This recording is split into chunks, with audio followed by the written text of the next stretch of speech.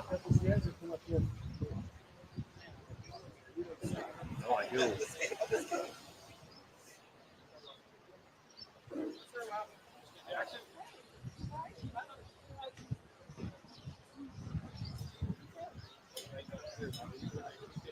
We did, yeah. I had the same haircut.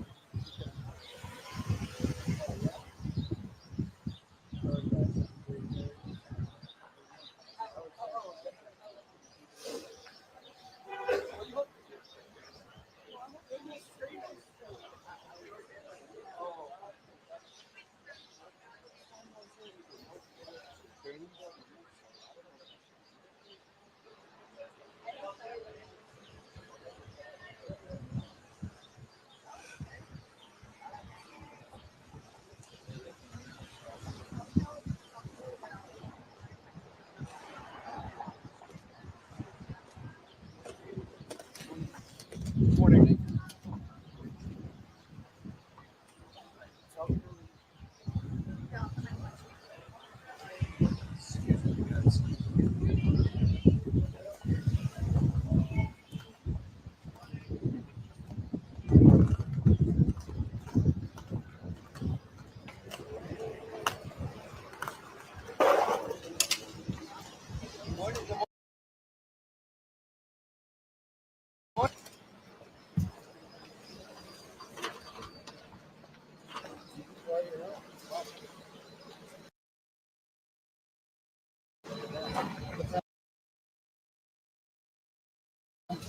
They don't come before. Chair here?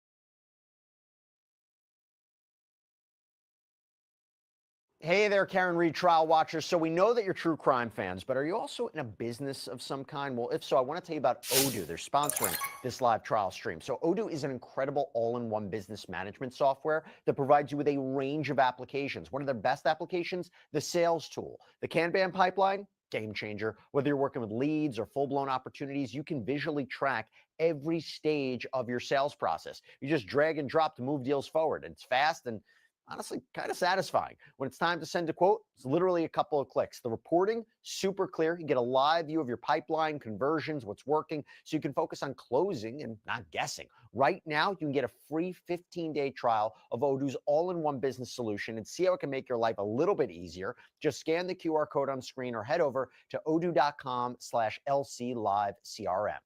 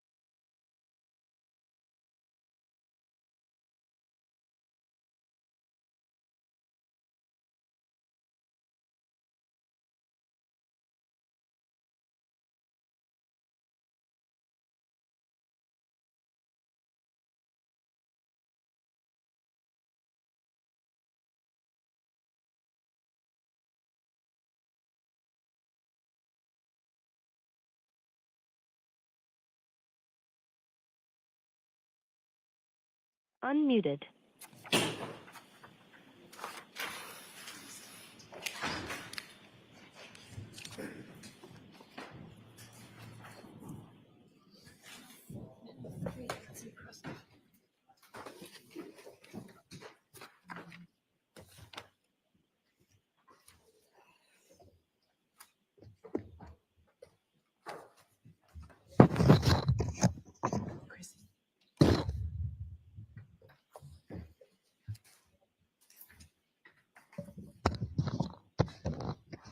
Hear ye, hear ye, hear ye. All persons having anything to do before the Honorable Beverly Canoni, the Justice of the Superior Court, holding in Dedham within and for the County of Norfolk. Draw near, give your attendance, and you shall be heard. God save the Commonwealth of Massachusetts. This court is in session. Please be seated. May I call the case, Your Honor, please? For the record before the court is Commonwealth versus Karen Reed, 22 CR 117. The parties are present. Our 18 jurors are present. The matter is on for trial. Thank you. Good morning, counsel. Good morning, Ms. Reed. Good morning, jurors. We appreciate you here, ready, willing, and able to get started early, so we're happy about that. Thank you. I do have to ask you those questions. Were you all able to follow my instructions and refrain from discussing this case with anyone since we left here on Friday? Everyone said yes or nodded affirmatively. Were you also able to follow the instructions and refrain from doing any independent research or investigation into this case? Yes. Everyone said yes or nodded affirmatively.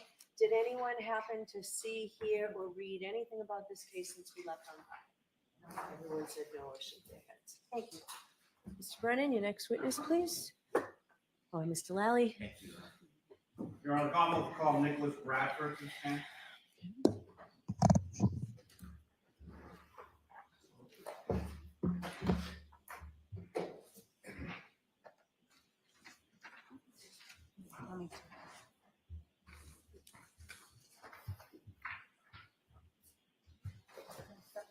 Face the court. Raise your right hand, please, sir. Do you solemnly swear that the testimony you shall give to the court and the jury in the matter now pending shall be the truth, the whole truth, and nothing but the truth, so help you God? I do. Thank you.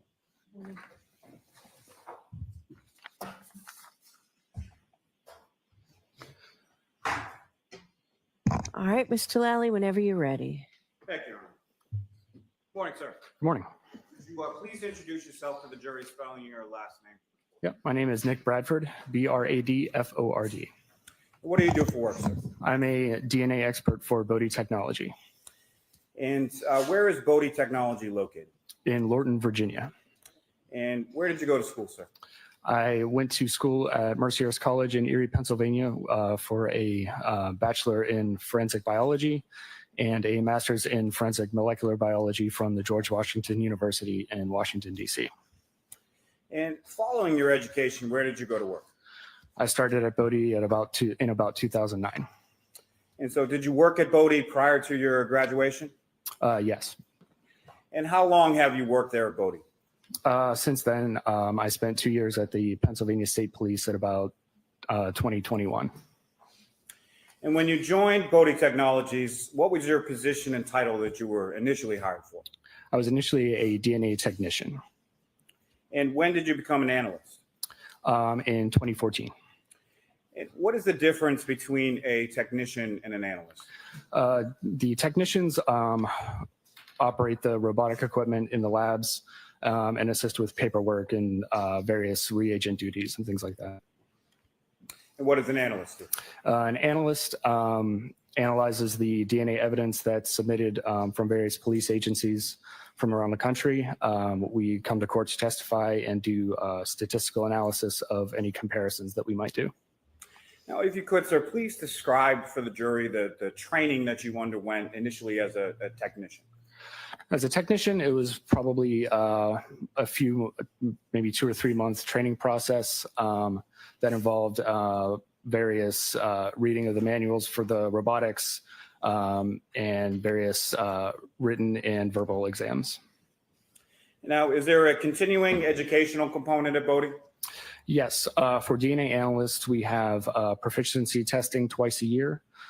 We have to do a certain number of hours of continuing education, so that would be things like conferences, things like that. and we have to do scientific literature reviews. So we have to keep up with scientific articles 4 times a year. Now, if you could just expound a little as far as what exactly does that continuing educational component consist of, as far as the conferences and scientific literature review? What specific areas are you reviewing and going to conferences on? Yeah, so that would be areas specific to forensic DNA testing.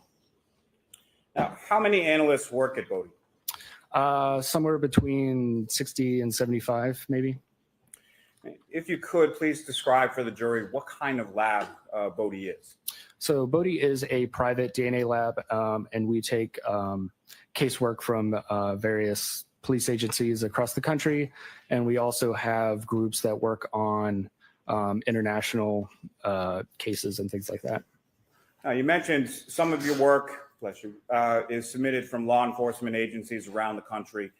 Is that the entirety of the work, or where does some of the other pieces come from? Yeah, so like I said, some of it is international, and then we also do some research work as well. Now, what type of analysis do you currently perform at Bodie? So I am part of the customized casework group. So we take generally one-off cases or smaller, more complex cases, and then we work through those. Now, specifically with reference to DNA analysis, can you explain to the jury, first in sort of general terms, how is that analysis performed? Yes, so for DNA analysis, what we're trying to do is obtain a DNA profile from a piece of evidence and then potentially compare that with a reference sample from a known individual. Now, is the Bodie lab accredited? Yes. And by whom is it accredited? Through the National Institute of Standards. Now, within the Bodie lab, are there certain steps that are taken to prevent against contamination? Yes. So at every step of the testing process, we have positive and negative controls. The evidence room is a secure room, so only a handful of people have access to that room. And then everything that we would need to test, we would sign out, and that would be recorded on the chain of custody. The building itself is secure, so you need to swipe your badge to sign in. We wear protective equipment through all parts of the process. So we have gloves, goggles, lab coat, hair nets, masks. And during, after we write the reports, all of our results are reviewed prior to being reported. Now, to that point, sir, is there a review process that your work and any analyst work undergoes at the Bodie labs? Yes, so the final step would be a technical and an administrative review. Now, can you describe that process as far as the technical review and review in general at Bodie? Yes, so we submit the case file with the report and all of our conclusions. And then another analyst goes through everything and makes sure that they agree with everything that we submitted. I think you made reference to this a little earlier in your testimony, but as part of the accreditation process, do you undergo proficiency testing? Yes, twice a year. And can you explain to the jury that proficiency testing process? Yes, so twice a year we get what's essentially a mock case submitted from an outside vendor that we treat as if it were an actual case. We go through and do all the testing that we would normally do, and then submit that back to the vendor, and they compare the results to the known results of what they should be. Now, what areas have you specifically undergone proficiency testing in? So everything that I am trained and signed off in. In DNA specifically, is that correct? Yes. And have you successfully completed each of those proficiency tests that you've taken? Yes. Now, you made reference to this a little earlier, but can you explain to the jury what are positive and negative controls? Right. So positive controls we use to make sure that the various testing steps that we're performing are working as we expect. So if we have a positive control, we would expect to see the DNA profile that we intend to see in that positive sample.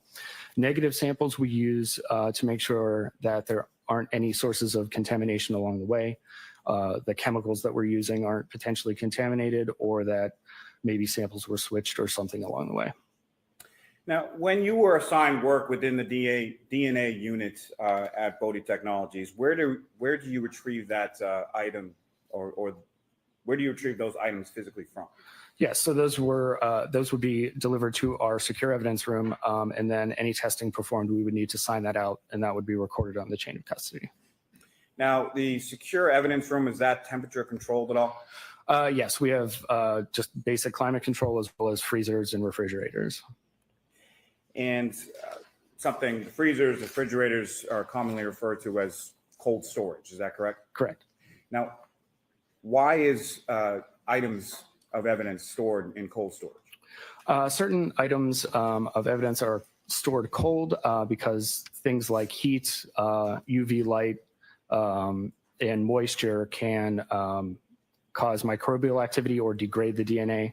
So we would not get the highest quality results that we would want. Now, when you retrieve items from the cold storage or from the secured evidence room, how are those items packaged when you receive them for DNA testing? So they're usually, however, they're packed from, like, for example, the police agency that sends it to us, they'll pack them according to their guidelines and standards, and then they're sent to us and we store them in the freezer. And then when they're signed out on our end, we just have a basic container that we put them in to keep the case together. Now, sir, what is DNA? So DNA is basically the manual for a living organism. Most of the DNA is contained within the nucleus of every cell, or pretty much every cell. And it contains all the information that is needed to make an individual. Now, is DNA the same in every cell of a person's body? Yes. And how many steps are included in DNA testing? So forensic DNA testing, the testing that we did, there are basically 4 steps. So there's DNA extraction, quantification, amplification, and profile detection. Now, can you describe for the jury what each of those steps are and sort of what they entail? Yes. So DNA extraction is we are basically trying to separate out the DNA from everything else. So all the other parts of the cell or any other material that might be part of the evidence. So we're left with just the DNA. Next is quantification, and we are trying to figure out how much DNA we have to work with. The steps further down the line are calibrated to a certain amount of DNA input. If we add too much DNA, it can cause problems. So we need to know how much we have to work with. And then the next step is amplification. So this is when we take 20 to 25 different locations within the genome that we're interested in looking at. And we make millions and millions of copies of each of those locations. And in each one of those copies, there's a fluorescent tag that's embedded into each one.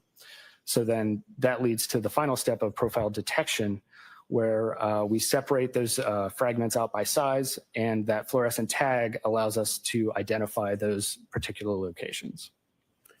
Now, sir, in January of 2024, were you assigned to perform some work on a lab case number, your Bodie lab case number, CCA 2416-0023, pertaining to this defendant, Karen Reed?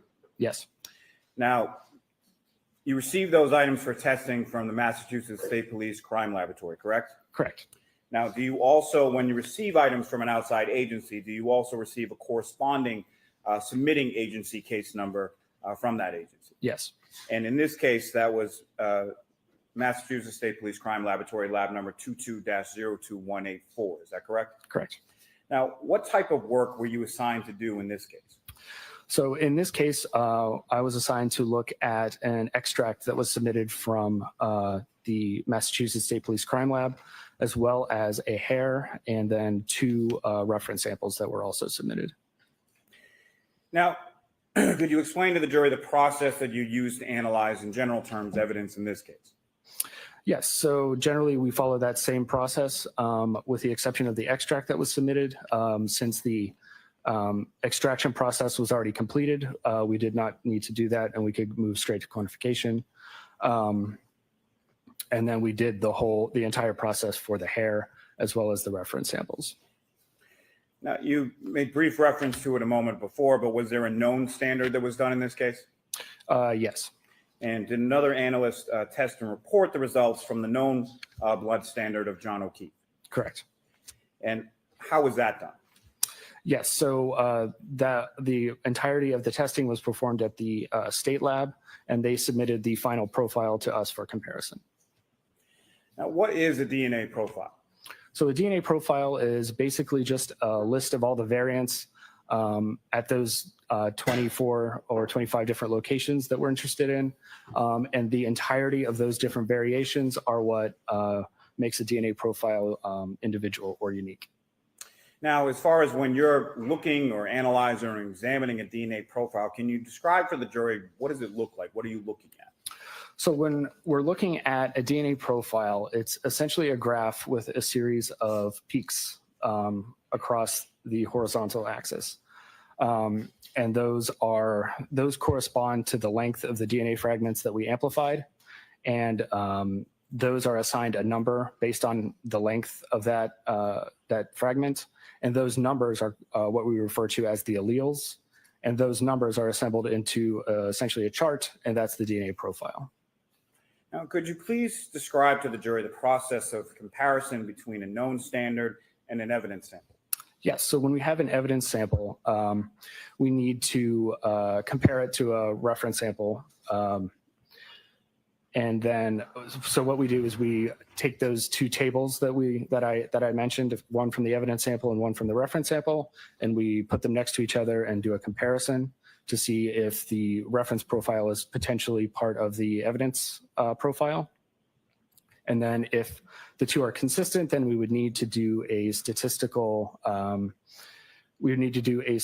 calculation to determine the strength of the match. For example, if one in every 3 people would be a potential match, then that's not very strong. So we have to have some sort of mathematical weight to describe the potential match. Now, if you could again, sir, explain to the jury, what was your role in the testing in this case? Yes, so my role was to analyze the DNA profiles and then do the comparisons. Now, what items specifically did you receive for DNA testing in this case? So yes, like I mentioned, we received the hair, we received the 2 reference samples, we received an extract from a taillight, as well as the negative control that was associated with that. And then we also received a reference profile from the state lab. Now, starting with what your lab has labeled as EO2, that has a corresponding State Police Crime Lab item number 3-1.1. Is that correct? Correct. And what was the description of that item, EO2 3-1.1? So that was the extract of the sample from the passenger side taillight of a vehicle. And was there any further description or of that vehicle as far as the plate number? Yes, there was a plate number associated with it. Okay. And do you recall what the plate number was? So that would be 3GC684. And did you receive 2 buccal samples identified as RO3 and RO4? Yes. And what was RO3 identified as? So that was a buccal swab from Yuri Bagetic. And what was RO4 identified as? So that was a buccal swab from Michael Proctor. And then that extract portion, that was the part that was labeled as EO2, is that correct? Correct. And can you please explain to the jury what an extract is? So like I mentioned, an extract is essentially, it's a tube with a small amount of liquid in it. And inside that liquid is the DNA that was extracted from the evidence sample. Now, the known standard of Mr. John O'Keefe, that had an item number as well, is that correct? Yes. And what was that item number first from the Massachusetts State Police Crime Lab? So that was 8-1.1.1. And did your lab, Bodie Technologies, have a corresponding item number associated with that known standard? No, we just used the Massachusetts lab number for that. And that known standard from John O'Keefe, did that appear to be a standard single source profile? Yes. And what is a single source profile? So a single source profile is essentially a DNA profile from one individual, as opposed to a DNA profile that could be a mixture of multiple individuals. Now, what does STR stand for? Stands for short tandem repeat. And can you please describe that short tandem repeat process for the jury? Yes, so like I mentioned, what we're doing with STR, short tandem repeat testing, is we're amplifying a number of locations in the genome, and then we're separating them out by size. Now, the reason we do that is because at the sort of at the DNA level, those regions of the genome have a series of genetic base pairs that repeats over and over again in sequence. So they're short tandem repeated DNA sequences. And the number of times that sequence repeats at that location is what we call the allele. So if the sequence repeated 5 times, we would call that allele 5. And that the summation of all those alleles is what makes the DNA profile. And what is an SDR mix? So are you referring to the computer program, StarMix? Yes, STAR mix, excuse me. Yes, okay. Yes, so when we're dealing with mixture profiles, so that would be DNA evidence profiles where more than one person's DNA is all mixed together. We need to be able to try to separate that out as best we can. We use a computer program called STRMix or StarMix, and that uses various mathematical calculations that allow us to make the best use of that mixture data that we can. And it allows us to run those statistical calculations to reference profiles as well. Now, item EO2 from the passenger side taillight of the vehicle. What did you conclude as to that profile? Yeah, so that was a mixture of 3 individuals, including at least 1 male. Now, if you could, please sort of walk the jury through that process in making a profile comparison from the profile from the passenger side taillight of the defendant's vehicle and your other submitted samples. Yes, so when we're using StarMix and we're doing a comparison, we have the StarMix output. And essentially what that's doing is we input, based on the DNA profile that we observe, the number of contributors that we would expect to be there. So in this case, we would say there were 3 individuals. So the StarMix software will break out those 3 different components and give probabilities to each different allele combination. So we would take the reference profile and then compare that to the output from the StarMix program to see if there's a potential inclusion. Now, you mentioned a little bit about statistical calculations. How are those statistical calculations done? Yes, so once we determine that there's a potential inclusion in the mixture, we will run what's called a likelihood ratio. So essentially what we're doing there is we're doing a likelihood ratio is we're comparing 2 different explanations for the evidence profile that we obtained. So one of those explanations would be that in this case, the DNA profile is a mixture of one of those reference samples that we're comparing and 2 unknown unrelated individuals. The other explanation would be that it was 3 unknown unrelated individuals. So we compare those 2 and we determine the ratio of which one is more likely. And where do those statistical numbers or calculations, where do they come from? So they're all based in the fact that we know how common the different alleles at each location are within the population. So we can do a lot of mathematics and figure out how rare or common different alleles might be. Now, sir, in your comparison analysis between the taillight sample and the known standard from John O'Keefe, what conclusions did you make from your analysis or comparative analysis between those 2? Between John O'Keefe and the mixture profile, John O'Keefe could not be excluded as a potential contributor to that mixture profile. And as far as the statistical analysis, what, if anything, did you find with reference to that? Yes, so we did, like I mentioned, that likelihood ratio, and in the case of it being a mixture of John O'Keefe and 2 unknown unrelated individuals, it would be 740 nonillion times more likely that it was a mixture of John O'Keefe and 2 unrelated individuals versus 3 unknown unrelated individuals. Now, that number that you just referenced, as far as 740 nonillion times more likely, how many zeros are in a nonillion? Nonillion is 30 zeros. Now, this analysis supported a strong support for inclusion, correct? Correct. Now, can you explain to the jury what that means as far as a strong support for inclusion? Yes, so we have a a chart that based on the likelihood ratio, so that 749 million number, based on the different numbers that we might get, we assign a verbal qualifier to that just to make it a little bit more user-friendly. So in this case, it would technically be very strong support for inclusion.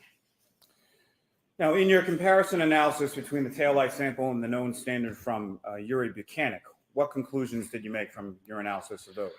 So he could not be visually excluded based on just comparing the profile to the StarMix output. So we do the likelihood ratio to determine that, like I said, that likelihood ratio. So in this case, it was 46 million times more likely that it was 3 unknown unrelated individuals versus Yuri Buchanan and 2 unknown unrelated individuals.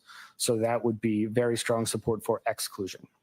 And again, sir, if you could just expound a little, when you say very strong support for exclusion, what does that mean? Again, we're just referring back to the verbal scale that we have as part of our reporting guidelines. Now, in your comparison analysis between the taillight sample and the known standard from Michael Proctor, what conclusions did you make from your analysis there? Yes, so he could not be visually excluded, again, based on that initial comparison. So we run the statistic, and it was 76,000 times more likely that it was 3 unknown unrelated individuals versus Michael Proctor and 2 unknown unrelated individuals. And that would be strong support for exclusion.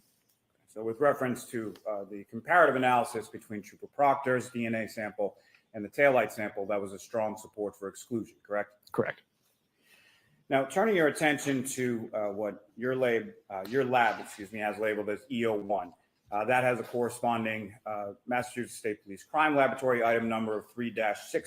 Is that correct? Correct. And what was the description that was provided by the external submitting agency as far as that item? So that was the shaft end of a hair from the exterior passenger side rear panel of that same plate number. Now, as far as that, and I understand that your lab didn't do it, but you're familiar with the process as far as extracting a DNA profile from a hair, correct? Yes. Can you explain that process to the jury? Yes. So during the extraction process, we dissolve the hair and then we attempt to do our normal DNA processing. What is different, if anything, in DNA testing when it comes to hair? So hair, generally, if it's the hair shaft only, we would not expect to get great STR results. However, it is possible. So we usually attempt that first. Now, are you familiar with the term follicular tissue? Yes. And can you please explain to the jury what that is? Yes, so that would be the hair follicle. And in the hair follicle, we would expect to find a lot of nuclear DNA. So that would be DNA from the nucleus of cells. You mentioned there any sort of piece of hair. There's a root end and a shaft end, correct? Correct. And can you, probably pretty well understood, but could you please explain to the jury the difference between the two? Yes, so the root end would be the end that we would expect to find the root or the follicle, and then the shaft end would be just the shaft of the hair itself. Now, what is autosomal DNA testing? Yes, so autosomal DNA testing. So autosomal DNA is the DNA that from mother and father that's combined in the child. So that would be opposed to DNA that's inherited directly from a single parent. So that would be something like Y chromosome DNA that would be inherited directly from the father. So all the sons of a father would have the same Y profile. Also, there's mitochondrial DNA. So the mitochondria exist outside the nucleus of the cell, and that is inherited directly from the mother. So all of a mother's children would have the same mitochondrial profile. Now, sir, from your analysis, what were your conclusions for the hair, EO1, in your autosomal or STR testing? Yes, so we performed the extraction and then the quantification, and the quantification results were below the limit of detection. So we would not expect to get an STR profile from that hair. And if you could expound just a bit as far as that term below the limit of detection, what exactly does that mean? Yes, so during the quantification process, our instruments are calibrated as part of our internal validations. to detect a certain amount of DNA. And once we get below that amount of DNA, it's determined, we call that undetermined. So that would be below the instrument's limit of detection. And based on those validations, we would not expect to get a profile from that. And so what happened with the hair extraction sample in your lab at Bodie from there once you had completed the STR testing? Yes.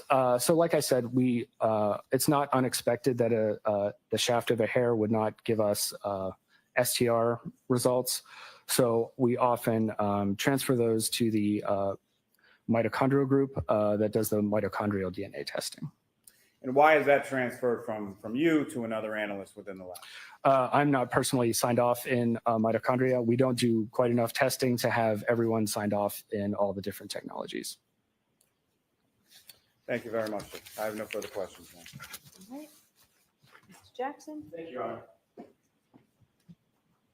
morning. Good morning. Thanks for joining us. A couple quick questions. You mentioned, Mr. Bradford, a quantification related to both urobutynic and a known sample from former trooper Michael Proctor. Can we go over? I'm going to ask you about the sample related to Michael Proctor. I think I heard you say 1 in 76,000, correct? Yes.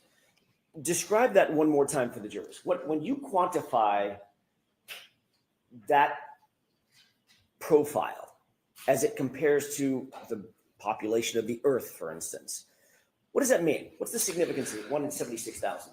Yes.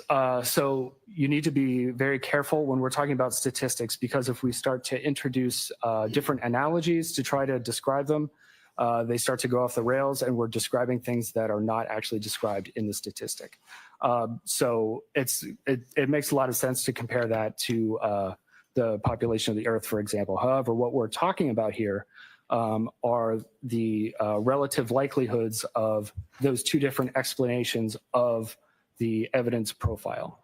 So like I said, in this case, it's 76,000 times more likely that we would observe that evidence profile if it were 3 unknown unrelated individuals, as opposed to Michael Proctor and then 2 unknown unrelated individuals. And sometimes, Mr. Bradford, we get numbers that are just sort of mind-boggling. You said 30 zeros. What is that number again? Non-alien. Non-alien? Non-alien, yes. Y'all literally in your job, like, almost have to make up new numbers.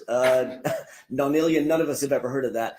That's 1 followed by 30 zeros, correct? Correct. As opposed to 76,000, which is 76 followed by 3 zeros. Yes. Much, much, much smaller number by factors of a non-alien, nearly, correct? Correct.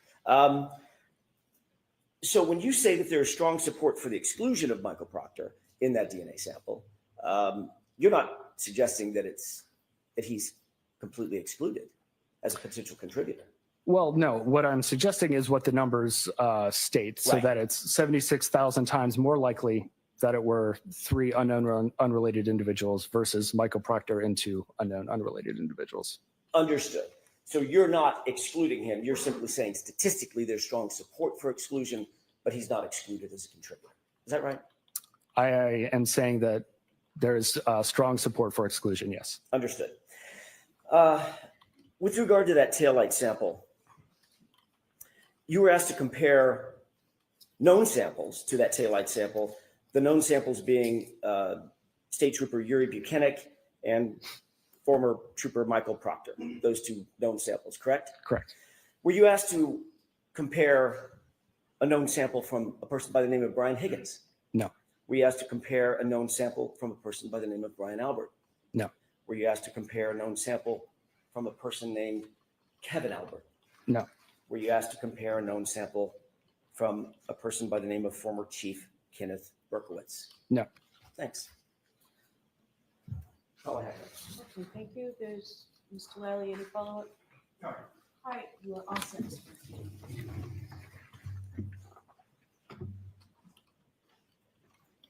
All set, witness? Okay. There's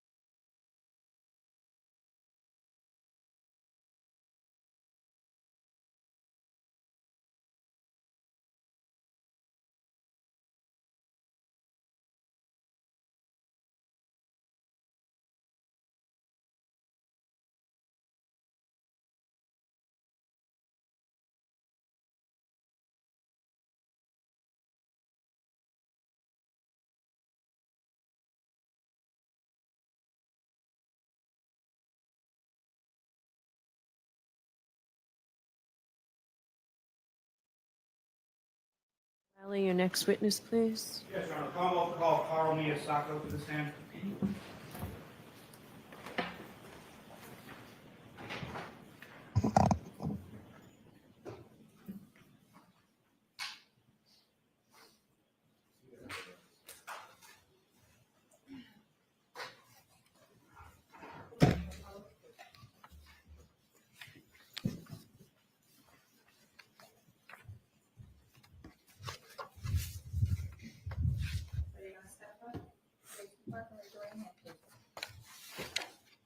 Do you solemnly swear that the testimony you shall give to the court and the jury in the matter now pending shall be the truth, the whole truth, and nothing but the truth, so help you God? I do. Good morning. Go ahead, Mr. Lally. Thank you, Your Honor. Morning, sir. Good morning. Could you please introduce yourself to the jury, spelling your last name for the court? Carl Miyasako, Miyasako. And what do you do for work, sir? I'm a senior DNA analyst at a forensic laboratory called Odoo Technology, And where is Bodie Technologies located? Lorton, Virginia, And where did you go to school? Virginia Commonwealth University. And what degrees did you receive there? I have a bachelor's of science in forensic science. Now, following your education, where did you go to work? Odoo Technology. And how long have you worked there? I've been employed at that laboratory for over 11 years. And when you joined Bodie Technologies, what was your position and title that you were initially hired for? Initially, I started off as a DNA technician. And when did you become an analyst? After a few years at the laboratory, I became a DNA analyst. What is the difference at Bodie Lab between a technician and an analyst? Technician mainly does laboratory work, and an analyst is allowed to analyze data and write reports. Now, could you please describe for the jury the training that you underwent initially as a technician? So I observed people perform all the tasks that I was training in, and then I'm supervised performing tasks by a qualified individual, and then I do competency tests where I'm performing things independently. Now, is there a continuing educational component of Bodie? Yes. And could you please describe for the jury what that entails? So continuing education just allows analysts or technicians to keep up to date with current topics within the community and future advancements in technologies. Now, could you please describe for the jury what type of lab Bodie is? Odoo is a private accredited forensic laboratory. And where do your cases come from? Our cases come from different agencies throughout the country, so law enforcement agencies, medical examiners, other laboratories as well. And is that purely on a statewide basis, national basis, or something else? National basis. And what is the difference at Bodie Lab or Bodie Technologies between a DNA analyst 1 and a DNA analyst 2? The type of caseload and different cases being assigned to these individuals. Now, what is your current role at Bodie Labs? My current role is a senior DNA analyst. And what is a senior DNA analyst, and what do you do in that role? So senior analyst provides expertise or leadership in at least one discipline within the company. Senior analysts report challenging cases, are independent of other analysts, and also train other analysts as well. So I'm going to ask you to keep your voice up, please. And sir, that microphone in front of you is adjustable. You can put it as close to yourself as you feel comfortable with. Thank you, Your Honor. Now, specifically with reference to DNA analysis, can you explain to the jury first in general terms how that analysis is performed at your lab? Yeah, so it starts with receipt of evidence, and then it goes through the laboratory through different procedures up until we develop that DNA profile and it gets interpreted and analyzed. Now, is the Bodie Lab accredited? Yes. And by whom is it accredited? We are accredited by ANSI National Accreditation Board.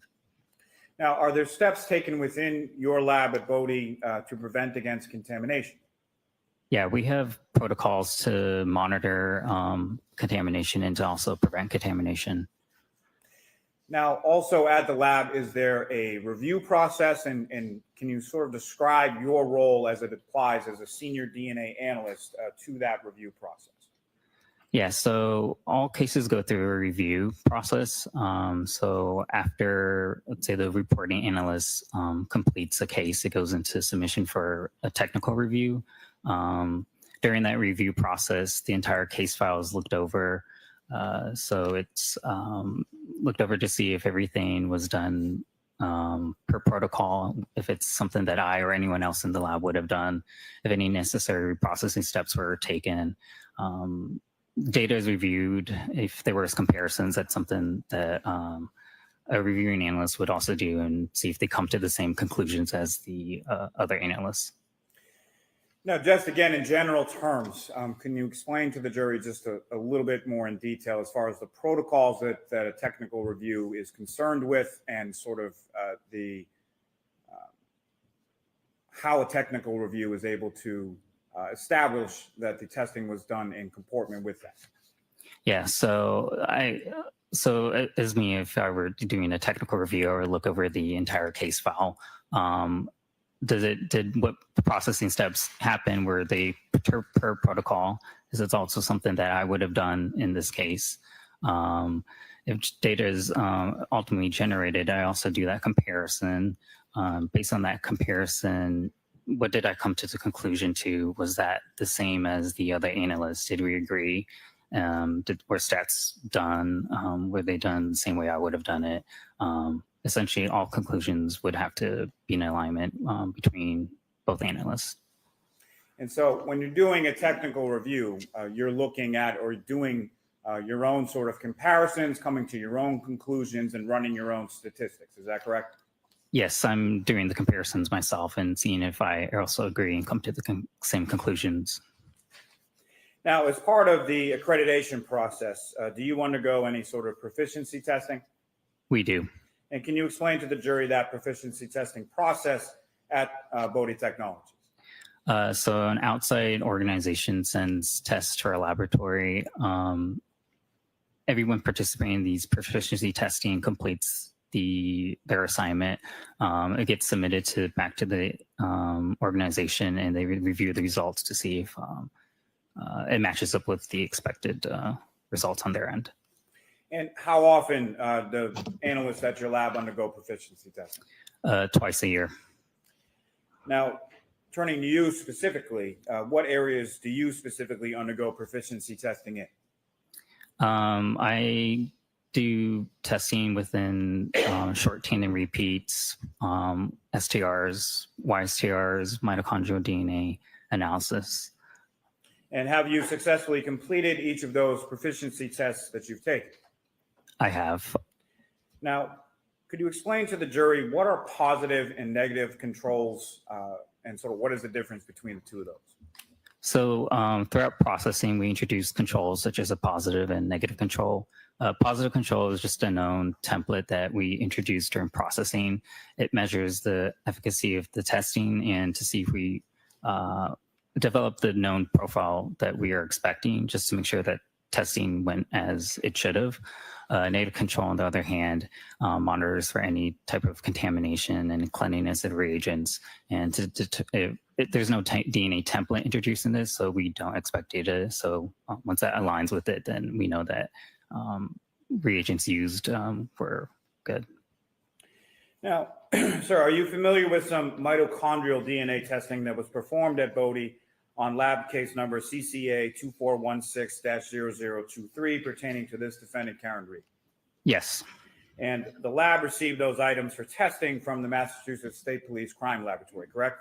Correct. And did you also, or do you also receive a corresponding agency case number from that or any submitting agency? Yes. And in this case was the Massachusetts State Police Crime Laboratory, lab number 22-02184. Yes. And what type of work did Bodie Labs do on CCA 2416-0023 with respect to mitochondrial DNA testing? So we received two evidence items, a hair sample and a reference sample, and we were asked to type these for mitochondrial DNA. Now, could you explain to the jury the process in general terms used to analyze that type of evidence? So it's a similar process that you may have heard already for nuclear DNA or STRs. After DNA extraction, that's where we isolate and release DNA from the sample. It goes through amplification processing. This is where we employ the polymerase chain reaction or PCR technique. So we create numerous copies of targeted section within the DNA. This is just so we have enough DNA to generate a DNA profile. Following that, we do what's called quantification. So we determine a generated estimate of how much DNA is present within the sample. Following that, we do what's called sequencing. So we use a technique called Sanger sequencing. So bases within the sample, the order bases are determined, and bases are essentially building blocks of the DNA. So everyone has 4 bases in their DNA, and we refer to these bases to the letters A, G, T, and C. After sequencing, we go through what's called capillary electrophoresis. And so these bases are sequenced individually, and the data is interpreted. Now, was there a known standard done in this case? Yes. And did another analyst test and report the results from the known blood standard from Mr. John O'Keefe? What was that? Sorry. Sure. Did another analyst test and report the results from the known blood standard from a Mr. John O'Keefe? Yes. And again, with reference to mitochondrial DNA testing, what items did the Bodie lab test for? A hair shaft sample and the known DNA standard.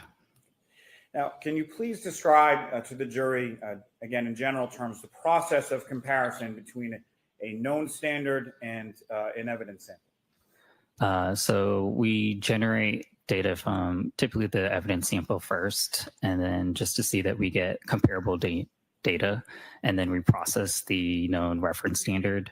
Then we look at the 2 DNA profiles of these different samples, and we compare them. Based on the data, are we seeing that we can or cannot exclude the reference donor as being a source of the evidence sample? What is autosomal DNA? Autosomal DNA is like nuclear DNA. It's something that you maybe more, when thought of forensics, traditional STR shorthanded repeats. And what is mitochondrial DNA? Mitochondrial DNA is a different type of DNA from nuclear DNA. Nuclear DNA, you get half of your DNA from your parents, so mom and dad, whereas mitochondrial DNA, it gets entirely inherited from mother to child. What is the difference between the two as far as where it's located in reference to the nucleus of the cell? So with STRs, there's basically 2 copies per cell, whereas with mitochondrial DNA, there are several copies per cell. So there's more abundance in mitochondrial DNA. Now, how does that apply to an extract from a hair sample? So for hair samples, we typically categorize these with like hairs with roots and rootless hair samples. So with hair samples, typically in the shaft end, there's more abundance of the mitochondrial DNA versus nuclear DNA, where nuclear DNA tends to be degraded or not present in high enough amounts. What does PCR stand for? PCR stands for polymerase chain reaction. And can you please describe the PCR method to the jury? Yes, so that's the process where we create specific targeted sections of the DNA over and over. So we're replicating DNA using the source material as a template. This is because we want enough copies of that DNA to generate the end result of a DNA profile. So it'd be similar to, say, like a copy machine. You start with a single piece of paper and you make many, many copies from that piece of paper. Now, sir, you alluded to it, I believe, earlier in your testimony, but just specifically as to this topic, what is DNA sequencing? DNA sequencing is where we determine the order of bases within that sample. And how is DNA sequencing used specifically in mitochondrial DNA testing? So we use that to generate the sequence specific to that sample so that when we get the end result data, we compare it to a known standard or a common reference standard, and any differences from that common standard gets reported as that individual's mitochondrial profile. Now, how is the testing different between autosomal versus mitochondrial DNA testing? A lot of it does have some similarities, but the difference comes with STRs being more of a length fragment testing, and mitochondrial DNA is more of a base nucleotide DNA testing. Now, as far as the running of the DNA, how is that sort of physically done, or what kind of tools are you using specific to mitochondrial DNA testing? Yeah, so we use different instrumentation, such as like a thermocycler to do the PCR step. And then we also use what's called like a genetic analyzer at the end step of capillary electrophoresis. Is there a certain type of gel that's used as far as visualization of that profile? Yeah, so during the quantification step, we use what's called a yield gel, and we get a visual presentation of how much DNA is present within that sample. When you say a visual presentation, visual, like what type of instruments are you using to get that visualization? So we use a gel and a UV light and a camera to capture essentially what we refer to as a band. And what does that band look like? It's generally if there is presence of mitochondrial DNA within that sample, it emits a bright band on this gel. If there isn't anything, then we don't observe that band. And what kind of instrumentation does your lab utilize in mitochondrial DNA testing? We use a thermocycler or 3130 genetic analyzer as well. Could you spell that, please? The thermocycler, or THERMALCYCLER. And then what were the digits after? And then the genetic analyzer is a 3130 3130. And if you could you please describe what those instruments do or what they're used for specifically within the process of the mitochondrial DNA testing? Yeah, so instruments is common within laboratories for automation purposes, so that thermocycler helps with the PCR stages, and then the genetic analyzer helps with the separation of the individual bases and then generating that end result data where the analyst will interpret the data. Now, what is a D loop? The D loop is the control region. And how does that D loop factor into this type of analysis? So with mitochondrial DNA analysis, we analyze certain regions within the D loop or the control region, and we refer to these as hypervariable regions. So HV1 and HV2. And what does the D loop have to do with certain variabilities within the human population? So this region is a non-coding region within the mitochondria, so it can allow for mutations because it wouldn't affect the mitochondria functions. Because of this highly variable difference within this region, it's useful for determining different maternal populations. Now, did the Bodie lab also perform mitochondrial DNA testing on the known standard from John O'Keefe? Yes. And is that mitochondrial DNA testing the same for the known standard of John O'Keefe as it is, as you've been describing with reference to the evidence sample? Yes. And what is then done generally in the comparison of those two profiles? So once we develop the profiles from these two separate sources, a comparison is done to each other, and we look at it to see if the profiles consistent, essentially matching with each other, and seeing if an exclusion or inclusion can be made. And did you then perform your own comparative analysis of those two mitochondrial DNA profiles from the hair extracts from the rear panel of the defendant's vehicle and that of the known standard of Mr. O'Keefe?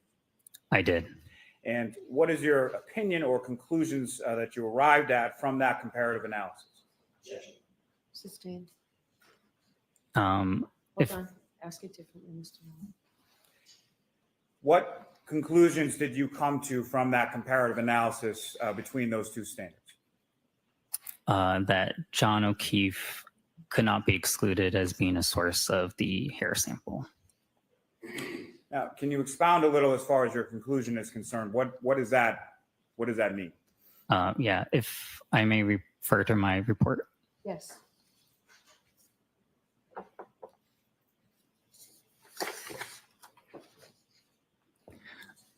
So whenever we have a conclusion of a probable inclusion, like in this case where I could not exclude John O'Keefe as being a source of the hair sample, we do a statistical analysis to give weight to that probable inclusion. So in this case, using a database and with 95% confidence, at least 99.895% of the population can be excluded as being a source of that hair sample.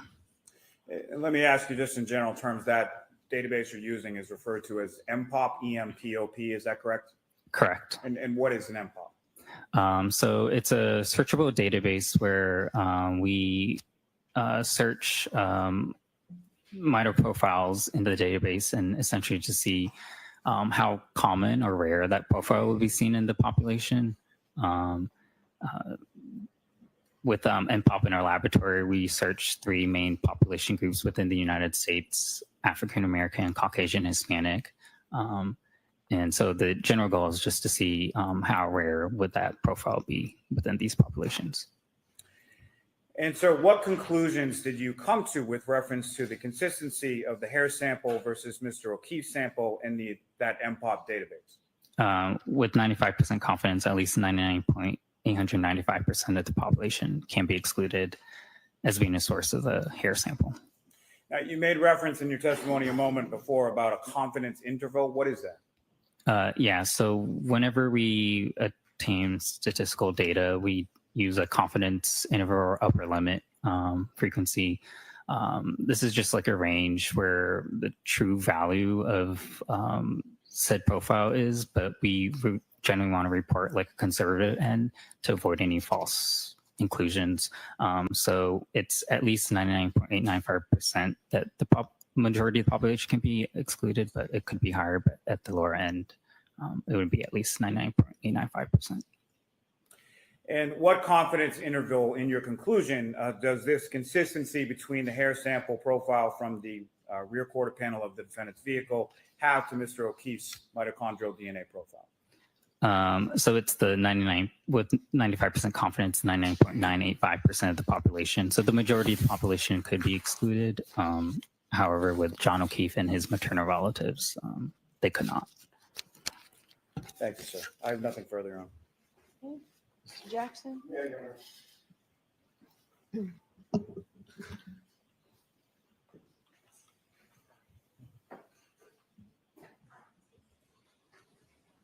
Good morning, Mr. Miyasaka. Good morning. Couple of quick questions. Mitochondrial DNA, as you've explained, is different than autosomal DNA in pretty significant ways, correct? Correct. What we think of as traditional nuclear DNA, that's autosomal DNA. That's the DNA that we derive from mom and dad, comes down to the child, correct? Correct. Mitochondrial DNA, by contrast, is simply the maternal line, excluding the dads, correct? Correct. So my mitochondrial DNA has nothing to do with my father, everything to do with my mother. Is that right? Yeah, mitochondrial DNA gets inherited from the mom to child. Okay, so a male like John O'Keefe, for instance, the known sample that you were working with, shares the exact same mitochondrial DNA as, for instance, his mother, correct? Correct. His mom and any other maternally related individuals. You just took the words right out of my mouth, and that's my next question. Stop being smarter than me. It's going to be a tough task. It's also the exact same mitochondrial DNA for his grandmother, right? Correct. And let's move the lineage off the trunk, the tree trunk, and move it onto branches. For instance, if his mother had 2 children, John and a sister, his sister would also have the exact same mitochondrial DNA, correct? Correct. And now staying on that branch of the tree, going out to a leaf, if his sister had children, those children would have the exact same mitochondrial DNA.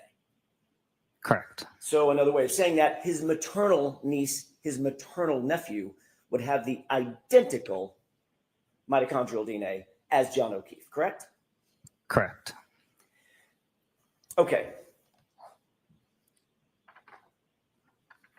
When you indicated that John O'Keefe is included in the population of those who match that profile, that does not mean that you're determining that the hair that you analyzed came from John O'Keefe, does it? No, with mitochondrial DNA analysis, it's not unique to individual. Compared to traditional STRs or short chain repeat, that could be unique to individual. But with mitochondrial DNA, it's not unique to individual, but more so a maternal lineage. All right. So, Mr. Miyasako, very importantly, you're not sitting here saying that that hair belonged to John O'Keefe. I'm saying that the hair sample on John O'Keefe cannot be excluded, as well as his maternal relatives. So we're speaking in negatives. I want to speak in a positive. You are not saying that John O'Keefe, that hair belonged to John O'Keefe, are you? Yes or no? Sustained. Are you suggesting to these jurors that the hair that you analyzed belonged to John O'Keefe? Sustained. Are you telling the jurors, to a reasonable degree of scientific certainty, that the hair that you analyzed belonged to John O'Keefe? I'll see you at sidebar. Sure.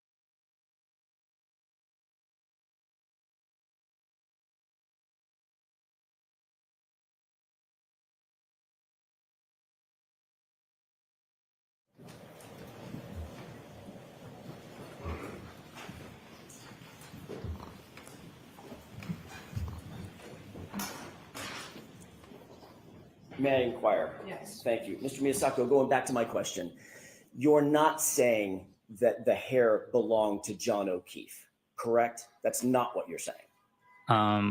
What I'm saying is, based on the genetic data obtained from the hair sample and the genetic data obtained from the known reference sample of John O'Keefe, I could not exclude John O'Keefe as being a possible source of the hair sample. In addition, all maternally related individuals could not be excluded as being a source of the hair sample. Another way of saying that, Mr. Miyasako, is to a reasonable degree of scientific certainty, you cannot say that hair belonged to John O'Keefe specifically, can you? Yes or no? No, with mitochondrial DNA, you can't Okay. say that it is per se an individual person. So it's more so the maternal line. Because the hair could have come from his mom, it could have come from his maternal nephew, or anybody in his maternal line, correct? Correct. If Okay. they also had access to that stuff, then yeah. For instance, access to that stuff, meaning if his maternal nephew lived in the home with him, where the SUV was stored, it's just as reasonable if the hair came from him, correct? Sustained.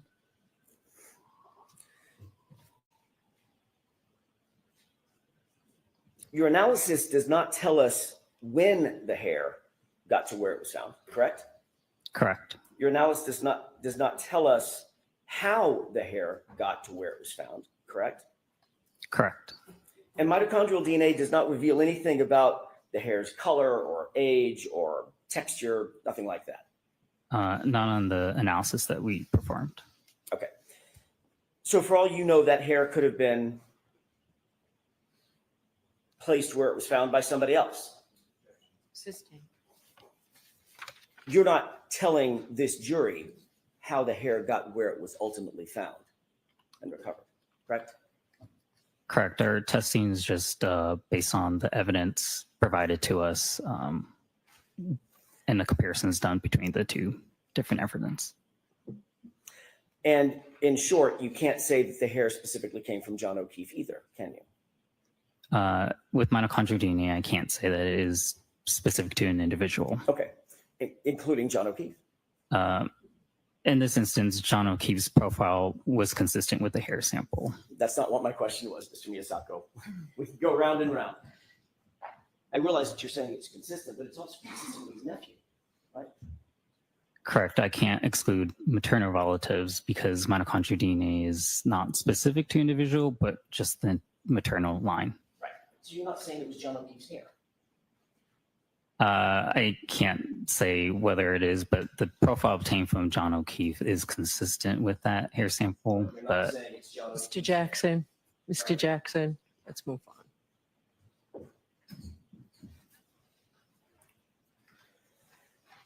The reason you can't say that it's John O'Keefe's hair is because it also matches everybody in his maternal line. That's what we're getting down to, correct? yeah, with mitochondrial DNA, again, it's not unique to an individual, but their maternal lineage. And if his maternal nephew lived in the same residence and had access to the same SUV, couldn't exclude him either, right? Sustained. So in short, Mr. Miyasako, you cannot tell this jury when the hair got to where it was, correct? Sustained. You can't tell this jury how the hair got to where it was found, correct? Sustained. And you certainly cannot tell the jury that the hair belonged to John, right? Sustained. I think we've got it. Thanks, Your Honor. Mr. Lally, anything?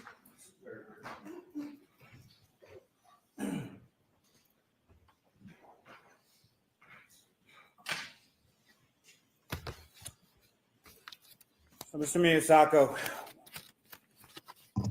including the MPOP, the statistics, and the confidence interval, what is your conclusion in reference to the comparative analysis from mitochondrial profiles from the hair sample from the rear quarter panel of the defendant's vehicle and the known standard of John O'Keefe? Based on the genetic data obtained for the two different samples, I could not exclude John O'Keefe's known standards profile being consistent with the hair samples profile, and with 95% confidence, at least 99.895% of the population can be excluded as a source of the evidence.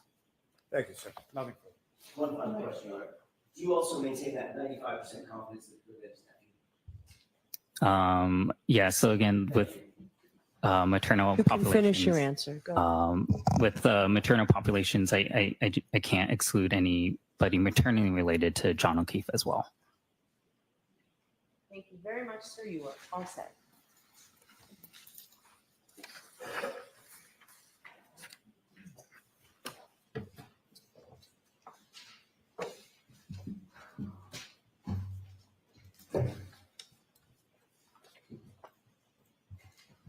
Who is the Commonwealth's next witness? Commonwealth's next witness is Shannon Burgess. Okay.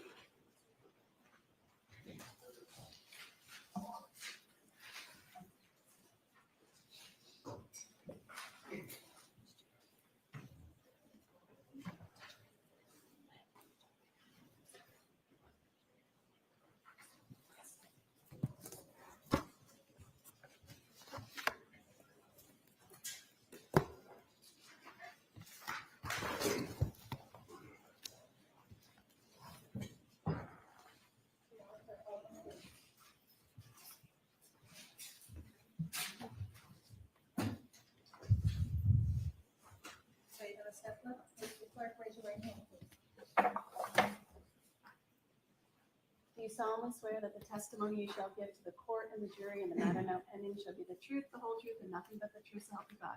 Yes, sir. Thank you. Good morning. Good morning. All right, Mr. Brennan, whenever you're ready. Thank you, Your Honor. Good morning, sir. Good morning. Could you please introduce yourself to the jurors, spell your last name for the court reporter? Yeah, absolutely. So my name is Shannon Burgess, last name Burgess. Mr. Burgess, what do you do for a profession?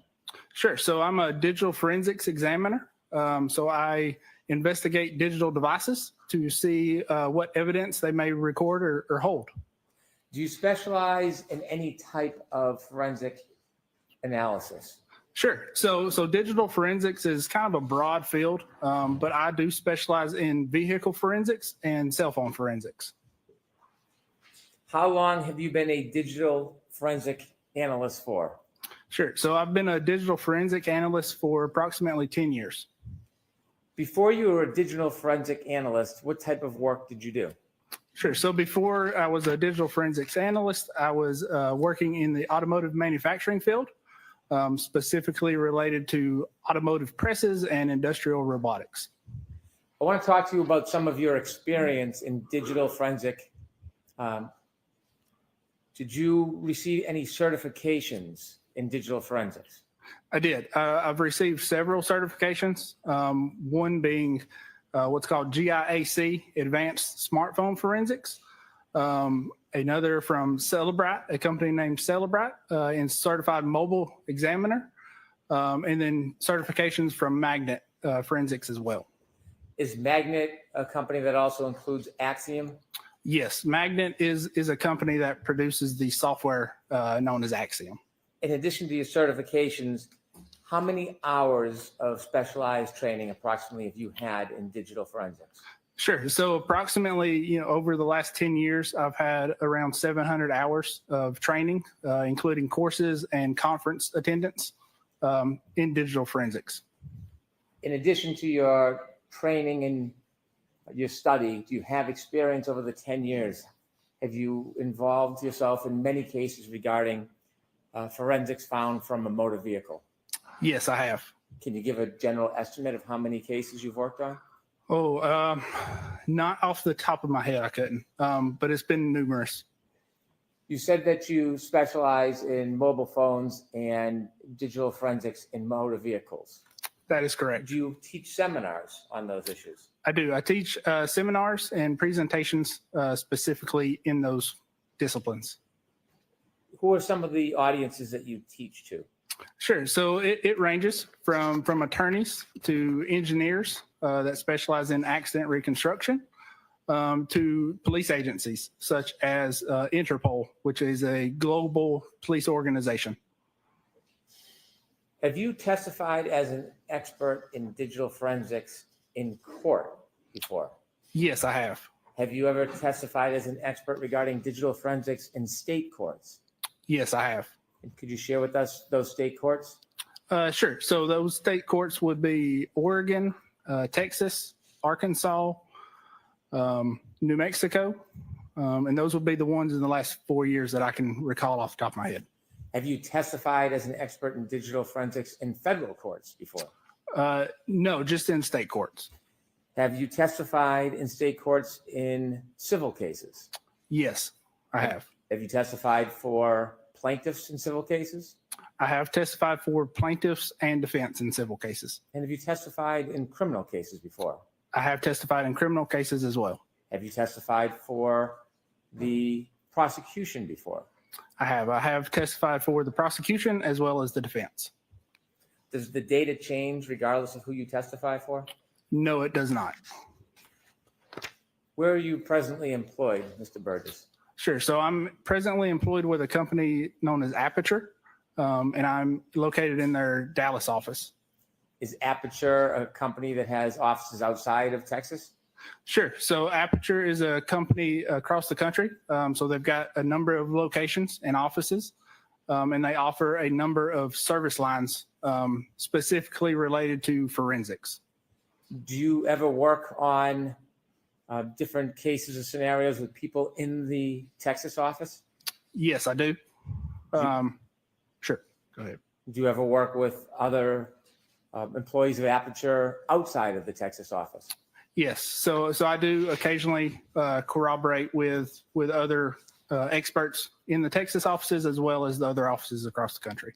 In this case, was there another professional who worked with Aperture that was related to this case that you talked to? There was. And who is that? That would be Dr. Judson Welcher. Is Dr. Welcher's profession and job the same as yours? No, it is not. What's the difference between what you do and what Dr. Judd Welcher does? Sure. So what I do is investigate digital devices that can range from cell phones to vehicle modules to computer systems. What Dr. Welcher does is specifically related to accident reconstruction and biomechanics. So you are not an accident reconstruction engineer? I am not. You are focused on the data? I am focused on the data. Did you ever publish any writings or papers regarding the area of your expertise? Sure. So I have published 2 papers, specifically one related to damaged devices, and that is referencing event data recorders, which is your black box or your airbag control module, and specifically related to developing proof of concepts, because a lot of times these modules will store data in different places on the module. Proof of concepts are ways to verify and validate where that data is stored, so you're not missing data. So the first article that you wrote about damaged modules, was that peer reviewed? It was. And was it accepted? It was accepted. Could you tell us briefly what peer reviewed means? Sure. So peer review is a process of your peers or colleagues reviewing your work and determining that it's valid. Is peer reviewed articles often relied upon by other experts in the field? Yes, they are. You said that the first article you mentioned had to do with damaged modules. Is that one of the areas specifically that you're going to talk to us about in this case? Sure. So it is specifically one of the areas I'm going to talk about in this case. And to kind of go back a little bit, the idea of proof of concept applies not only to damaged modules, but also other vehicle modules such as infotainment and telematics modules. I don't think we're at infotainment and telematics yet. So if we can just understand a little better, very basically, what is proof of concept in action? What does that mean? Sure. So proof of concept is taking a vehicle module, for example. This is typically an unidentified vehicle module that other individuals have not looked at or verified what is recorded and where it is stored. So a proof of concept is taking exemplar modules and doing tests on those modules. So creating events that are recorded within the modules. A lot of times when those modules are damaged in vehicle crashes or if they're just unsupported by your forensic tools, you will have to go to what's called chip off or chip swap forensics. That is specifically taking the chips off of the circuit board. So think of the hard drives from your computer, moving those hard drives to another module, a working module, to recover the data and validating that you've recovered all the data that you would expect to see. Are there times in cases or studies where you need to recover data because it's not available to you through the traditional methods? Yes, many times. Let me ask you, you said there was a second article. What was that second peer review article about? Sure. So that second peer-reviewed article was specifically related to mobile forensics, specifically iPhones. and how they track your device interactions, as well as speed and location data, and validating how accurate that data was. In addition to talking to us about damaged modules, as you're going to do in this case, are you also going to talk to us about the timing information from mobile Yes. phones? Yes, I am. When did you first become involved in the study of this case? So I first became involved in this case around October of 2024. When you became involved in October of 2024, were you in receipt of any information or reports or documents to look at? Yes, so I did receive some raw data as well as some photographs from the vehicle in this case. When you say raw data from the vehicle, what does that mean specifically? Sure. So again, when you take these chips or hard drives off of these modules, you can read those chips individually and recover any type of data that is recorded on those chips. So when I reference raw data, that is looking at that data in hexadecimal format, which is as close to binary data, which is what computers use to store data in, as you would want to get when reviewing this type of data. When you receive data, does that presume it's already been downloaded by somebody? Yes, that is correct. In addition to looking at the data, you receive photographs. Do you know where those photographs came from? I do not know specifically who those photographs came from, but I do know those photographs came from an initial download attempt on those modules. You said there was an initial download attempt. When you looked at the information you received, did you learn whether or not there was an attempt prior to your involvement in October 2024 to obtain data from the modules or the so-called black box in the Lexus vehicle? Yes, so there was an attempt to download data from the modules in the vehicle. Did you understand whether or not there was a chip-off process, whether anybody attempted to take the computer chips off the computer boards and learn or download the data? Yes, there was an attempt to remove various chips off of the boards and read those chips individually. Did you have an opportunity to read any reports submitted regarding that earlier process that occurred before you even got involved? Not before I got involved. Well, sorry. Yes, I was able to read a report from a individual known as AG Speak about that process, that initial process. Did you learn who conducted, the name of the person that actually conducted the original process before you were involved in this case? Yes, I understand that person to be Miss Maggie Gaffney. Do you know generally when Miss Gaffney engaged in trying to download information from the computer boards of the defendant's car? Yeah, if I can recall correctly, that was around December of 2023. And in your review of materials and study materials, did you receive additional materials? Yes, I did receive additional crash reports, just detailing the events of the night. When you say crash reports, what does that mean? So that's going to be crash reports from the Massachusetts State Police. Is a crash report just a written report or is it data? No, it's just a report, no data. Did you receive any other reports from any other individuals or experts? No, not at that time. Did you later, over time, receive any more additional information during your studies?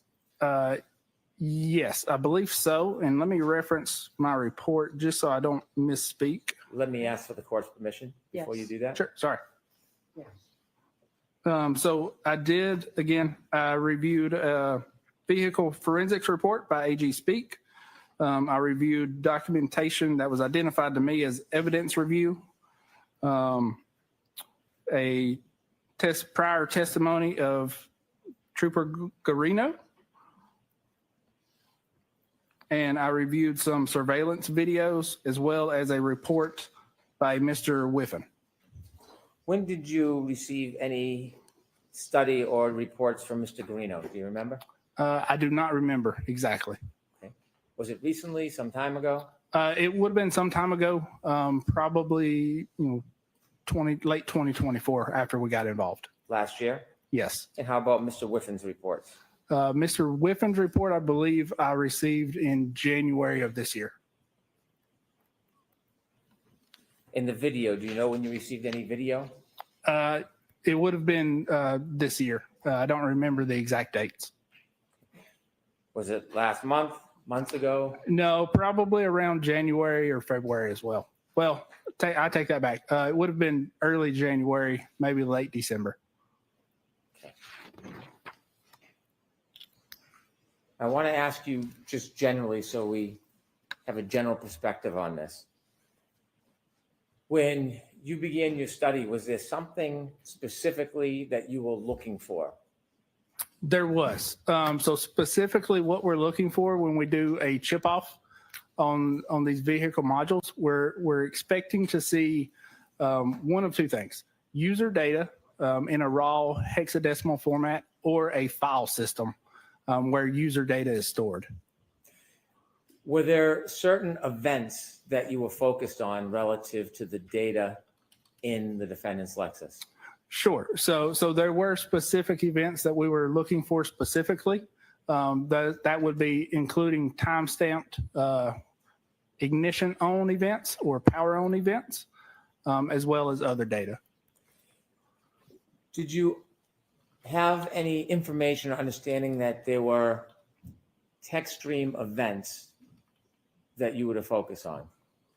Yes, I did have an understanding that there were text stream events located in a airbag control module. How many text stream events were you focused on? 2 text stream events. Could you just generally characterize those 2 events? Sure. So one event has been identified as a 3-point turn maneuver, and the other has been identified as a backing maneuver. Now, the studies of those events, is that the role of the accident reconstructionist? Yes, it is. So then what was your role related to, your specific role related to those 2 characterized events, the 3-point turn event and the backing maneuver event? Sure. So within that text stream data, those events are documented with what's called a time count. So that's going to be a running timer from the time the vehicle powers on or the ignition comes on. So that counter will count seconds incrementally. And specifically, the focus was looking for any time-stamped data that would offer when that power-on event occurred. Did you put together a PowerPoint presentation regarding your assessment of some of this case? Yes, I did. May I approach? Yes.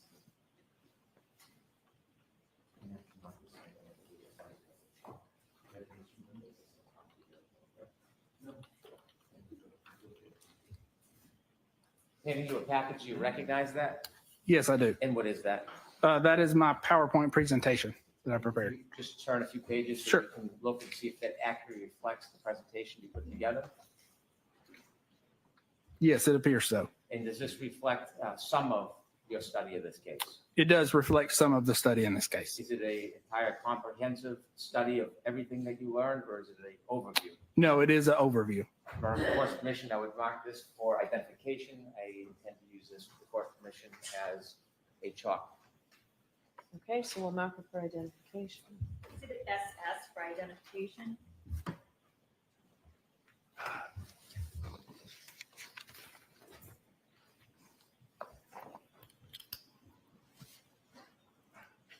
May I proceed, Your Honor? Yes. So I want you to teach us a little bit about the computers in a motor vehicle. Is there one computer, like a black box in an airplane? No, so there's actually many. Depending on the vehicle, there could be hundreds with very specific functions to what they're what they're meant to do. Tell us a little bit about why there's a need or why many computers are used in a single vehicle. Sure. So there's so many functions within your modern vehicle nowadays. So for instance, your infotainment module, that is a computer that operates your radio, your head unit. So that's going to be your obviously your radio, any type of built-in navigations, Android Auto, Apple CarPlay. There's what's called a telematics module. That's going to be what actually allows the vehicle to communicate with the internet services. So when you look at, if you've got an app that can track your vehicle or unlock your doors, that's being allowed through that telematics module. With the court's permission, I'd like to have Ms. Gilman show page 3 of the PowerPoint. Okay. Any objection, Mr. Leslie? No objection, Your Honor. Thank you. Sir, on your PowerPoint page 3, you have a chalk or diagram of a car. You may have a pointer in front of you if it helps. Sure. If you could direct your attention to the TV to your right. Could you explain to us what this diagram shows us? Sure. So this is a diagram that just shows, a small number of modules that you can find in specifically the Lexus in this case. Again, what we're focused on and looking at is the infotainment module and the telematics module in orange. For example, there are other modules known as the body control module and the airbag control module, the engine control module, which runs your vehicle. In addition to that, there are other modules that operate your door locks and unlocks, your windows, and various other functions. When you use the word module, is that the same thing as a separate computer, or is it different somehow? Yeah, so that using parlance, module would be referring to a separate computer within the vehicle. Do all of these separate computers in the vehicle connect with each other? They do. So all of these modules are connected to one another, and they do communicate with each other. The information that would be commonly referred to as black box, or information that captures some of an event, where would that be in this diagram? Sure. So the black box would be in the airbag control module. And then as far as the radio system, you shared with us, that's the infotainment module? Yes. So the radio system is going to be, that data is going to be stored within the infotainment module. In the telematics module, specifically, what are we looking for there? Sure. So the telematics module, again, is a module that allows communication with internet services. So if you've got an app on your phone that you can unlock or lock your doors, that's the telematics module is allowing that function to occur. Do all make and model cars have the same setup as this diagram? No, they do not. It will vary. Does it vary from car maker to car maker? It does. It varies from car maker to car maker. It varies from trim level as well. Could two different cars from the same manufacturer, same style, could they have different components in those cars? They could, yes. Why is that? Sure. So during the manufacturing phase, depending on cost and other things, manufacturers will source these modules from different third-party manufacturers. So one vehicle may have a module from, for instance, LG Electronics. One may have a module from Denso. And depending on how those individual manufacturers implement that software and hardware, they may record and store different types of data. So from your experience, you've reviewed or you studied a 2022 Lexus, and then you see another Lexus, whether it's 2022, 2023. Would you be able to say you've seen it, you've already done it, or do you have to individually look at each car? Sure. So you would typically look at, and to correct, it's a 2021 Lexus. But if you want to understand what may be stored in a subject module, you would look at, take an exemplar vehicle and conduct some testing to determine what is being recorded and how that data is being recorded. You mentioned that you were looking for time information or power on information regarding two events. Correct. Can we characterize those events as text stream events? Yes, we can. Do people sometimes refer to them as triggering events? Objection, Your Honor. Mr. Stain? Are they often or sometimes referred to as something else other than a text stream event? They can be referred to as other things. Of what else they may be referred to as? Sure. So that would be triggering events. Why is it called a triggering event? Sure. So the event is actually created when there's a trigger, and those trigger thresholds will vary and could be for a number of different reasons. When a text stream event happens, or a so-called triggering event, what happens in the data? Sure. So when a text stream event happens, there is, when that trigger is met, there is certain data parameters or data types that are recorded for a specific time frame. In this case, how many of those events were you looking at? Just one. When you mentioned time, I want to have you explain to us a little bit about time. You said there's a running clock. Can you explain that in a little more detail and simply what that means? Sure. So in what's recorded within the text stream events, I'll refer to as a running clock. Essentially what it is when the vehicle is powered on, this clock starts to run and it counts seconds from power on. So when you press the ignition on, this clock starts. And when there is a tech stream event that occurs within that cycle or within that ignition on, that is recorded as the time that trigger occurred. Does that give an actual time, like when you look at your watch or you look at your cell phone? It does not give an actual time, yeah. Okay, are you still reviewing the chalk? We can take it down if it pleases Attorney Alisi. Thank you. So you were getting back to the clock. You said it's like a running clock. Is that like a stopwatch? Yeah, that could be referred to as a stopwatch. Where is that running clock kept in the data? Sure. So that running clock is kept within the airbag control module. Is that the so-called black box part of the data? That is correct. With the running clock, how do you determine the actual time as it relates to, say, for example, your digital watch or your iPhone or another clock? Sure. So in that instance, you would need to have an event that occurs, such as a power on event with a timestamp to reference back that running clock. When you got involved in this case and you looked at the information that was previously downloaded by Ms. Gaffney, was there any data regarding power on, power off to mark that time? From the initial download, there was not. When you involved yourself in your study, what was your primary focus as far as information you wanted to get and why? Sure. So primary focus when I initially got brought on was to look at the modules and see if there's any data that was not recovered. And then specifically, again, looking at any time-stamped data that may have been recorded within the modules. You talked about the differences in modules. In your PowerPoint, did you provide a couple of photographs of the modules so we can see what you're talking about? Yes, I did. With the court's permission, I'd like to put on page 4 of the PowerPoint. Okay. Yep.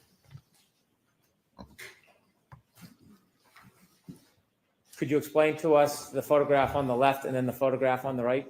Sure. So the photograph on the left is kind of a top-down view of the infotainment module from the Lexus. Photograph on the right is a top-down view of the telematics module from the Lexus. Are these modules from this specific car, or is this a general photograph of a car and how it works? These modules are from this specific vehicle. From the car you studied? Correct. On the left infotainment module, you have different manufacturers. Why is that? Sure. So again, these modules are not manufactured by Lexus or Toyota themselves. They are manufactured by third parties that are providing these modules to the car manufacturer. And these are just some examples of what we have seen within these specific vehicles and what type of manufacturers provide modules for these vehicles. If we could turn to page 5, please. When you looked at the data that was provided in this case, did you draft a report? Yes, I did. Your initial impressions, can you share with us what your initial impressions were? Sure. So initial impressions were that data was missed from the initial download. What type of data do you think was missed, or did you conclude was missed from the initial download? Sure. So that would be, essentially all of the user data was missed during that initial download. How did you conclude or come to the opinion that data was missed on the initial download? Sure. So reviewing the raw data, you can see that, what we would expect to find, which would be things like contacts or from devices or device connections or time-stamped data was not there in those initial downloads. When you first looked at the data and you came to the conclusion that there was missing data, did you have a working theory on what you thought or how you thought the information was missing? Sure. So I did have a working theory initially of why the data was missing. And what was your initial theory? Sure. So if, I'll reference kind of to the slide a little bit. We can take that down if you'd like. Sure. So Sorry, can you repeat the question? When you had your initial theory of data missing, what was it based on? Sure. So the initial theory was based on two things. Either one of two things initially I thought could have happened, and that was a bad or partial read of the chips, or it could be that the data-bearing chip that we are looking for was overlooked and not downloaded. When your first thoughts were that this was a partial read of chips, was there anything about the chips when you looked at them that you concluded or came to an opinion on? Sure. So initially, when I was reviewing the data and reviewing the part numbers on the chips, we can see what, how much storage is on each chip. And that can kind of get complicated, but essentially what we're looking at is data stored as either bits or bytes. That is represented as a capital B or a small lowercase b. So initially, upon reviewing the data and with the assumption that a competent examiner would not miss a chip or a device or data bearing chip on the board, I misinterpreted and wrote a lowercase or a capital B when I should have wrote a lowercase b in my notes, which led me to believe that there was a partial download of those initial chips. Now, as a forensic analyst, do you rest on your initial impressions or do you go through a continued process? No, so I do not. So just like the scientific method, if you have a working theory, you then review and research to either prove or disprove that theory. And did you engage in that scientific process in working theory? I did. And how soon after you wrote the report did you realize there may be another source of the material? Sure. So, I'll clarify a little bit. That initial was not a report; it was just a protocol that was proposed.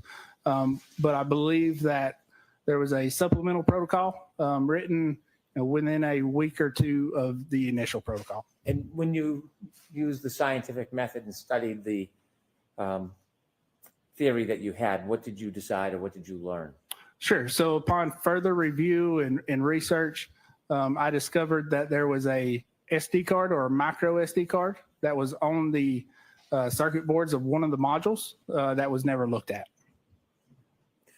Now, you weren't present at the original process? That is correct. When you looked at the modules, those computer boards, did you notice anything about them that happened during the original process? Sure. So I did notice during the chip off process, what you do to take these chips off is you apply heat to them. So that essentially liquefies the solder, which is a low temperature metal that connects the chips to the board and makes those connections so the board can communicate. And there was some damage caused from that initial chip off. And again, why would you take the chips off a board if they're already attached? Why would you need to do that? Sure. So when you don't have, typically if you think about downloading data from your cell phone, you have a USB port on your cell phone that you can easily plug that into a computer. That's not the case with vehicle modules. So you have to remove these chips from the board, and then you've got programmers or readers that will read the data from these chips. Did you have a chance to study the boards that were already accessed during an earlier chip-off process before you got involved? Yes, I did have an opportunity to study some photographs of the boards. Could we have page 14, please, Ms. Gilman? Any objection, Mr. Russell? No objection, Your Honor. Thank you. Okay, if we could turn to page 15. Tell us what this is, please. Sure. So this is the infotainment module that you saw earlier.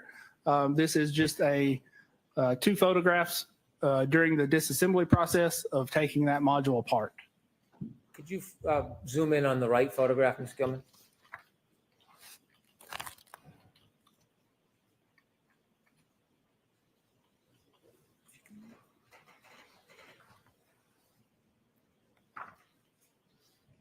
Okay, if that's the best we can do, that's fine right there. Could you share with us a little bit about what this is? Sure. So this is how I received the modules when we took a secondary look at them. Essentially, this is if you see from the right photographs, there's many boards that are contained within this infotainment module. This specific board that we're looking at here on the right is the board where they removed chips from. What we're looking at is the circuit board itself, as well as two components that were previously removed during that initial download attempt. So if you can't read the chips on the board, if you remove them, is there a tool that you can use to actually read the individual chips in isolation? Yes, so there is tools, various tools that you can use to read those chips and read the data from those chips. If we could have 16, please.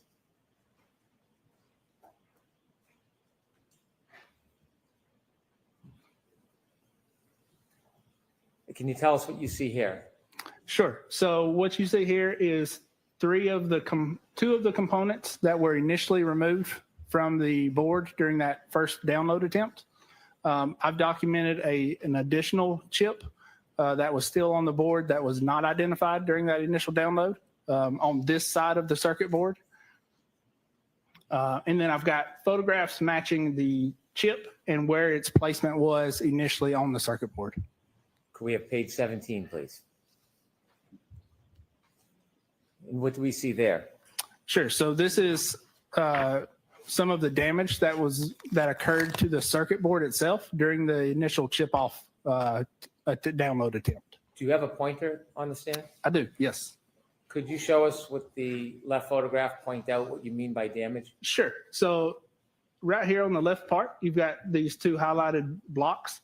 So what this is if you remember back to the last slide, the larger chip that we were looking at, this is directly underneath that. So when you're removing that larger chip, what you're doing is you're applying heat to it. If you apply too much heat during that chip off process, the underside of the board will actually heat up and you'll have chips fall off of the underside of the board. So that's what's occurred here on the left side. On the right side, as you heat up these chips, if you're not careful as you pick them up off the board, you can displace other components, and that is what you see right here in this highlighted box here is a small passive component that has been displaced where it should be parallel. What is the risk of damaging components when they're taking off the board during a chip off? Sure. So the risk of that is causing damage that could be internally that we can't see. And if you want to put the chips back on the board and assemble everything back together, it may not work appropriately. In addition to seeing the damage with your eyes on these photographs, do you look at data when you engage in the analysis, whether or not you think data is missing? Yes, I do. Could we have page 6, please?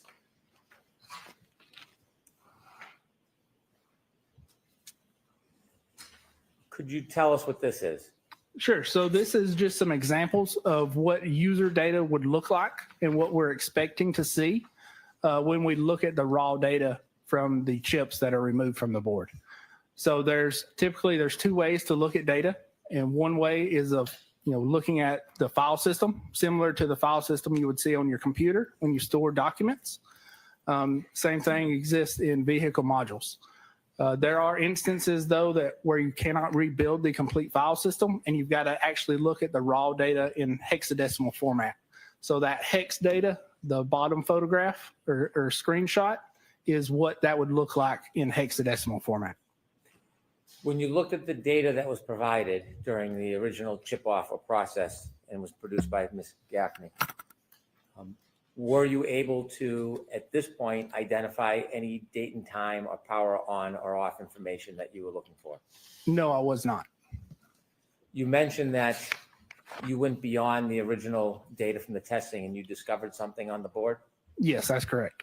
Could we have page 18, please?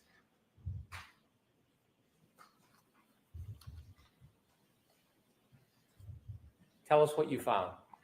Sure. So this is a micro SD card that I identified on the subject vehicle and later validated that existed on an exemplar vehicle as well. Could you use the pointer? Sure. I know there's a red square, but I want you to describe for us what you saw and what that meant to you. Sure. So if you look at this side of the circuit board, obviously this is a zoomed in view. But what you see is this kind of underneath the SD card is a silver casing. That is the slot that the SD card would go into, similar to the slot you would have on your computer. And again, what we're looking at is the SD card, just both sides, top and bottom. You had mentioned earlier that when you looked at the data, you believed that there was data missing. When you found this SD card and discovered this, what did you conclude? Sure. So at that point, I concluded that the data that we were missing was most likely stored on this SD card. Did it appear whether or not this SD card had ever been removed from the board? No, it did not. Did you receive any information that this SD card was ever studied or downloaded? No, I did not. Could you just take this board and put it back in the car and use software to read it? There are instances where you can do that. For this vehicle, though, we could not. Why couldn't you? Sure. So there are commercial forensic tools that are available for vehicle systems. One of those tools is referred to, or is called Burla. Burla is a company that writes hardware and software, or develops hardware and software that pulls data from vehicles in a user-friendly way, so that non-technical people can gain access to this data without having to go through the steps that we did in this case. When you discovered this SD card and had your hypothesis that there may be data on it, did you have concerns about simply removing the SD card and trying to read it? Yeah. So anytime you see an SD card on a vehicle module, in the past, there's research and there's documentation of finding these SD cards. Most of the time, they are what's called Command 42 locked. So what that means is there's a lock put in place. So if you take this SD card out, plug it into your computer is not going to recognize it. So the SD card is actually looking for a passcode from the vehicle itself to unlock it and allow access to the data. What if you don't have that passcode? Sure. So when you don't have that passcode, there are ways around that lock. Specifically, if we look at the left photo, you can see there's a lighter shaded black area on the SD card. What that is it's a protective covering that is covering some what's known as technological pads, and those pads allow access to reading the data and bypassing that lock. Is gaining access to an SD card on a board like this a simple process? It is not a simple process. Are there a lot of advanced studies on it? There are advanced studies on it, and it is a in-depth process to recover this data and interpret it. Are there any concerns that you had about spoiling or destroying the data if you tried to access the SD card without a passcode? No, not that I'm aware of. There's no documentation or research that suggests you would spoliate or lose data by bypassing that lock. Were you concerned at all in trying to get the information from the SD card about the process of it? Yes, I was. Why? To get data from this SD card, we suspected that the user data that we were expecting was on this card. So in order to validate that user data existed on this card, we processed and went through a set of testing and validation on an exemplar vehicle. What's an exemplar vehicle mean? Sure. So an exemplar vehicle is a 2021 Lexus LX570 that is as close to the same trim and features that the subject vehicle was. We could take that down, I'm Stillman. Why did you want a similar but very separate vehicle to do testing before you tried to crack into the SD card? Sure. So, it's kind of multiple reasons.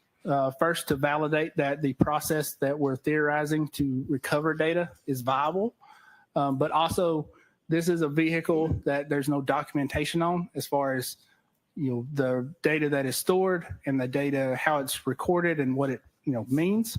So as well as, being able to validate that process, we also wanted to do testing and create some of our own data and known data sets on a vehicle so that when we got the data, we were able to look at it and compare it to our known data sets, and we were able to validate and correctly interpret what that data means.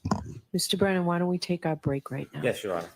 All right, folks, we'll take a 15, 20-minute break. Okay, thank you. All rise, please. Jurors, close your notebooks, follow me. You are muted.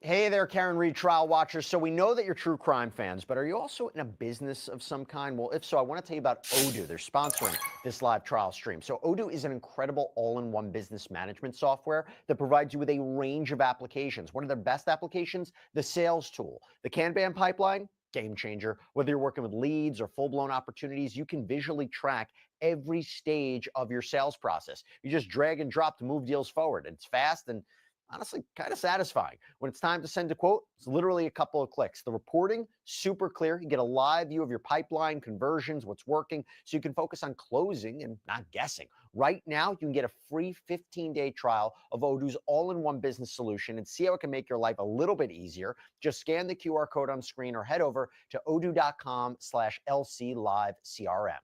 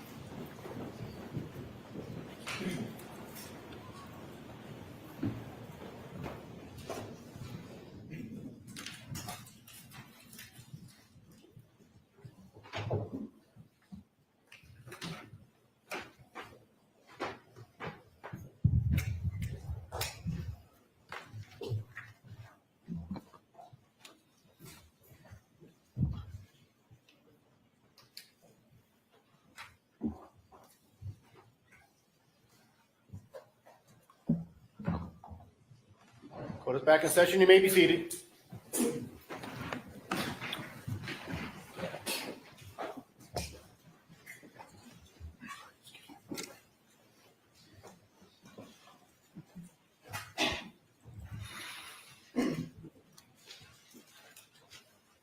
All right, whenever you're ready, Mr. Brennan.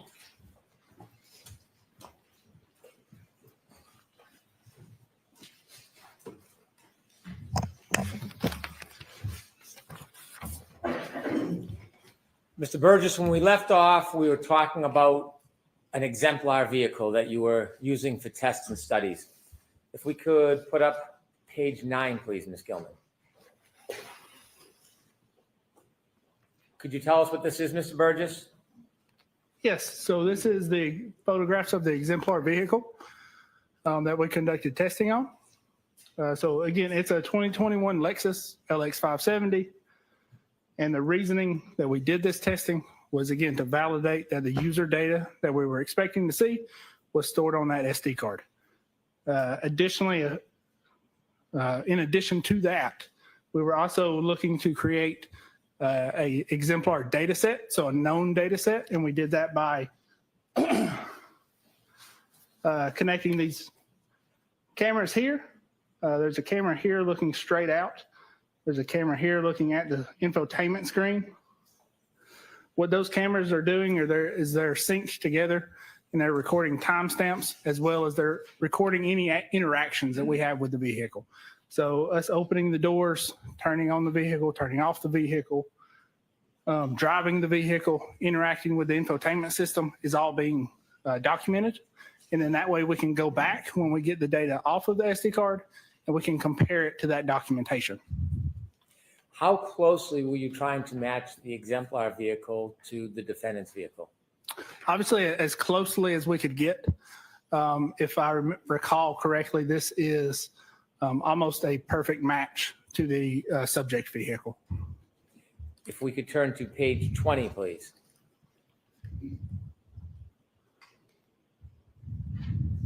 Tell us what this shows. And Ms. Gilman, if you could you focus in on the top gray and white line part, if you could?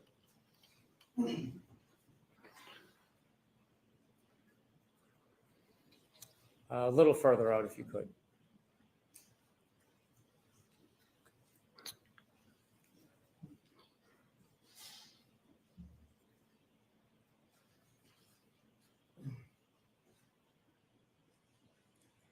We'd like to see all 3 rows if possible. And if not, we'll do it from a further view. Okay. Could you share with us what this slide represents, Mr. Sure. Burgess? So this slide represents a comparison between the exemplar data and the data from the subject Lexus. In this comparison, we're looking at navigation system software. So that's going to be the infotainment system software. There's a number of different softwares running on this infotainment system for various functions. So you can see here there's a firmware version for the Wi-Fi functionality as well as the OS version, the audio, the DVD function, and I believe there's a section for the CD or disc version. So what we're looking at is we're looking at the software versions that are running on the exemplar. We're comparing that to the software versions that are running on the subject, and those match. So we would expect to see the user data to be stored in the same way. Is it common that an exemplar vehicle will match the focused vehicle exactly like this? Yeah, so, I wouldn't say it's common or uncommon. I have seen it in the past. A lot of times with your newer vehicles, you'll probably notice some of them tend to update more often than others. For this one, it looks like the Lexus doesn't update quite as often. So we are able to see that the software versions are the same. If we could take that down, please. And if you could remind us before we go into your findings in that SD card that was left behind. What was the most important thing you were looking for as far as data on that SD card? Sure. So the most important thing we're looking for is time-stamped data, specifically related to power on or ignition on events. If you were to find time-stamped data for power on, power off ignition events, How would you use that? What would you use that in unison or comparison with the information that you already had? Sure. So we would use that in comparison with provided surveillance videos to compare and see how accurate those timestamps are and how consistent they are, specifically on the night of January or the morning of January 29th. When you analyzed the SD card, did you get viable information? Yes, we did. What information did you get? So we've got a couple different data types. We got contact lists from some of the connected devices, as well as serial numbers and phone numbers associated with the connected devices, call logs, and then power on and power off events. Was your focus on one particular aspect of that data? Primarily, the focus was on the power on and off events. And did you find information regarding power and power off events that could date and time? Yes, we did. If we could have number 29, please. 30. Can you share with us what you found? Sure. So this is some screenshots from our exemplar testing. So again, these are from those cameras that I pointed out earlier. What we see when we go back and review this camera footage is we see when I press the ignition on button, there is actually a logo that appears on the infotainment screen as it's booting up. That time that logo appears on the screen is associated with a time that we see in the raw data, and that's in the hexadecimal data that is very small, so it's kind of hard to see. But essentially what you have is you've got a date and you've got a time in UTC, and then you've got a identifier that suggests that the vehicle's been powered on. So we've got 4 of these tests that we can kind of compare back to and determine that this is the time that the infotainment system powers on and that first logo screen appears. And then through testing, we can identify that that is approximately ignition on is approximately 3 seconds before that timestamp. So do I understand if you press the button to start the vehicle, there's a 3-second delay before the actual vehicle starts? Correct. So not the actual vehicle starting. So you press the ignition on button, there's a 3-second delay in when the infotainment system powers on. Is there any way, Ms. Gilman, to focus in on one of those 2 photos? Can you tell us what this information is? Sure. So this is those camera angles. And what you see is I'm pressing the ignition on at this time. In that second photo on the right, you'll see that this is specifically approximately 3 seconds after I press that ignition on, and you see the Lexus logo appearing on the infotainment module. Let me ask you something about the clocks while we're here. You see a local time on there? Yes, I do. Is that local time measured by a particular clock system? Sure. So that's measured by our reference equipment. So we're using what's called VBox equipment to capture these videos. So here, that local time is actually UTC time. So it's not actually local time for this area. So that could be a little, that could be an error in how that's reporting.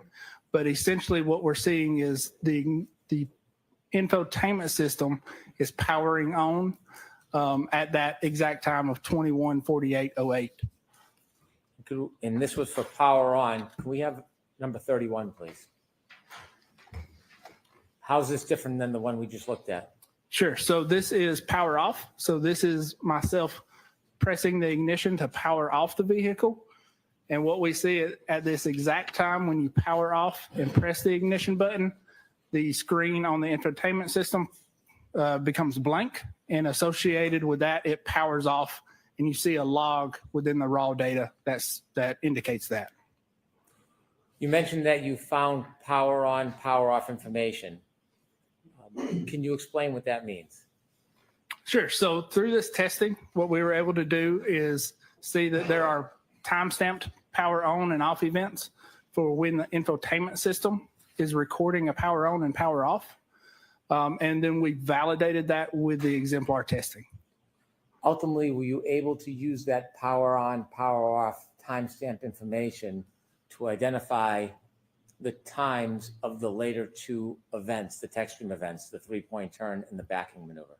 Yes, in combination with other data, we were able to determine that. Did you test the power on, power off data? Yes, we did. Could we have number 32, please? Can you tell us what this is? Sure. So this is the first power on event after 12 o'clock on January 29th. That power event is happening at 12:36 up here in the top. And the vehicle is powered on and it's not powered off until 12:42:08. Is there any power on, power off events in between those two times? No, there's not. And do you have an opinion to a reasonable degree of scientific certainty that whether or not the first power on event for that night, January 29, 2022, was 12:36 a.m.? Yes. Your Honor. I'll sustain it at this point. Do you have an opinion as to the first power on event of that Lexus on January 29, 2022? Same objection, Your Honor. Sustained at this time. When you studied the information from the data, does this slide reflect the information that you studied? Yes, it does. Were you able to determine from your data study the time that was registered of when that Lexus was turned on for the first time on January 29, 2022?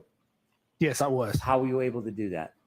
Sure. So through our exemplar testing and determining that those timestamps are accurate to when the vehicle was powered on, we are able to say that this power on event is the first power on event of January 29th after 12 a.m. And based on your study of the exemplar and the data from the SD card, did you arrive at an opinion as to the time of the first power on event of that Lexus vehicle on January 29, 2022? Yes, I did. Is your opinion to a reasonable degree of scientific certainty? Yes, it is. And what is your opinion? Objection, Your Honor. I'll see you at sidebar.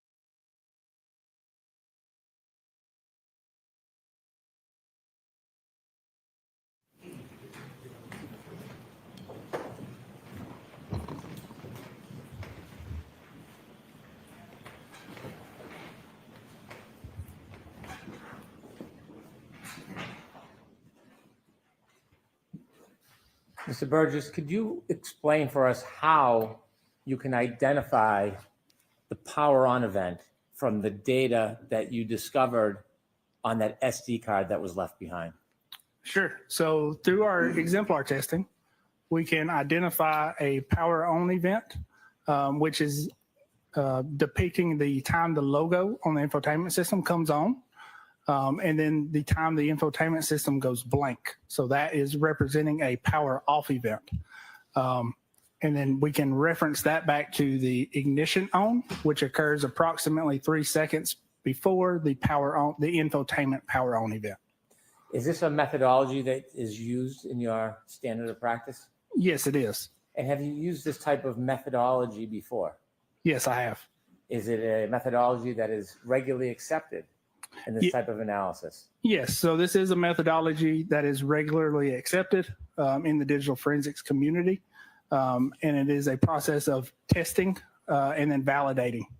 How does that process further validate the accuracy of the times that you are registering and finding? Sure. So through that testing, we're able to validate that accuracy. And through that testing, we've got 4 tests that represent a power on event and 2 tests that represent a power off event. In addition to that, we are comparing that data to surveillance video with timestamps as well to show the consistency. When you engage in your testing, you said there was 4 test runs or examples. Did you analyze it to see how, in fact, accurate it was? Yes, I did. And how accurate was it? It was accurate to the second compared to our reference clock. And when you actually take the data from that SD card, how do you interpret it? How do you get it from a piece of plastic with metal on it to actual numbers and data? Sure. So the process of that, again, is we're making connection to those technological pads on the SD card, and we're pulling that raw data. Once we have that raw data, there's a few processes we have to go through to make that raw data interpretable. So those processes are what's called XOR scrambling. So when data is stored on an SD card, there are 2 components to the SD card. There is what's called the NAND component, and then there's a controller component. The controller component is where that, if you remember, that command 42 lock is located in that controller component. So what we're doing is we're bypassing that controller, we're accessing that NAND, and then we're using forensic software to determine and interpret the XOR scrambling that is put in place on that NAND so that we can take that scrambled data and be able to read it and interpret it, as well as what's called error correction code. So NAND devices are not, they're not great at keeping voltages accurate like they should. And that's just based on how the architecture and how the NAND components are manufactured. So what the manufacturers have done is they've put in place error correction code to correct any bit errors within that data. So what we've done is we've identified the error correction code and the XOR scrambling using software known as Resolute. That software, again, is hardware and software that we use to access that data and process it and interpret it. From there, we can take that data and we can review it in that hexadecimal format.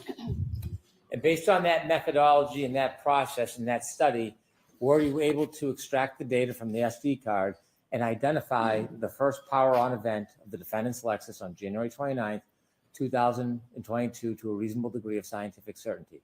Yes, I was. And do you have an opinion about what time that Lexus, the defendant's Lexus, was powered on December 29th, 2022 for the first time? Yes, that would be approximately 12/12/36. Is that to a reasonable degree of scientific certainty? Yes, it is. On your chalk on the screen, is the power out event, is that the same as your interpretation? Yes, it is. The 12/12/36 a.m. time, what time clock is that based on? Sure. So that's based on the internal clock in the Lexus. The clock in the Lexus, is that a universal time, or do clocks on different devices run differently? Sure. So it's not a universal time. Clocks on different devices run differently. So if you've ever noticed that your microwave clock is not running in sync with your iPhone, the same thing is occurring here. Even though the Lexus clock is communicating back and forth with GPS satellites and other things, the clock is still not synchronized perfectly. So you would not expect this clock to match up perfect with other devices. When you're considering two very different or separate devices, if the time is different, what would that be called? Sure. So that would be called what's called a clock variance. I want to get into that later, but I want to finish what we have in front of us now. Sure. In addition to identifying the first power on event of January 29, 2022, of the defendant's Lexus at 12/12/36, were you able to identify the first power off event of that same Lexus for January 29, 2022? Yes, I was. And that was at 12:42:08 approximately. Did you use the same methodology and vetting that you did and testing that you did with the power on event? Yes, I did. And do you have an opinion if that time is accurate to a reasonable degree of scientific certainty? Yes, I do. And what is that opinion? So that opinion is that time is reliable to the second as far as the Lexus clock is concerned. What is the graph on the bottom showing us? Sure. So the graph is just a graphical representation of the same data representing the power on event on a timeline at 12/12/36 and the power off event at approximately 12:42:08. When you're looking at times, power on and power off events to date and time it, are you obtaining that information independent of other outside information? Yes, I am. Is the data simply the data, or does something affect it? Sure. So no, the data is simply the data. So when we get the data, we can compare it to outside sources or external sources to verify that it's consistent with other sources. But the data does not depend on any outside sources. Do you oftentimes use outside sources to vet or test the data, even though it's totally separate concept? Yes, I do. After this power on, power off event, when you studied the data from the SD card using the same methodology and technique, did you find any other subsequent power on and power off events of the defendant's Lexus on January 29, 2022 after this event? Yes, I did. Can we have slide 33, please? Mr. Burgess, can you tell us what the next event is that you found in the data? Sure. So the next power on event occurs at 5:07:46. That's this top timestamp here. The infotainment system records a power off event after that at 5:46:20. And what we have here is we've got surveillance video that was provided that depicts the approximate time range that those two events happen. So these videos do not capture the actual power on or power off event, but they occur around the same time frame and they are consistent with one another. The power on event time that you've listed as 5:07:46, where does that time come from? So that time is coming from the internal Lexus clock. And based on the data from the Lexus clock, do you have an opinion as to the accuracy of that time of 5:07:46 a.m. as it relates to the Lexus clock? Yes, I do. And what's your opinion? So compared to the Lexus clock, that time is accurate to the second. The videos you have, are those timed from the same Lexus clock or a different source? No, so those timestamps of the videos are coming from external sources. In the example of these videos, I believe that is a Ring camera. Why would you try to vet the time stamp that you've identified to the second from the Lexus clock with another item, including a video that uses a different clock? Sure. So that further validates that those timestamps are accurate and they're consistent with timestamps we're seeing from other devices. Can there be a variance with other devices? There can be a variance. If there's a variance, could that still corroborate or support the original timestamp from the Lexus clock? Yes. So even with a variance, those timestamps can still be consistent with one another. And on the two photographs, are those videos or photographs? Those are videos. What is the purpose of including a video? Sure. So the purpose of including the video is just to depict that the video does not actually capture the power on or power off event. But again, it is around the same time frame that the power on and power off event occur. Ms. Gilman, are you able to play the video to the left?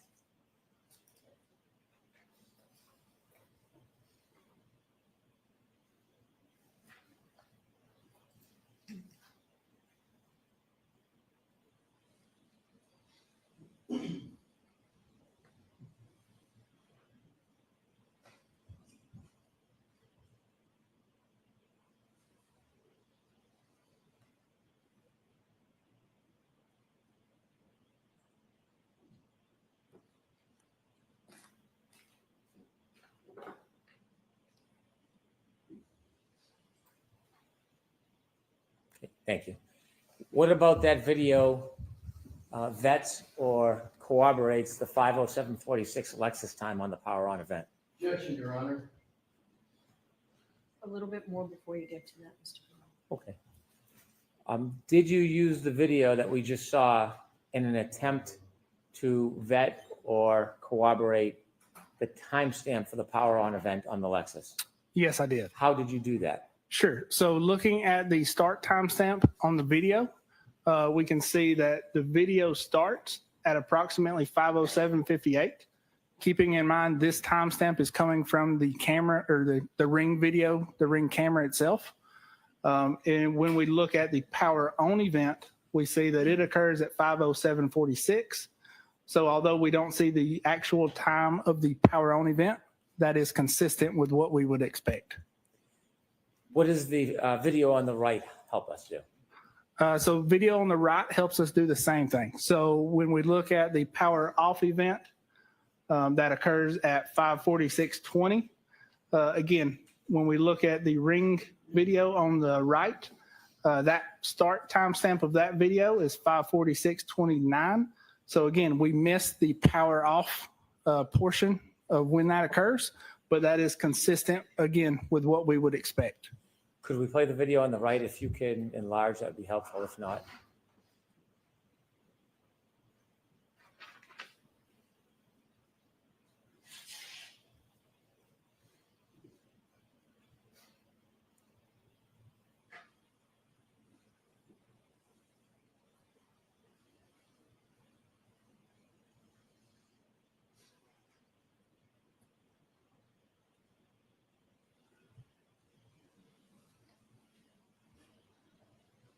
if you could stop the video, please. Mr. Burgess, you see the lights are on that vehicle? Yes, I do. Okay. Can you tell if the vehicle's on or off at that point? Sure. So I cannot tell if the vehicle is on or off at that point. Typically, when you power off a Lexus or a modern vehicle, the lights will stay on for some portion of time afterwards. But again, that is consistent with the timestamp from the power off event.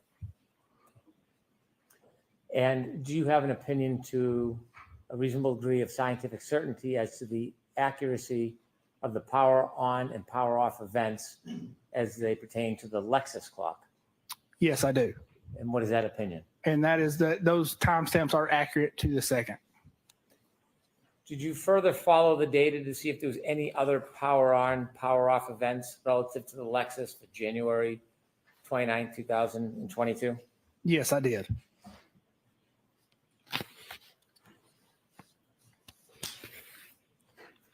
Could you take us to Exhibit 34, please?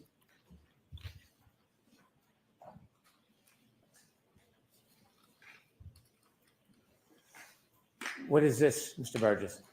Sure. So this is the next time that the vehicle is powered on and subsequently powered off.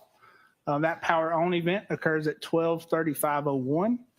The power off event occurs at 2:12:01. And then this video is a video from alarm.com surveillance.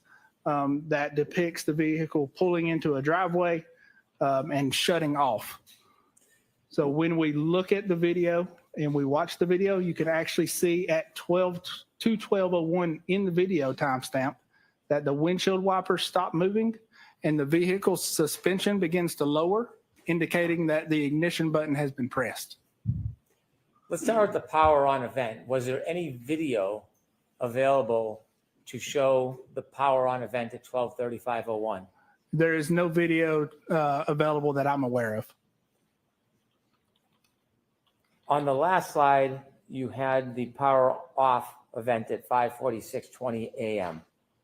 Correct. Was there any other power on, power off events between 5:46:20 a.m. and this event here? No, there was not.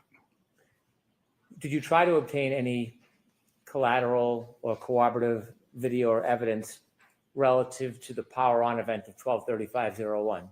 I did request or make a request to see if there was any video available, and as far as I'm aware, there was not. Regarding the power on event, do you have an opinion to a reasonable degree of scientific certainty as to the accuracy of the power on event as it relates to the Lexus clock on the system? Yes, I do. And what is that opinion? That is that power on event is accurate to the second in reference to the Lexus clock. 12:35:01 p.m.? Correct.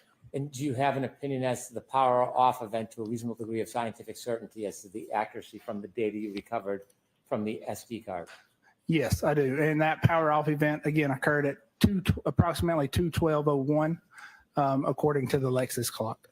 I don't know if you can enlarge the video, Ms. Gilman, but if you can, and if not, could you play anyways?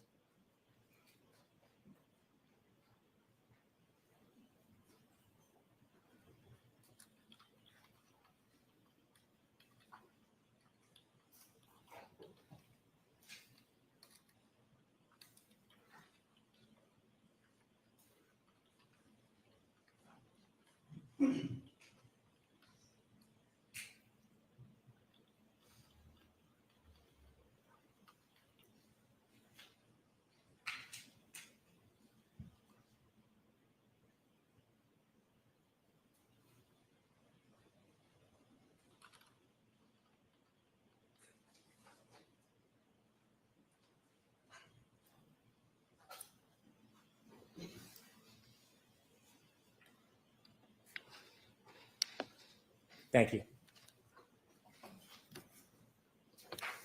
And could you explain for us the graph on the bottom of that exhibit? Or, Sure. pardon me, of that diagram?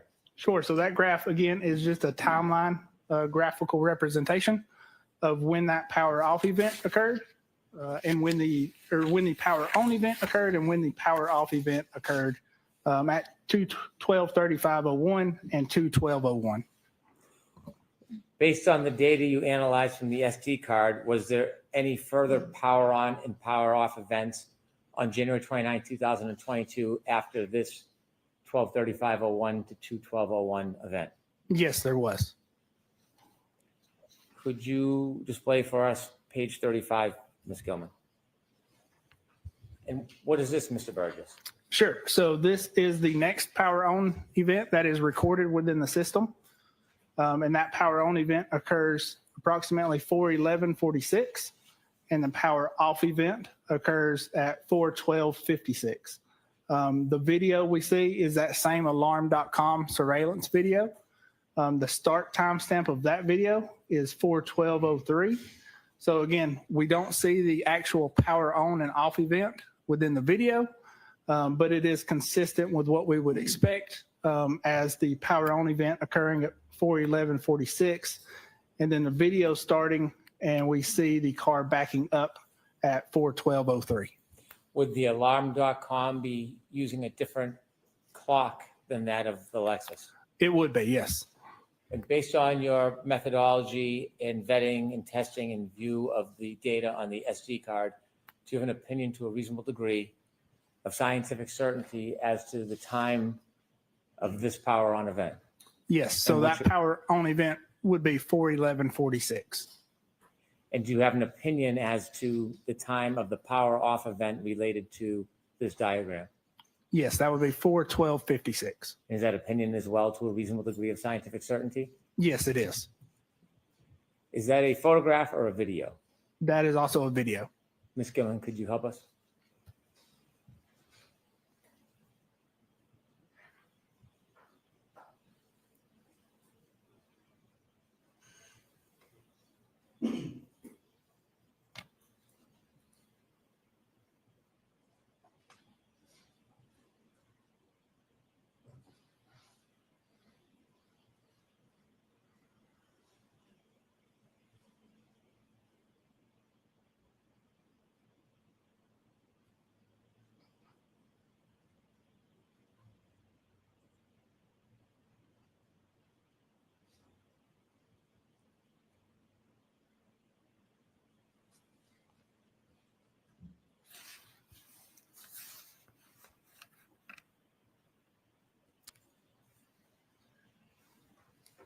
Thank you. And similarly, does the graph give a general idea of the time? Yes. So similarly, the graph is a timeline representation of the power on and power off event. Mr. Burgess, was there an additional power on, power off event after the power off event at 4/12/56 p.m. at the Dighton residence? Yes, there was. Ms. Gilman, could you show us number 36, please?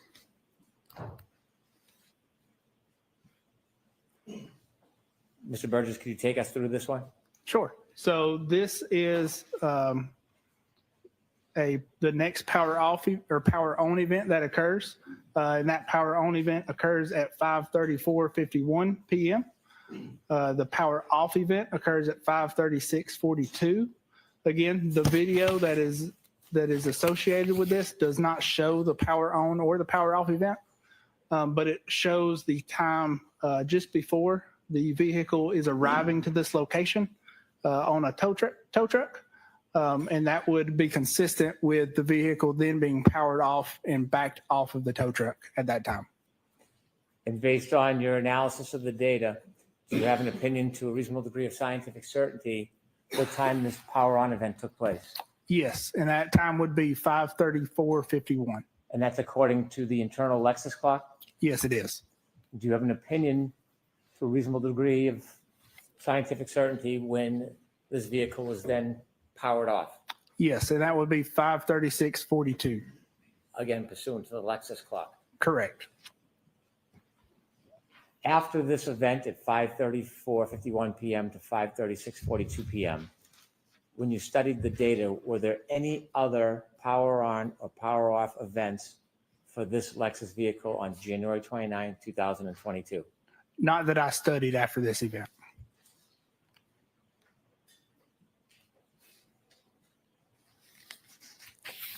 Could you take that down, please?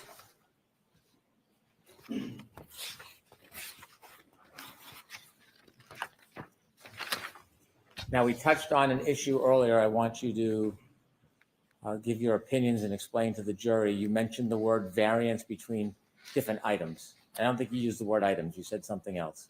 Sure. So that's going to be the clock variance between different devices. So in this instance, what we're referring to is the difference in the clocks of the Lexus module and an iPhone. So we would not expect those clocks to be perfectly synced. Typically what we see and is what is generally accepted is a clock variance of up to 60 seconds. And that is because when you think about when you're looking at your radio and you're looking at the clock, it's representing to you the hours and the minutes. It's not representing the seconds. So again, it's accurate to the minute. Yes, it is an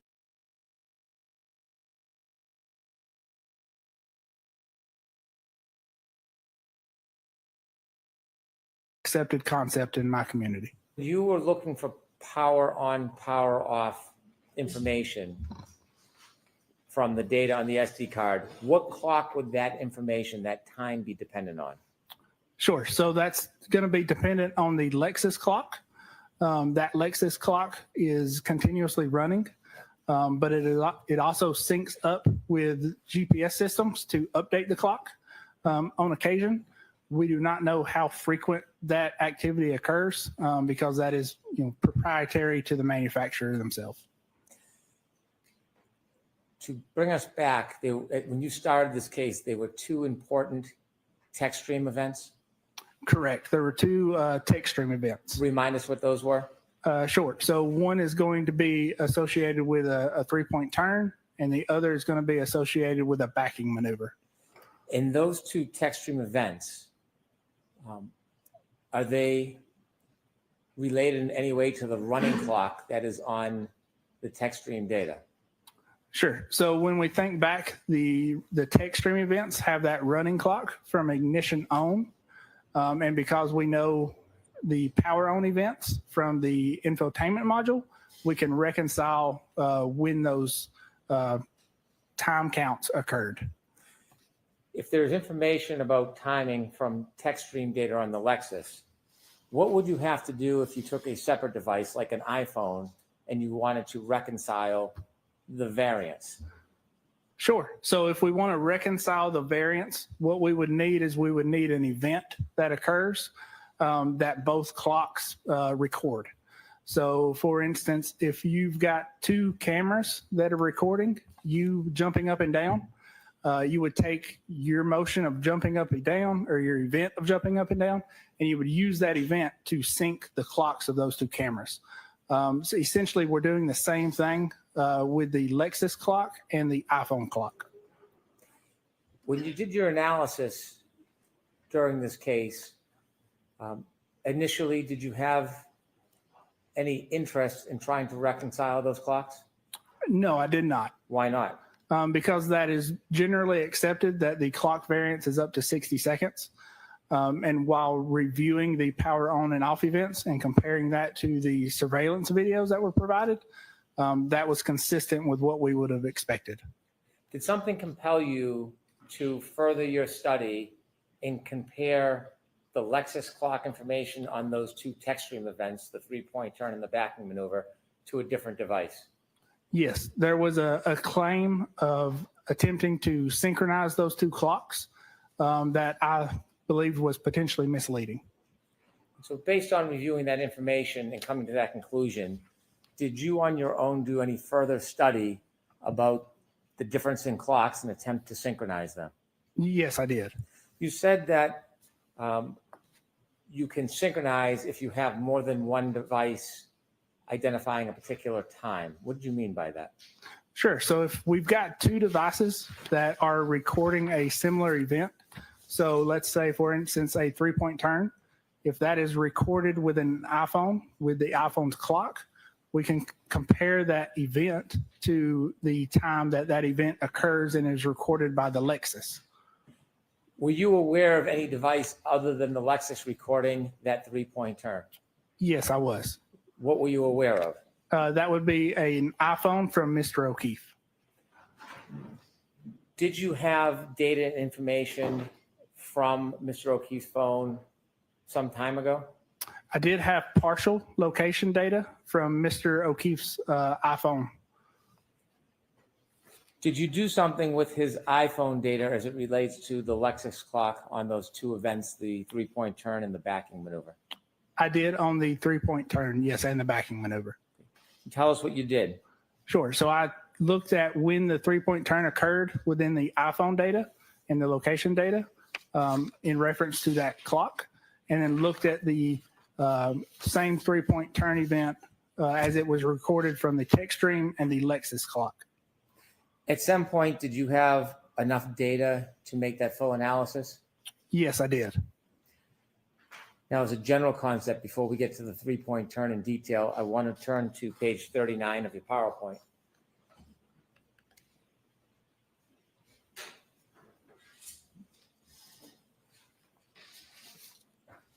I'm sorry, if you could turn to page 38, please. Okay. Can you explain to us the concept of synchronizing clocks? Sure. So this is kind of a graphical representation of how to synchronize a clock. So essentially, like I said, we're taking a event that occurs. In this instance, is a three-point turn. We have data where that three-point turn is recorded within an iPhone and we have data where that 3-point turn is recorded within the Lexus. Those events have clocks associated with them. So in order to reconcile the difference in those clocks, we are comparing the clock times for the event from each device and moving or adjusting the clock for one compared to the other. In addition to specializing in data and computers and cars, you also mentioned that you specialize in mobile phones. Yes, I do. Did you use your experience in your training and your education to analyze the iPhone data from Mr. O'Keefe's phone as it related to the information from the Lexus vehicle? Objection, Your Honor. Can you answer that, yes or no? Yes. Just answer yes. Yes, You did? I did. Okay. Did you see what type of information was being stored on Mr. O'Keefe's cell phone as far as location data? Objection, Your Honor. Oh, no, no. Yes, I did. In reference to location data, Mr. O'Keefe's iPhone is recording timestamps, GPS position, speed, and heading. So heading is going to be the direction that the iPhone is facing. Was there any particular application that you were aware of that he was using? Yes, as far as I'm aware, he was using the Waze app for navigation. Could we have number 39, please? Could you tell us what this shows, Mr. Burgess? Sure. So specifically what we're looking at within the location data is a 2-minute window. So that 2-minute window we see here graphically plotted on a map. And we see, it's hard to tell, but you can see a white dot, which is the center of a radius for a GPS position. The orange circles are the horizontal accuracy for each one of those positions. And then down here, you can see a black line that is coming off of each GPS position that represents the heading or the direction that the iPhone is facing. You mentioned you had some materials from Mr. Whiffen. Did you ever see any materials from Mr. Whiffen regarding location data that was acquired through the application Waze? Yes, I did see a report by Mr. Whiffen. Did you rely on his report, or did you independently, on your own, test the location information? Sure. So I independently, on my own, looked at the location data from Mr. O'Keefe's phone. This diagram that we see with all the points on it, is this developed from your own independent view and review of Mr. O'Keefe's location data? It is. To the top left is a round circle. What does that indicate? Sure. So top left. So yeah, so that's going to be, again, the GPS coordinate beginning for this 2-minute interval that we're looking at. The orange circle is going to be the horizontal accuracy for that GPS point. And then bring us down and up to the left. There seems to be a bigger circle on the top. Sure. So as we come down, believe what is Cedar Crest and go up Cedar Crest, we have a position where the course heading of the iPhone changes, the speed lowers, and we have a lot more GPS points in a centralized location. So that's why you see that overlapping circles in that location. When you're following and analyzing Mr. O'Keefe's location information, does this in any way relate to the first of those 2 text stream events that you originally were focused on? It does relate to the first text stream event, which identifies a 3-point turn. And again, although you're not an accident reconstructionist, do you know if there's data that was captured regarding this 3-point turn as far as an event? Yes, I'm aware of data that was captured during that 3-point turn event. If we could turn to page 40, please. I want you to explain to us how this chart works. What does a point mean? Sure. So when we were initially provided the location data, again, we were provided a partial view or a partial data set of that location data. And within that Excel spreadsheet that data was provided in, it was identified as GPS points. So what we've got here is we've got the partial data along with the full data set that I was provided later on. So we've got a couple columns here. So we've got point, which is GPS point from that partial initial data set that I was provided. We've got timestamps. So these timestamps are every second. With every second, there is a latitude and a longitude recorded, as well as a horizontal accuracy, a speed, and again, a course heading. When you looked at data point 154, is there a time ascribed to that? There is a time described to that as 12:23:58. Before you did this more in-depth analysis, were you relying on anything beyond point 154, that one line? No, so that was the only thing that was being relied on at that time. Why? Because again, we were initially provided a partial data set of the location. And why didn't you seek earlier on to break this down with more specificity? Again, because the generally accepted clock variance is of up to 60 seconds. And that data was consistent with everything else we were seeing. So there was no need to look any further. And what compelled you again to look further? A claim of misinterpreting and a misleading calculation trying to adjust these clocks. Were you given a report? I was not given a report. I was giving a PowerPoint presentation. When you decided to delve deeper into this, was that on your own initiative or were you requested to do it? That was on my own initiative. Now, rather than simply relying on point 154, what does breaking it down with all of the times and numbers between the green and orange do for your analysis? Sure. So breaking it down, we can see between the green. So the green highlighted in green is position or timestamp 12:23:59. What we see happening before that time is the speed is pretty consistent between 15 and 8 miles per hour. The speed starts to drop at that point.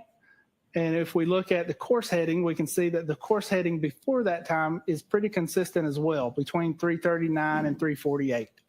So that is, at position or at time 12:23:59, the speed drops and the course heading changes from, approximately 360, so straight north, to 284, which is in a northwesternly direction.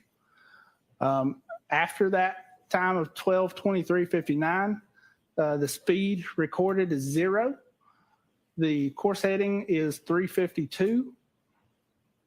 And at time 12:24:07, you see the speed pick back up and the course heading is around 179 degrees. So that's going to be in a southern direction.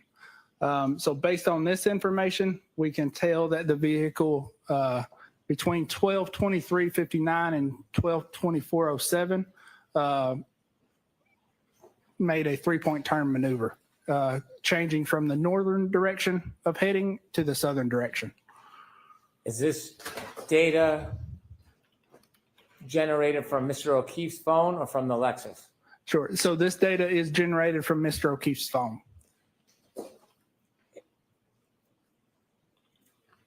Where you initially relied on 154 as a timestamp to identify the time and location of the car at a later point, does this give you more of a benefit breaking it down?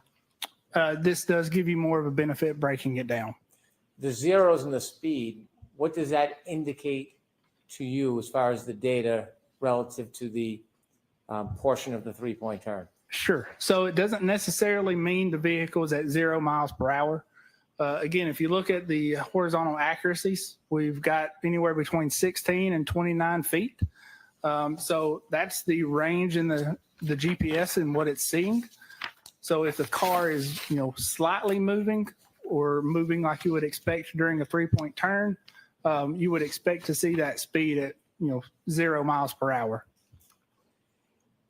Did you develop a photograph with some detail to explain this in more of a picture format? Yes, I did make a graphical representation of this. If we could have 41, please. Could you break this down for us, Mr. Burgess? Sure. So this is, again, a zoomed in version of the map that we showed earlier. And what we've done is we've cleaned out or just removed, for the sake of simplicity, the other points leading north to this point and the points leading south. Those are going to be those 0 mile per hour indications.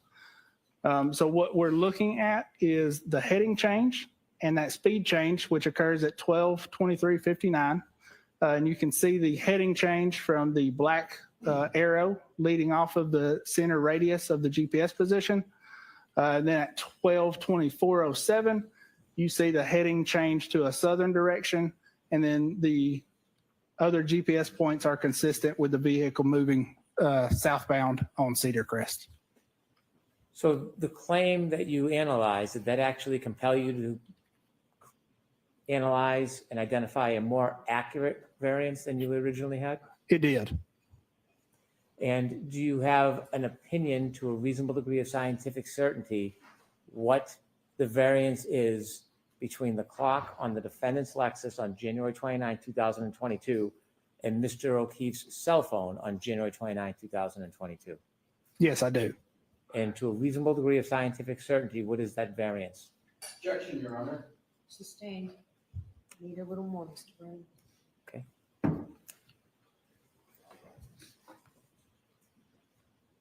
After you studied timestamp 154, what did that help you do? What did you learn from that?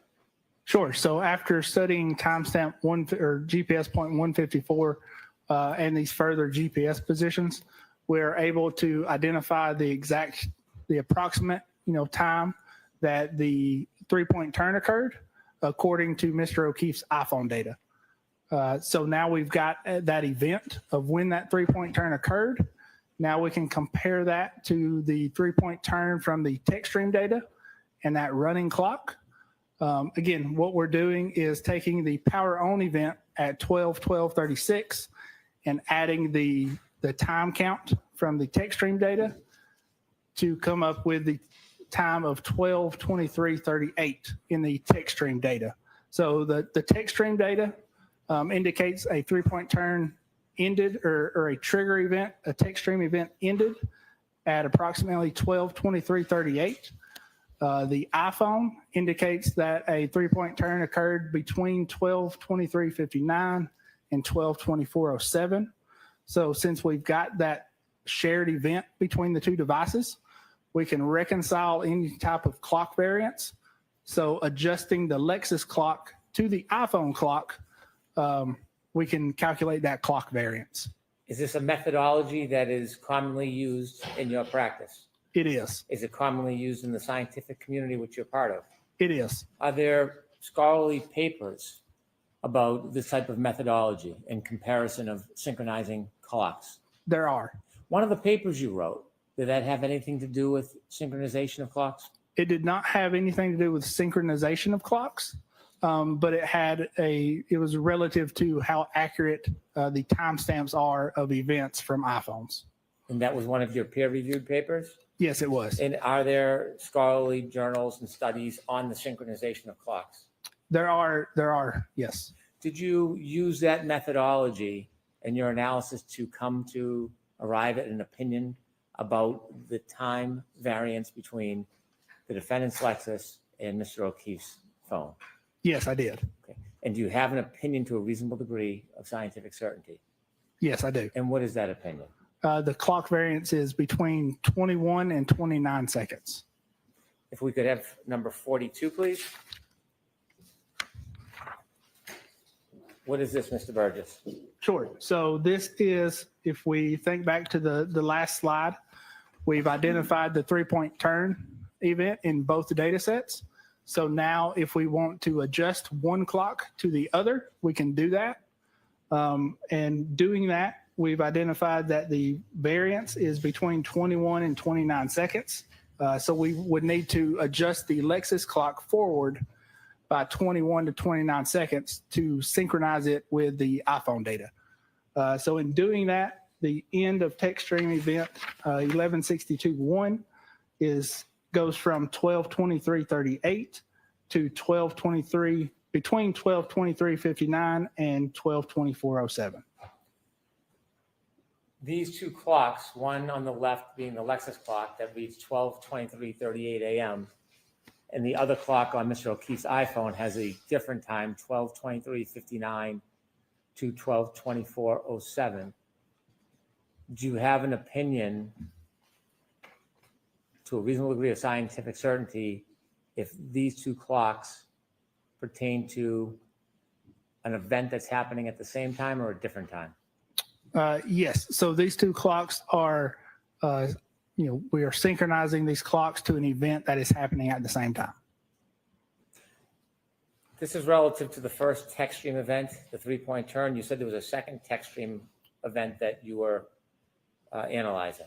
Correct. There is a second text stream event. And what is that second text stream event? That second text stream event is a backing up maneuver. Are you familiar with the time frame on the Lexus clock relative to that second text stream event? Yes, I am. And what is that time frame? So it is approximately 19 minutes from the ignition on. And do you know what time that is on the Lexus clock? Yes, I do. With the court's permission? Yes.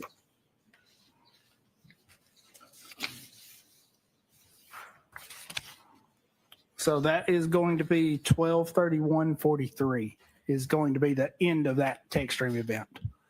That text stream event, by the way, when it captures data, what window of data does it capture when there's a text stream event or a triggering event? Sure. So when the trigger occurs, it captures data 5 seconds before and 5 seconds after the trigger. What if the event is less than 10 seconds?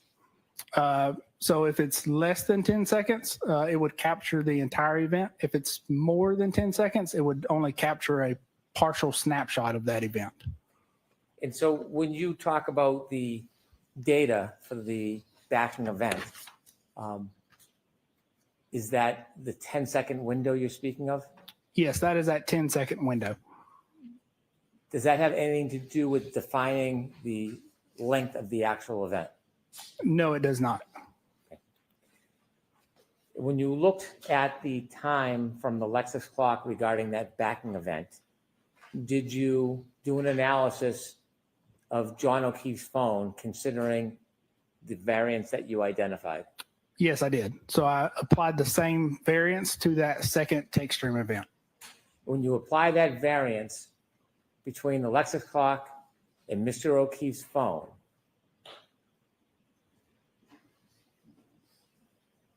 what is could I turn to 43, please? What is the time of that event if we're referring to Mr. O'Keefe's phone? Sure. So the time of that event with the clock variance adjusted is 12:32:04 to between 12:32:04 and 12:32:12.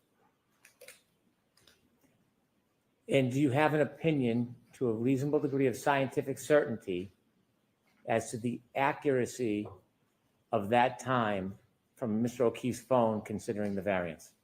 Yes, I do. And what is your opinion? And the opinion is that the second text stream event ends between 12:32:04 and 12:32:12. When you say text stream event, that's the 10-second window? Correct. That's the 10-second window. Does that necessarily include the entire event? No, it does not. The graph on the bottom, what does that show us? It looks a little bit overwritten.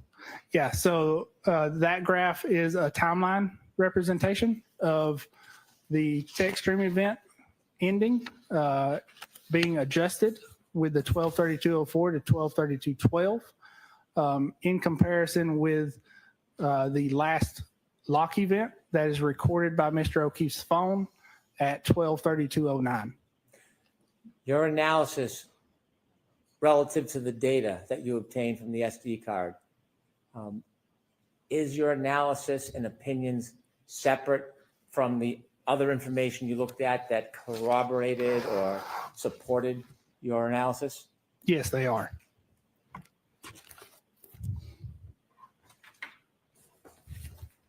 I have no further questions.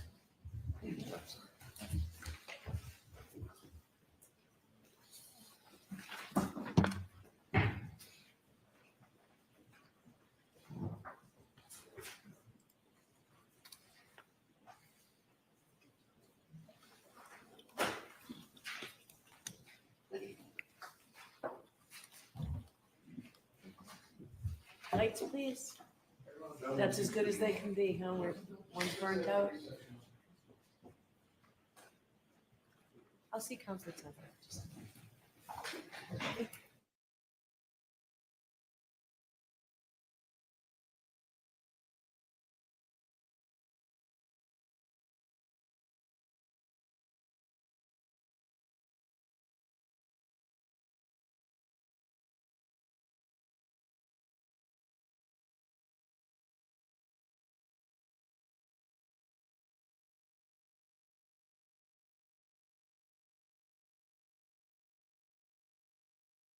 Lunch isn't here, so this seems like a good plan, so we'll get a little more light in here for a bit.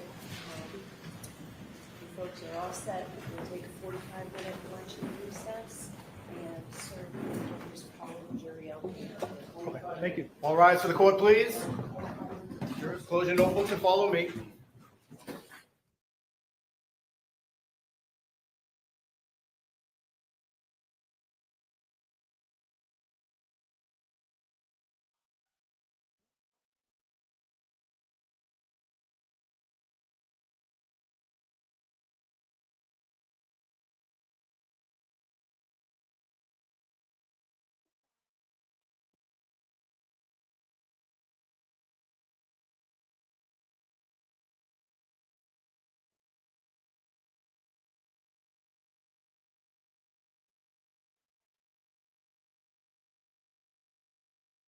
Hey there, Karen Reed trial watchers. So we know that you're true crime fans, but are you also in a business of some kind? Well, if so, I want to tell you about Odoo. They're sponsoring this live trial stream. So Odoo is an incredible all-in-one business management software that provides you with a range of applications. One of their best applications, the sales tool. The Kanban pipeline, game changer. Whether you're working with leads or full-blown opportunities, you can visually track every stage of your sales process. You just drag and drop to move deals forward. It's fast and honestly kind of satisfying. When it's time to send a quote, it's literally a couple of clicks. The reporting, super clear. You get a live view of your pipeline, conversions, what's working, so you can focus on closing and not guessing. Right now, you can get a free 15-day trial of Odoo's all-in-one business solution and see how it can make your life a little bit easier. Just scan the QR code on screen or head over to odoo.com/LCLiveCRM.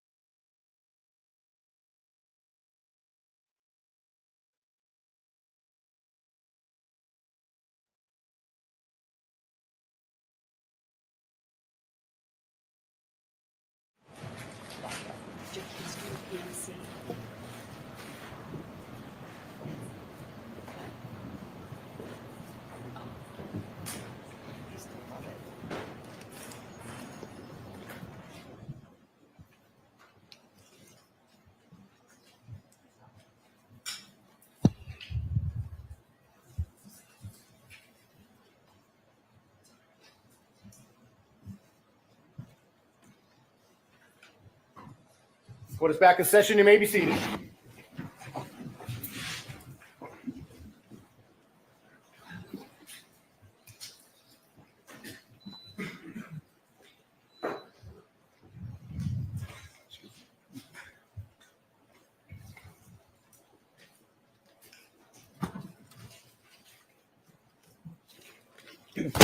Whenever you're ready, Mr. Leslie. Thank you, Your Honor. Good afternoon, Mr. Burgess. Good afternoon. You spell your first name Shannon with one N. Do I have that correct? Yes, that is correct.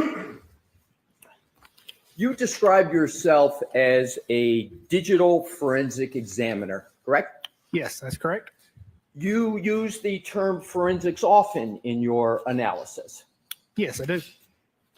And would you agree that generally the accepted definition of forensics is something that relates to, that's used in, and is suitable for a court of law? Yes, I would. And so when you're working in forensics, even in your office, you understand that eventually it's very likely that whatever work you're working on is going to end up or could end up in a court of law, correct? Correct. And you mentioned in your direct examination the scientific method, right? Correct. And I was pleased to hear mention of the scientific method. And I just want to cover some principles with regard to the scientific method. But before I do, I just want to see how forensics envelopes in certain items. So forensics applies scientific methods and principles to legal matters, particularly in criminal investigations, right? Correct. It's a fair statement. Yes. Thank you. And forensics are used to help lawyers in their preparation, correct? Yes, that'd be correct. And it's used to help judges in courts of law. Yes, that is correct. And it's also used to help juries and jurors to understand the results of scientific tests, correct? Correct. So you know, and you have to presume that as you are performing your analysis, as I stated earlier, that this information is going to end up in a court of law. Correct. And then does that heighten sort of the analysis that you need to do and the sharpness and the accuracy, given that it's going to end up in that form? It can, depending on context. And is the primary goal of forensic science to uncover the truth and to provide objective evidence that can be presented in a court? Yes, it is. Would you generally agree that the work of forensic science, including the work that you do, is intended to be used in court because scientific evidence can be very powerful and therefore the forensic science must be accurate? Correct. It must be methodical. Correct. There must be a method, right? Right. It must be detailed. Yes. And above all, it must be unbiased and truthful, correct? That is correct. And all of this, is it fair to say, distills down to reliability? Correct. And reliability is a desired characteristic of the forensic scientist. Yes. You want people to be able to rely upon your work. Yes. And credibility and honesty is part of reliability, and it's a fundamental component of that, correct? Yes, that is correct. You've stated that you hold your opinions to a reasonable degree of scientific certainty. You said that several times on direct, correct? Correct. And because the discipline of forensics involves the application of the scientific method, as you stated on direct, you therefore, of course, applied the scientific method throughout your analysis, right? Yes, that's correct. Would you agree with the following statement of the scientific method? And tell me whether, well, let me start with, you understand, you know, the National Institute of Standards and Technology, NIST? Yes, I am familiar. Yeah. And Would you agree with a definition of the scientific method as the systematic pursuit of knowledge involving the recognition and definition of a problem, the collection of data through observation and experimentation, analysis of the data, the formulation, evaluation, and testing of hypotheses, and where possible, the selection of a final hypothesis? I know there's a lot there, and if you'd like me to break any of it down, you let me know. No, I find that generally acceptable. Yep. And I wanted to emphasize the end, the evaluation and testing of hypotheses, and where possible, the selection of a final hypothesis. You understand what I'm meaning by hypotheses? Yes, I do. The scientific method is used, among other reasons, is it not, to avoid certain biases in the science process, correct? Yes, Right. correct. So the method is trying to prevent a scientist, not cultural bias, but scientific bias, correct? Correct.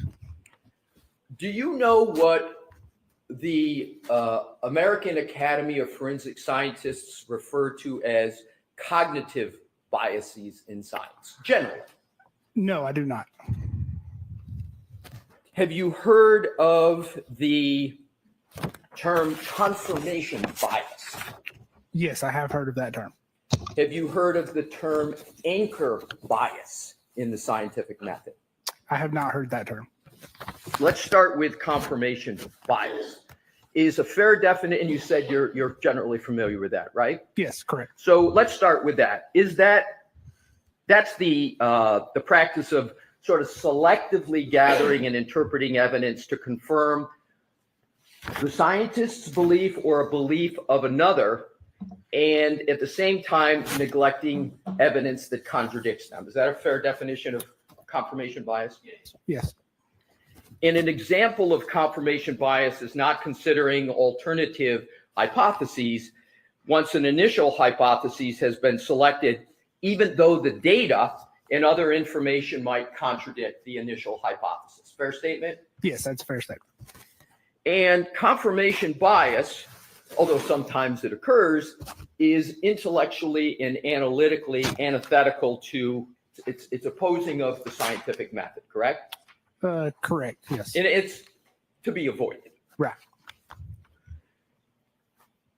Anchor bias is, and I know you said you didn't recall it, but let me see if this triggers a recollection. If not, fair enough. Okay. Anchor bias is when you prioritize information and data that support your initial impression of the evidence, even where the impressions are incorrect or it's unknown whether the impression is incorrect. You sort of anchor into that. Does that sound like a reasonable definition of anchor bias?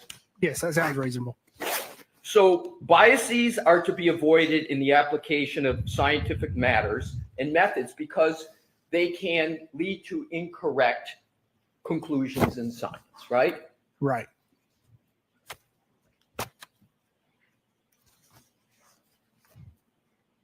And even though they're to be avoided, you called this case a homicide even before you began your alleged scientific testing. Isn't that correct? I don't recall. Where would I have called it a homicide? Do you recall your January 30th, 2025 report that you prepared in this case? Yes, I do. Do you have it with you? I do. Can you turn to page 4, footnote 3, please? Yes. Footnote, I'm sorry. I'm sorry. It is page 4, footnote 3.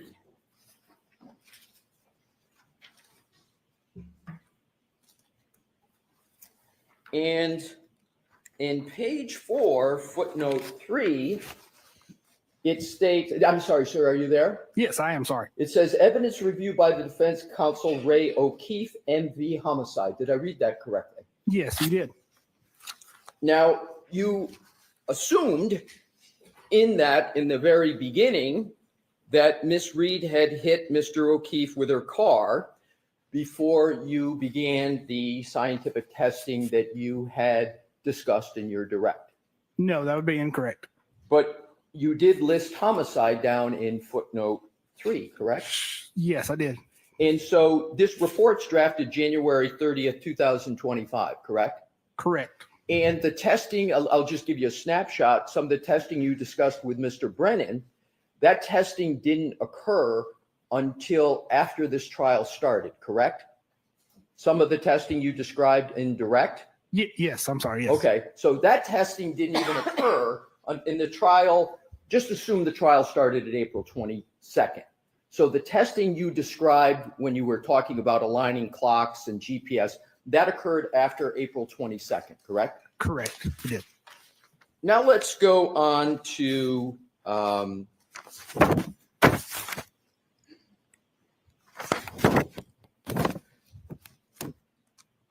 another topic. Let's talk about professional credentials. You know what I mean by the term credentials? Yes, I do. Professional credentials are important in any profession, correct? Correct. And they're important in your forensic examiner profession as well. Correct. Your forensic scientists and examiners are no different than any other professional that credentials are important. And your profession requires you to provide curriculum vitae, laying out your education, training, and background, correct? Correct. And it's imperative, is it not, that the information that is disseminated about your professional credentials are absolutely truthful, right? Yes, they should be. You say they should be. Let's continue on with that topic. You understand what's meant by the term ethics, right? Generally? Yes. Yes.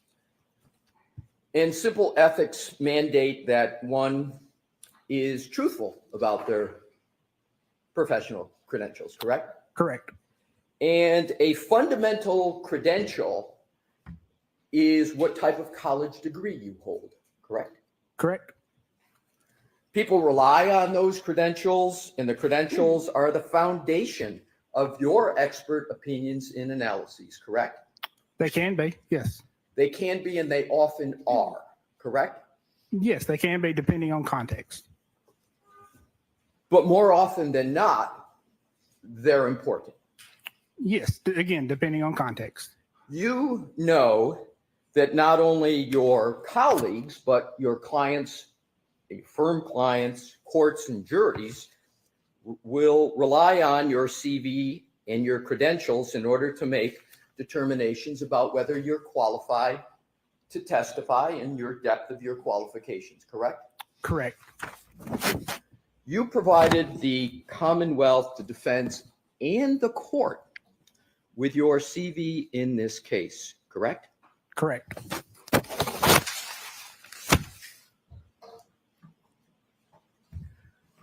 If I can have a moment, Your Honor, I will Yes. get my first exhibits.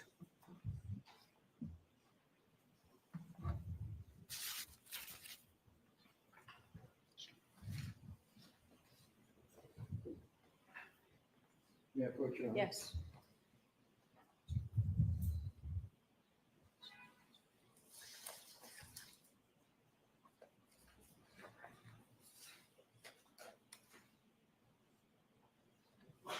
Welcome. May I, Your Honor? Yes.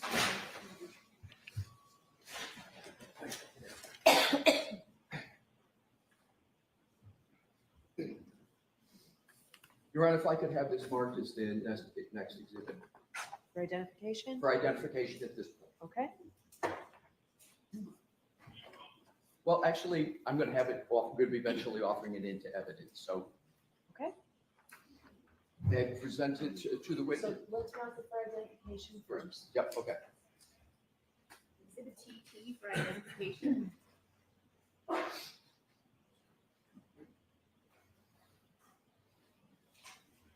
Okay.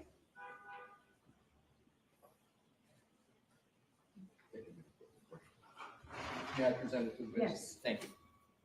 Mr. Burgess, Yes. I am presenting you with exhibit TT for identification. I was, thank you, Your Honor. I'm learning not to talk while I'm walking backwards so Madam Court Reporter can hear me. So I'm presenting you with what is Exhibit TT for identification.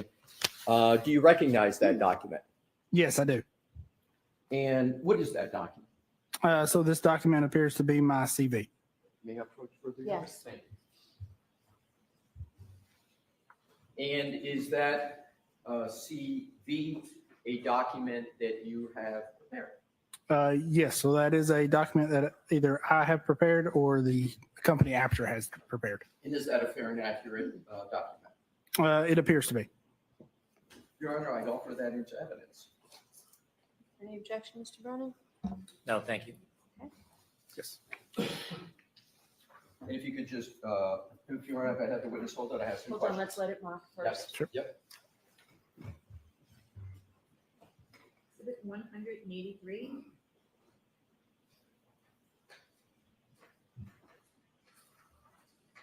Thank you. Thank you. You're welcome.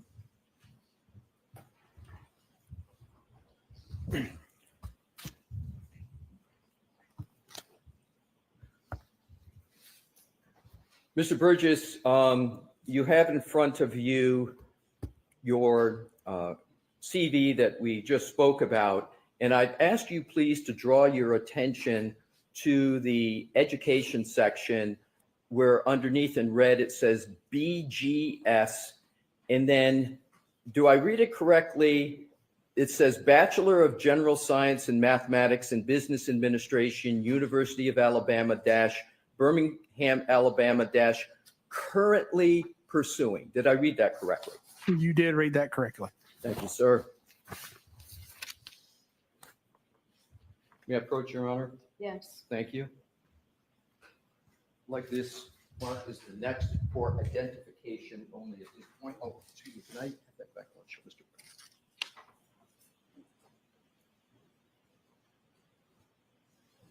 Brown? Sure.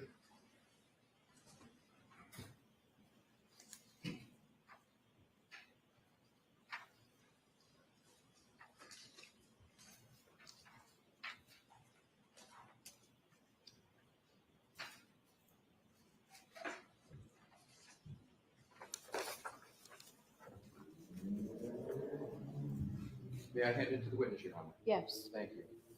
Well, I'm going to actually ask to have it marked for identification first, Okay. and we'll go from there. Exhibit UU for ID. Thank you. Thank you. Mr. Burgess, it's been marked, the document is Exhibit UU for identification. Could you please tell me if you recognize that? Yes, I do recognize that. And sir, please describe briefly what that is. Sure. So it is a CV as well. Thank you. I would offer it into evidence at this time, Your Honor. Mr. Brennan, any objection? No, thank you. Exhibit 184. Thank you. I present it back to the witness, Your Honor. Okay. Thank you. Thank you.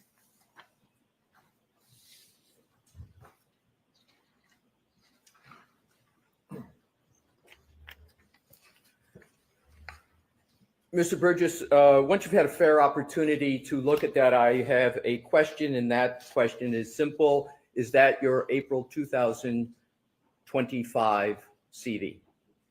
Let me see. Yes, it appears to be. Thank you. And when you've had a fair opportunity to look at it, when you can just pick your head up, sir, to let me know you're ready. I don't want to rush you, but then I have some questions. Absolutely. Thank Go ahead. you.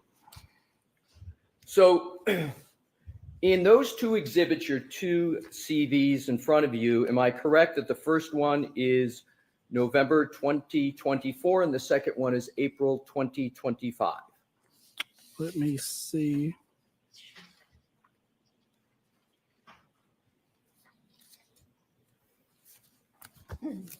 Yes, that appears to be correct.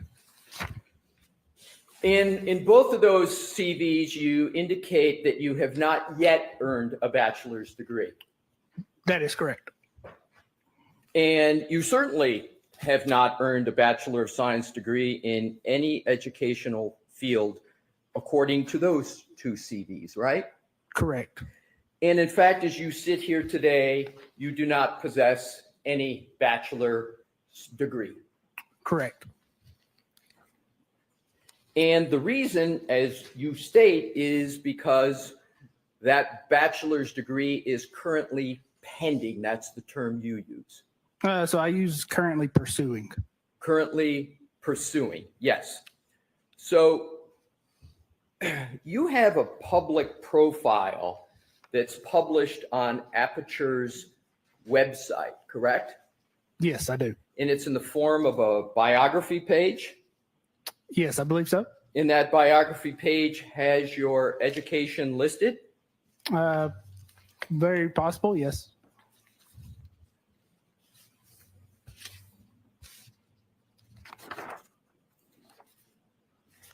May I approach your honor? Yes. Thank you.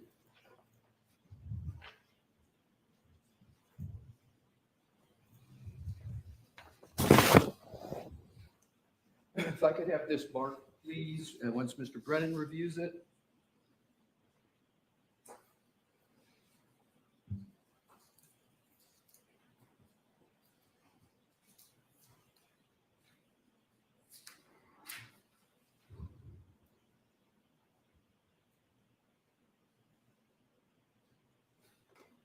Thank you. Your Honor, may I have this marked as next identification in order? Okay. Thank you. Exhibit BB for ID.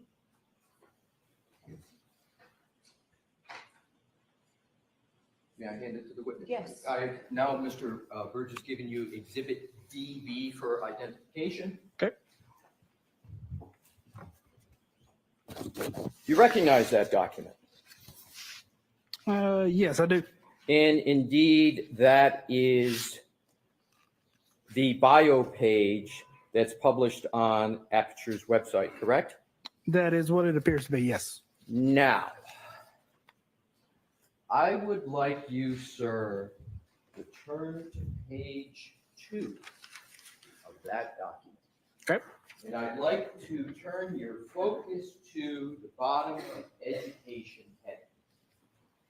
It states, am I correct, sir, BS, mathematics, and business administration. Is that correct? It does state that, yes. And there is no qualification that's currently pending.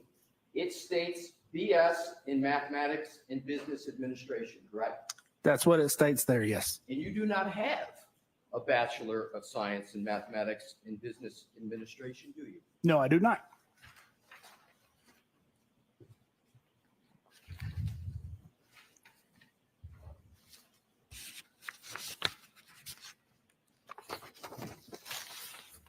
And if you click on the hyperlink for your CV on that same website, do you know where that hyperlink takes you? No, I do not. To any member of the public reading this, including prosecutor, a defense attorney, a judge, or a jury, that represents that you received your Bachelor of Science in mathematics and business administration, does it not? Objection. That's sustained. Now, if you continue on to your photograph, are you familiar with Aperture's website that speaks about you and presents you generally? Vaguely, yes. Are you aware that Aperture has two hyperlinks, one that says CV and one says LinkedIn? Are you aware of that? Yes, I am now.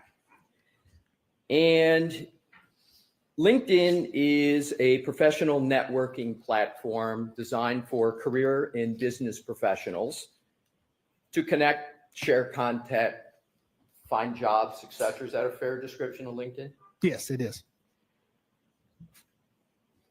And could we also conclude that it's a professional networking platform, especially for private sector firms like Aperture, that's used to attract clients or potential clients? Yes, correct. And potential clients include, for example, the Commonwealth of the state of Massachusetts, correct? Correct. And indeed, the Commonwealth is no longer, if you will, an attracted client, but it's an actual client of Aperture and you, correct? Correct. And that's the status of the relationship here. Aperture is a client of the Commonwealth of Massachusetts in this case, right? Correct.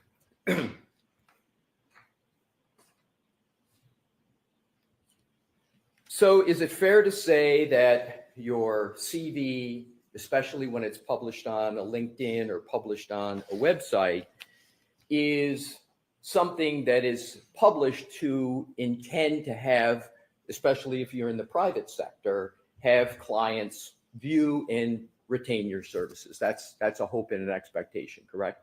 Yes, that is part of it.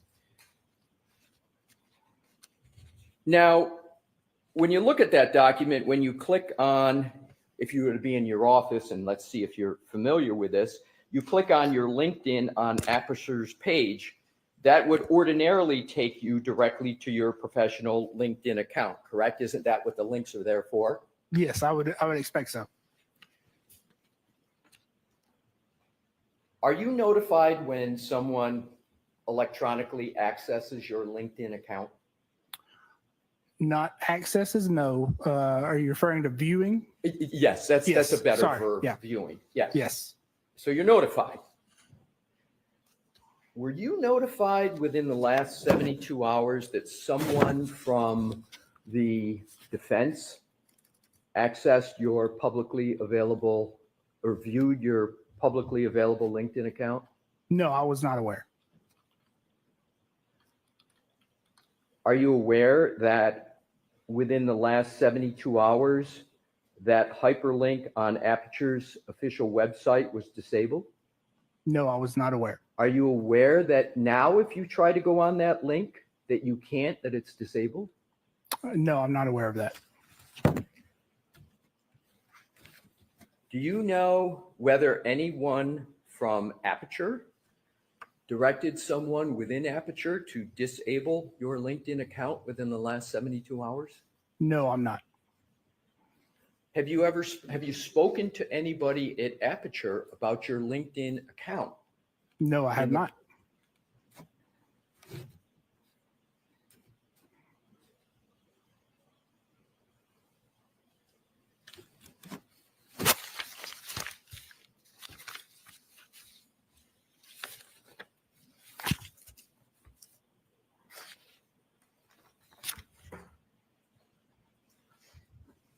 Yep.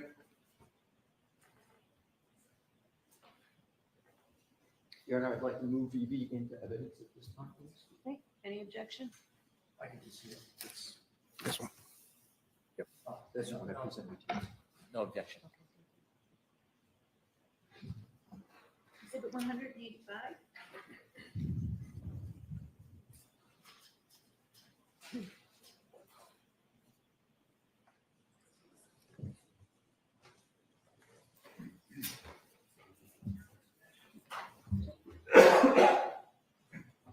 When we are done with those, Sure. if I could ask those back to you. we can- Absolutely. Your Honor, could I have please the next one marked for identification at this point? Yes. Thank you.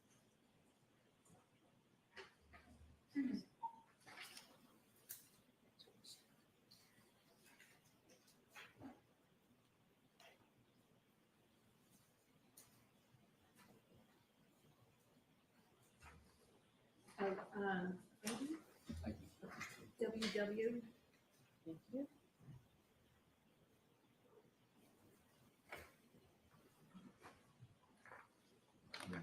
May I present to the witness? Yes. Thank you. Mr. Burgess, I presented to you what is marked as Exhibit WW for identification. I'd ask that you take a look at it, take a fair amount of time, and then if you could, sir, pick your head up so I could see that you're ready. Sure.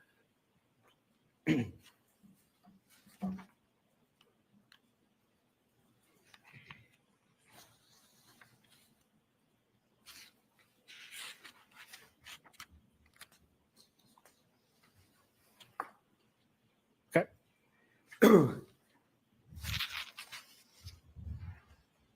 you recognize that document, sir? Yes, it appears to be a screenshot of my LinkedIn account. Your Honor, I offer that into evidence.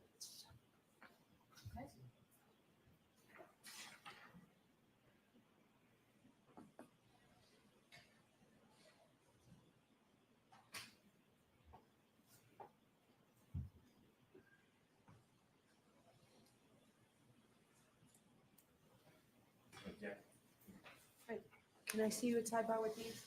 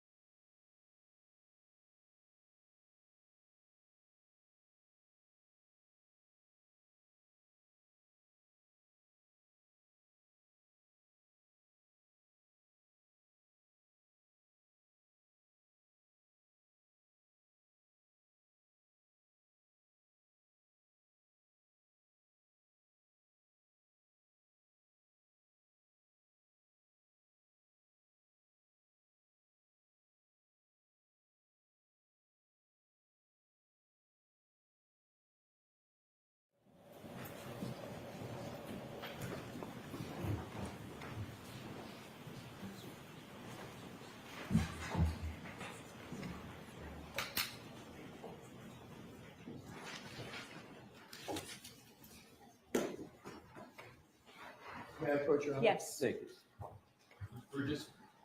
I am presenting to you what has been marked as Exhibit WW for identification. Is that a fair and accurate representation of your personal LinkedIn page? If you could take a moment to take a look at it. Sure. Mr. Leslie, I'm going to ask you to step back so all the jurors can see. the Yes, pictures, Your Honor, please. thank you.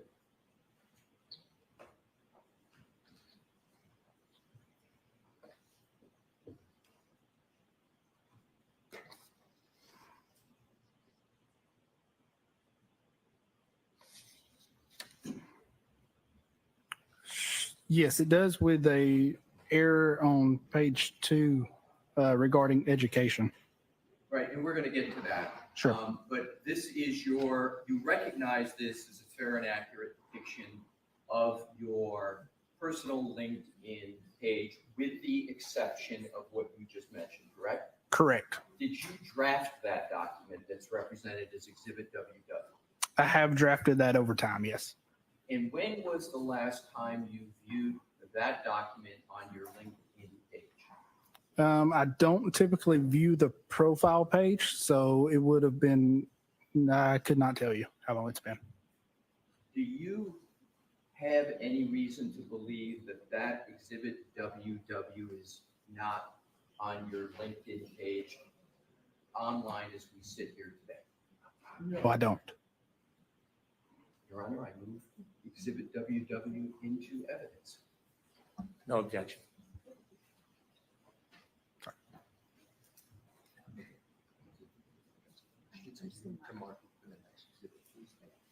Exhibit 186.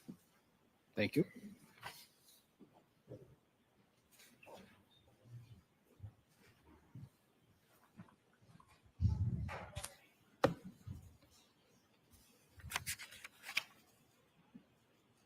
I would like to turn your attention to the printout of your personal LinkedIn page and go right to the second page, bottom.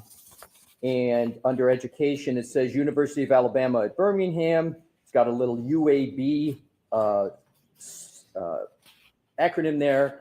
And it says Bachelor of Science, paren, B period, S period, comma, Applied Mathematics and Scientific Computation, 2016-2018. Do you see that, sir? Yes, I do. That's not correct, is it? No, it's not correct. And you do not hold a BS in a Bachelor of Science in Applied Mathematics and Scientific Computation from the University of Alabama at Birmingham, do you? I do not. And that would have been at that time an expected graduation date? So it would be expected, you state. Correct. It would be another word currently pursuing. Is that similar to expecting? Sure, that could be similar. But you know how to put currently pursuing down, don't you, sir? Because you did it on the first few CVs, but you don't have it on your LinkedIn page. Am I correct? Correct. That's probably because obviously that has not been updated in quite some time.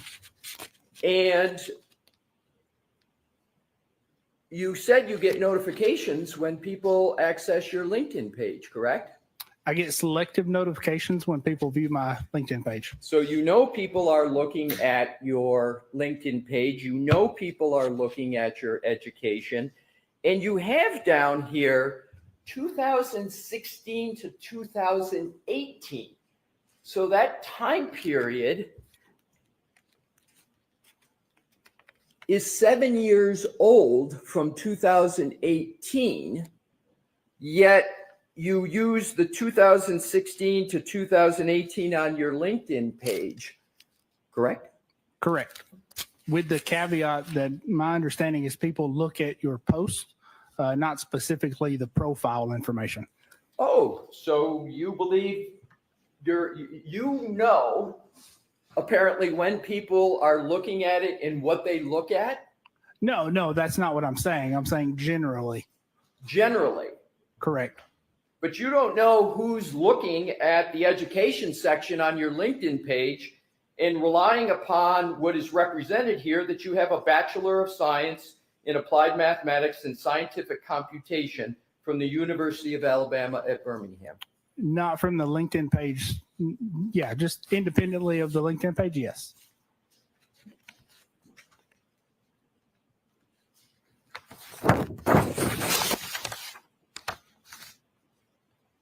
And as you sit here today, that page is still live on your LinkedIn, correct?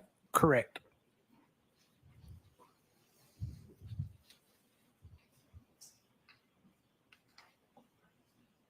So a key aspect of your credentials, whether or not you have obtained a Bachelor of Science, is incorrect in more than one document that I've presented here today, correct? No, I would not agree with that.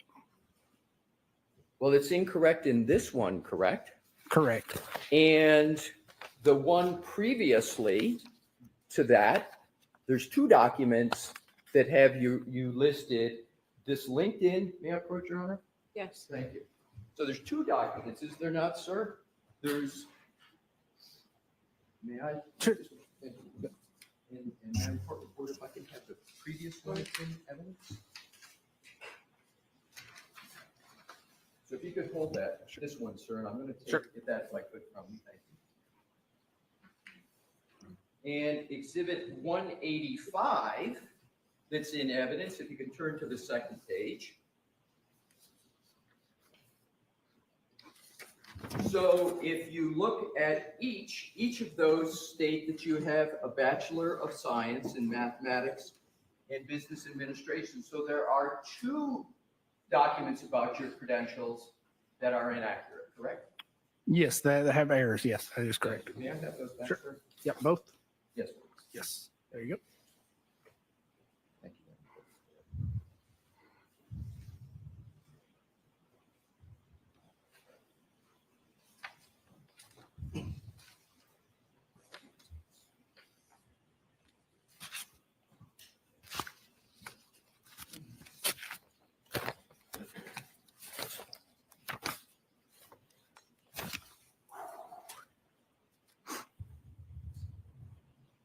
May I approach, Your Honor? Yes.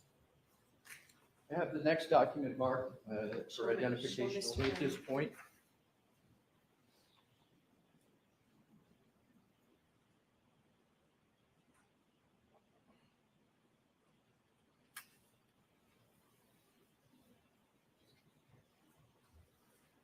We have this marked as the next for identification. Okay.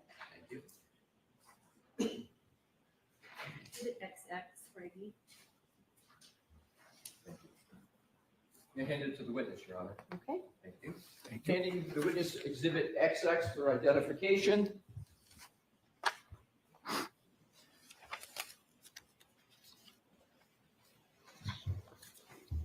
You recognize that document, sir? So it appears to be a CV. Yes. You say it appears to be a CV. Can you describe that any further? Yes. So it's a copy of my CV. Is that a CV you prepared, sir? It would have been prepared by myself or Aperture. Yes.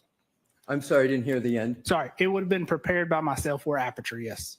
Yourself or Aperture? Correct. But you had, at a minimum, a role in preparing that, did you not? More than likely, yes. Yeah, and you would have reviewed that because it's about you before it would have been used by Aperture, correct? More than likely, yes. You wouldn't let somebody put a CV up and out to the public without you reviewing it, would you, sir? So there are other staff members that do review and update CVs. But you're the only one who's going to know whether what's on it is accurate or not, correct? Unless I explain that to them, yes. So either way, either you prepared it yourself or you interacted with somebody and explained it and collaborated with them to make sure it was right to the best of your ability, correct? Correct. If you can look at the highlighted portion, sir, under education. There's no highlight. Well, I understand sorry. what you're talking about. There's no highlighted portion. I'm sorry, let's strike that. If you look under education, the first line, it says in the right underneath BGS. Do you see that, sir? I do, yes. And then to the right, it says Bachelor of General Science in Mathematics and Business Administration, University of Alabama - Birmingham, Alabama, 2022. Did I read that correct? Yes, you did. And up in the upper left-hand corner, there's a photograph. Yes, there is. Is that you, sir, in the photograph? Yes, it is. And in the spelling of your name, Shannon, that's with one N, correct? Correct. Yes. And so that is not only you in the photograph, that's the spelling of your name with one N, correct?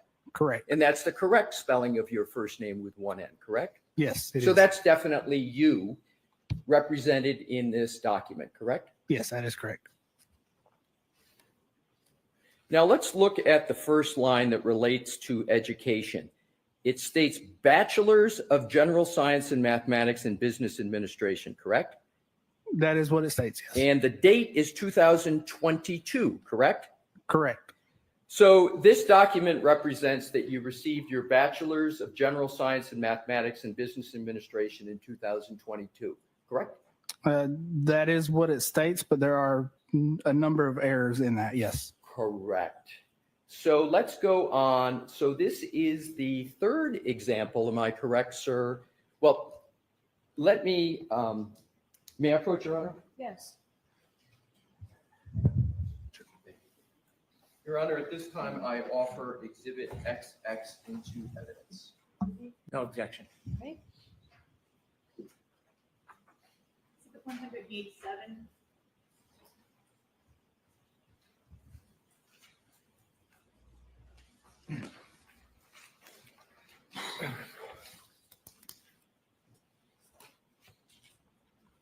Sir, is Exhibit 187 a CV that is linked directly from Aperture's website?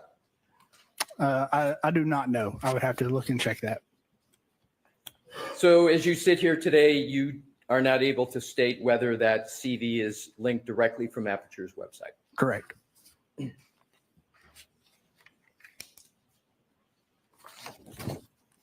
So this is a third example of a document that incorrectly states that you have a Bachelor of Science when you do not possess that degree, correct? It has errors or outdated information. Correct.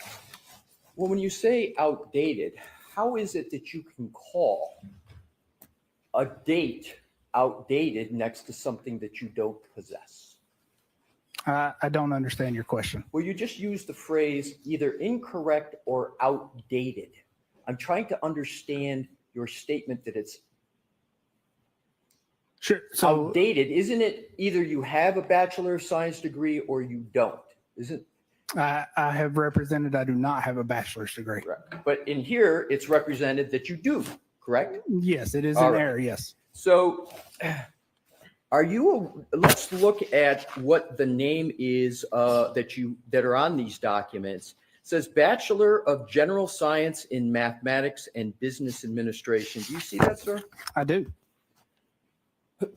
Are you aware that there's no degree at the University of Alabama, Birmingham, called a Bachelor of General Science in Mathematics and Business Administration?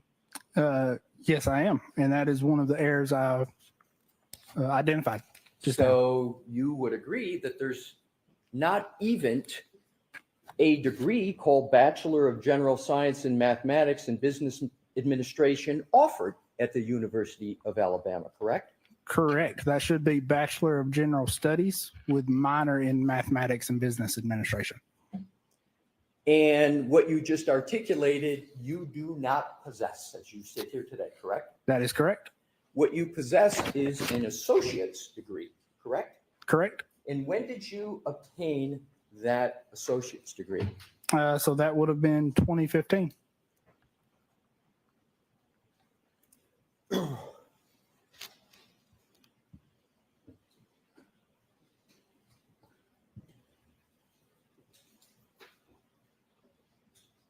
Are you familiar with the term mendacity? I am not.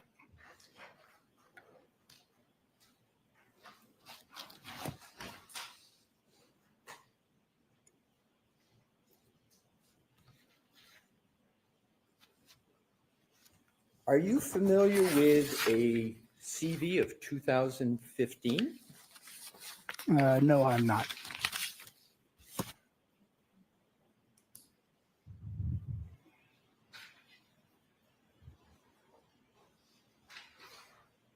May I approach Your Honor?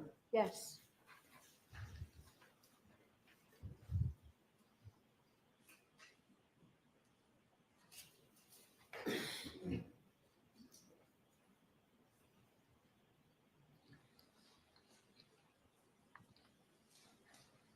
Your Honor, may I have this marked as the next exhibit for identification, please? Yes. Thank you.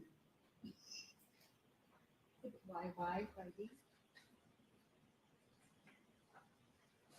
Thank you. Do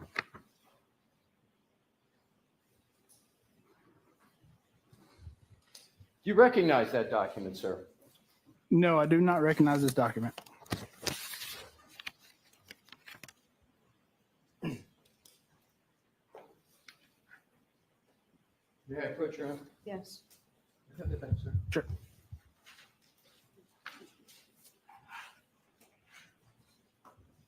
Do you recall ever pursuing, may I stay here and ask some questions, Your Honor? Okay. Thank And you. you see the document as well, or do you have a copy for him?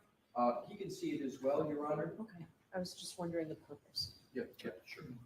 And just step back. Yes, Mr. Lester. yep. Sir, do you recall when you started pursuing a Bachelor of Science degree of any kind? Sure, I do. Around 2008. So you started pursuing a Bachelor of Science for the first time in 2008, correct? Correct.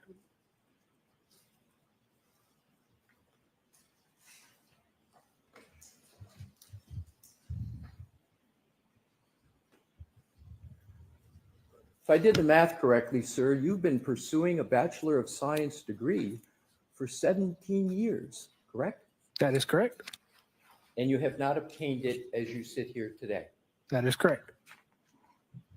And yet there are the various documents that we've seen that state that you have obtained the Bachelor of Science, correct? Again, with errors or misinterpretation. Yes. Errors or misinterpretation that are you stating, but you would agree those errors or misinterpretation have been in existence for some time, correct? Yes, I'm being made aware of them now. Yes. Yeah, and they haven't been corrected for some time, correct? Correct.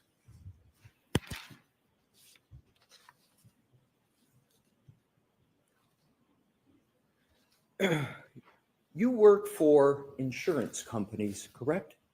I do work for insurance companies in addition to law firms. Yes. But you work for insurance companies, correct? Yes, sometimes. Yes. Well, you state that right in your report in this case, don't you, sir? That you work for insurance companies? I do work for insurance companies. Yes. And what role do you play in working for insurance companies? You working for them, or are you working for the policyholders that have paid premiums or are making a claim to try to get money from an insurance company? Which role do you have? Objection. I'll allow that. So I work for the insurance company themselves. And in your work for the insurance company, has any of that work related to denying claims to insurance? Objection. Why don't I see you on this, Mr. Lester? Sure.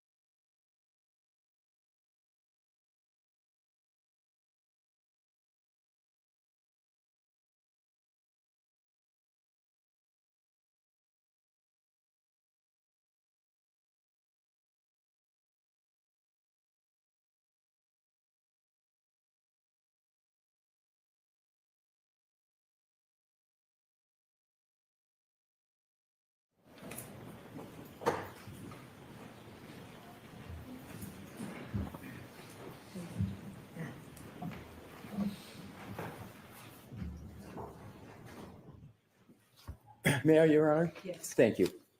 Are you familiar with the phrase academic dishonesty? Yes, I am.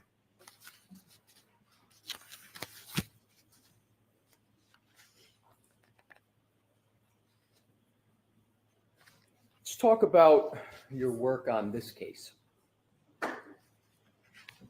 In October of 2024, the Commonwealth hired you to perform a new data acquisition from the infotainment and telematics system of Ms. Reed's Lexus SUV, correct? That is correct. And in your October 10, 2024 report, you outlined a proposal for attempting to extract additional data from the telematics and infotainment modules, correct? Correct. With the caveat, it's not a report, it is a proposed protocol. So we'll call it a proposal. In that proposal, you explain why, in your opinion, you believed an additional data acquisition was necessary based on your, in your words, education, training, and background, correct? That is correct.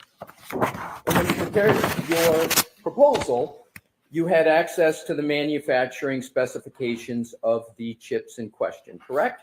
I did. You were under no critical deadlines to get the work done, correct? Correct.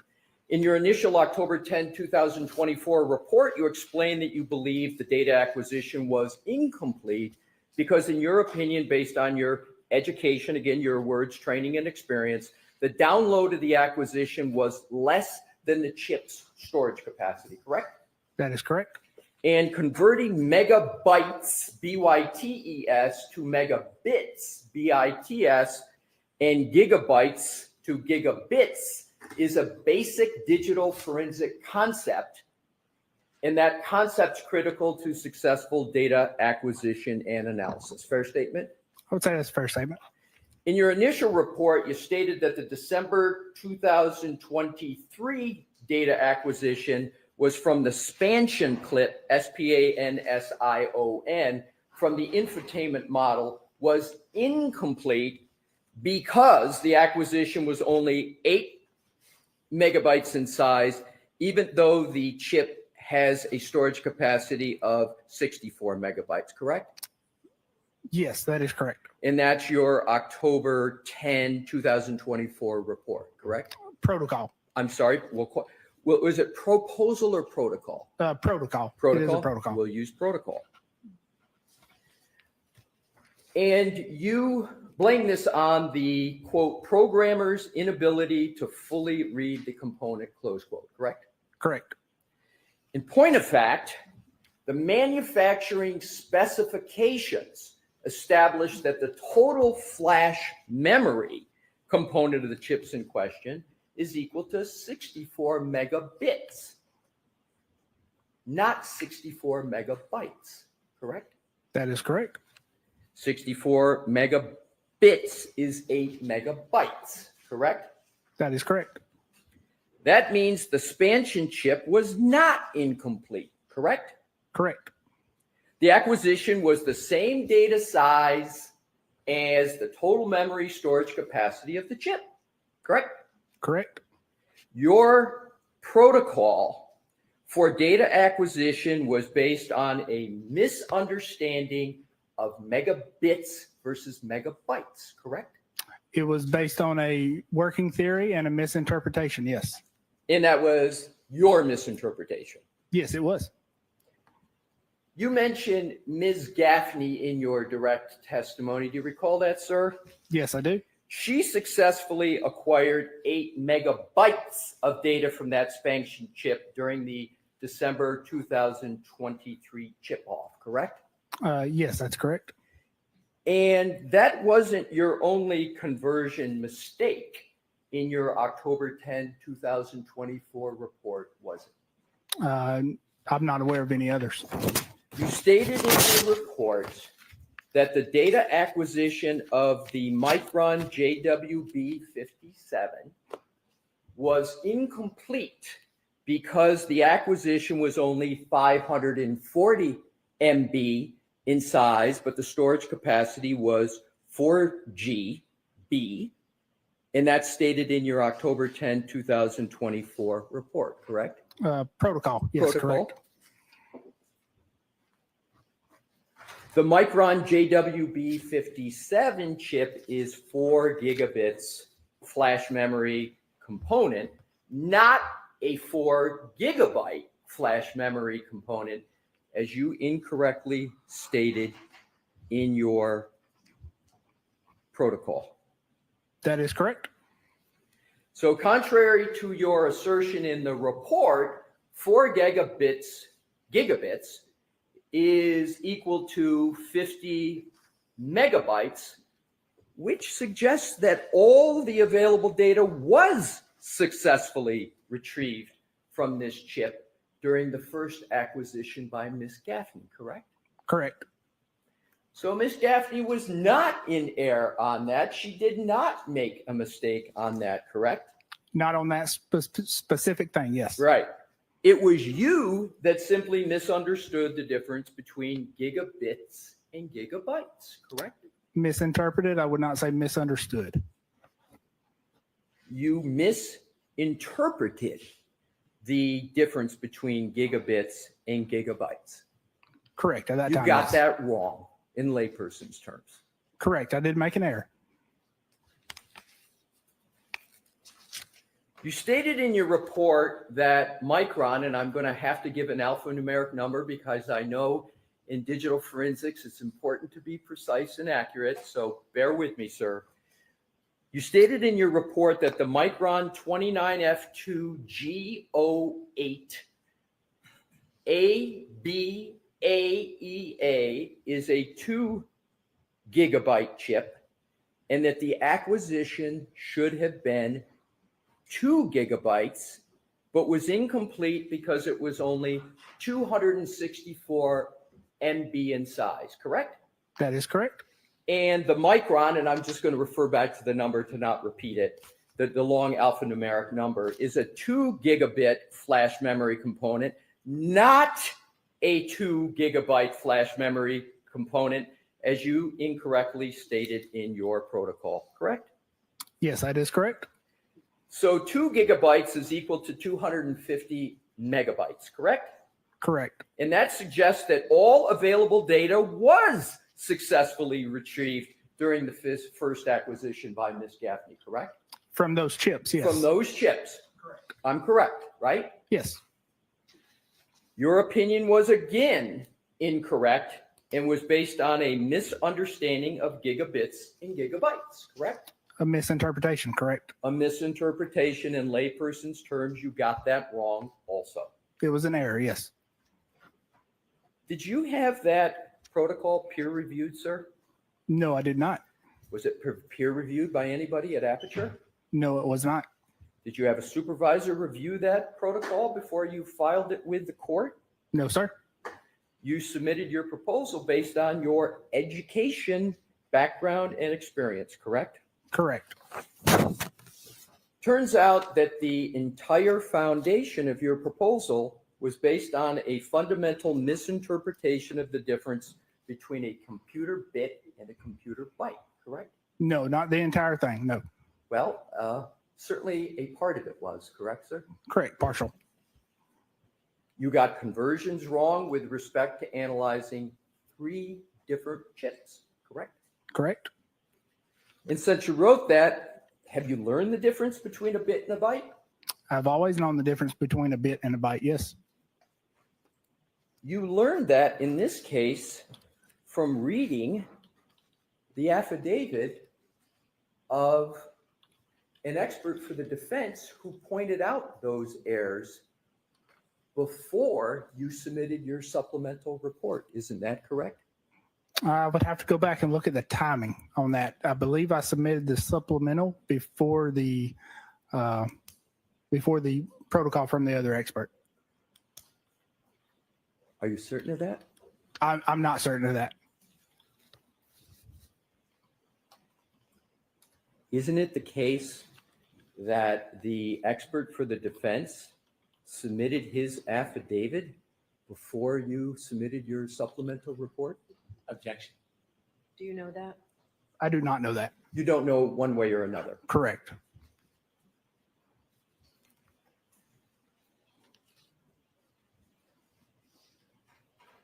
And that person that I've referred to for the defense is Matthew DeSogra. You know that name? I do. and you have read Mr. DeSogra's affidavit in this case, have you not, sir? I have, yes.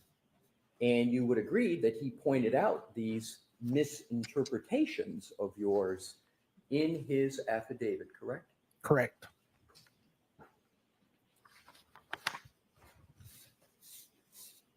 I would like to go back to your January 30th, 2025 report.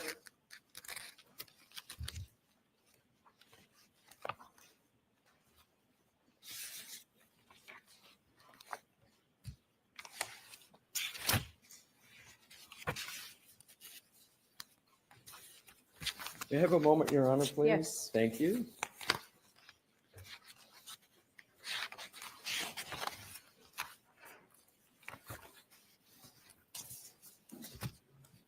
May I proceed, Your Honor? Yes. Thank you. In your January 30th, 2025 report, you know which one I'm referring to, sir? Yes, I do.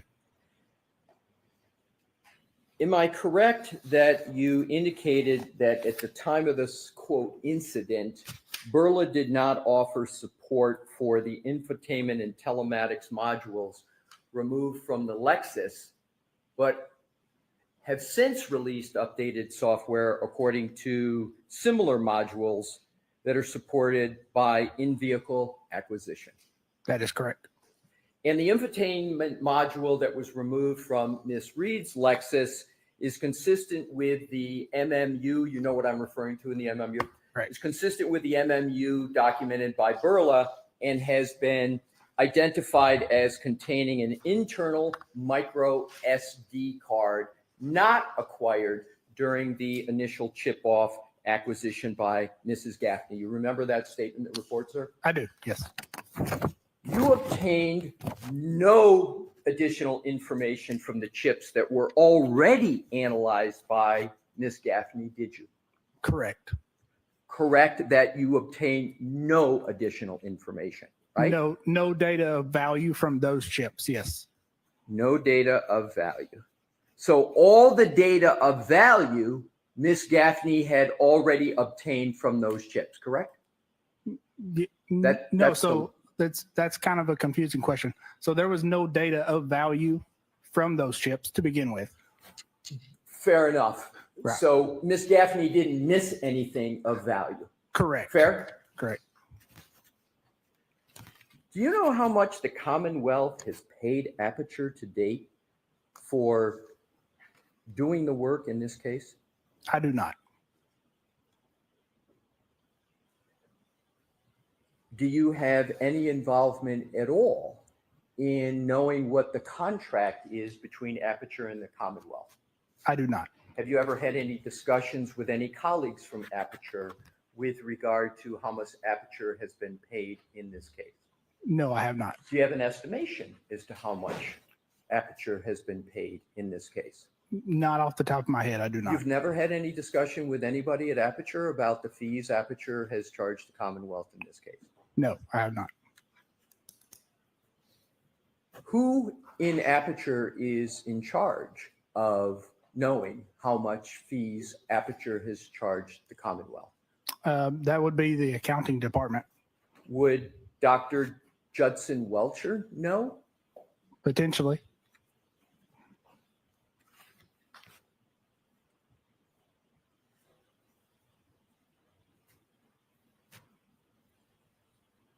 Your analysis, I want to move on to another category, sir. Your analysis in this case was not strictly limited to data in science, was it? No, it was strictly limited to data and science. The Commonwealth requested that you review numerous materials in connection with your analysis in this case, correct? I did review materials, yes.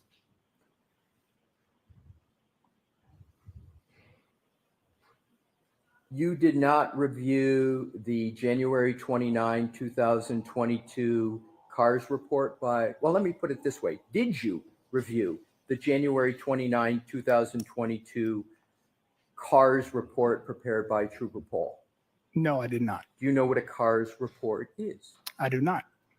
Do you know that a CARS report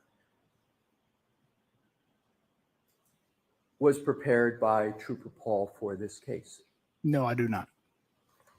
If there was a collision analysis and reconstruction report prepared by a trooper in that case, would you want to see a document such as that? No, not for my analysis. Would somebody at Aperture want to see that document? Objection. I'll reword. Are you familiar with collision analysis and reconstruction reports prepared by law enforcement agencies? I am vaguely familiar, yes. Vaguely familiar? Have you ever used one in your analysis at all? I have seen them, yes. You've seen them. And my question is, seeing them, have you ever read any of them? Yes, I have read them, yes. Have you ever considered a collision analysis and reconstruction report as part of the work that you do at Aperture? Not specifically a collision analysis report from law enforcement. We do routinely see crash reports, but I think what you're referring to is something else. Are you aware of a supplemental collision analysis and reconstruction report of Trooper Paul of the Massachusetts State Police dated July 24, 2024? No, I'm not. Do you know whether Trooper Paul is part of the Massachusetts State Police reconstruction team? I do not. And lastly, do you know whether he's part of the reconstruction team in this case? I do not.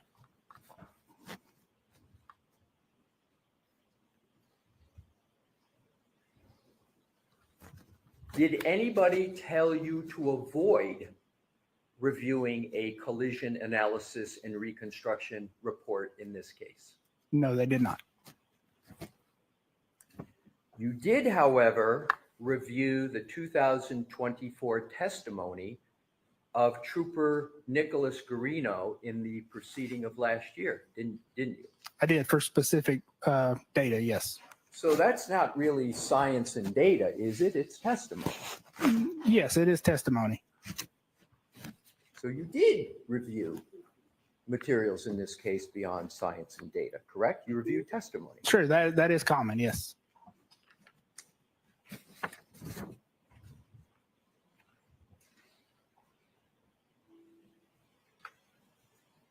Having reviewed Trooper Garino's testimony, you therefore are aware of the theory that he proposed in the first proceeding, correct? It was in his testimony? Objection. I'll allow that. I'm not. So specifically, I reviewed Trooper Garino's testimony for information related to the infotainment and telematics modules. So did you read all of the testimony? No, I would have skimmed it. You would have skimmed the testimony? Correct. And how would you, and what would be the purpose to just skim it? Sure. So I'm only interested in the information related to the infotainment and telematics modules. So you just, I want to make sure I have this right. So you would skim it, you would look for what you want to focus on, and you, as you sit here today, you don't have any recollection of what the theory of the Commonwealth was in the first proceeding? Not from that testimony, no. Do you recall Trooper Garino as part of what you reviewed? So you reviewed certain things of Trooper Garino in his testimony, correct? Correct. And in your direct testimony, you testified extensively about the iPhone of John O'Keefe, correct? Correct. And you looked at and testified about a lot of information from the phone of John O'Keefe. Is that a fair statement? Location data. Location data.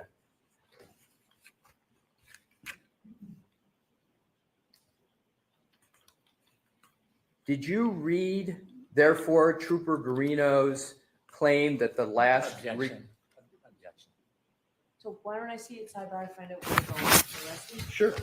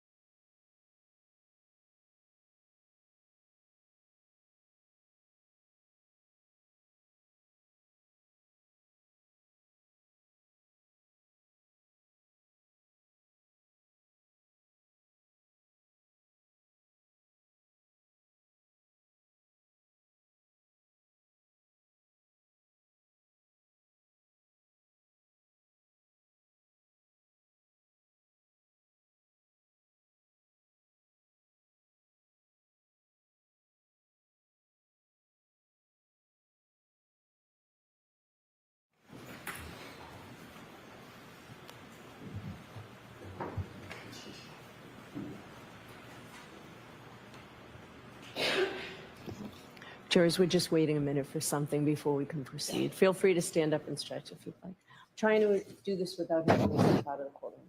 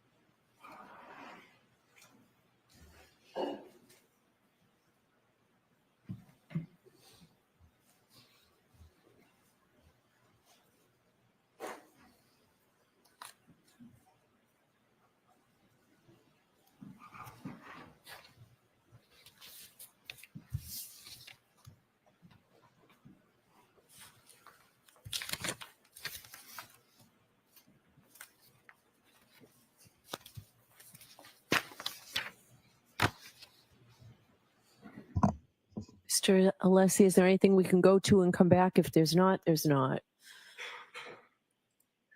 It would be a bit incongruous, Your Honor, but I Okay. can do it if Your Honor would like. Do we have any idea how much longer it's going to be? I will go check.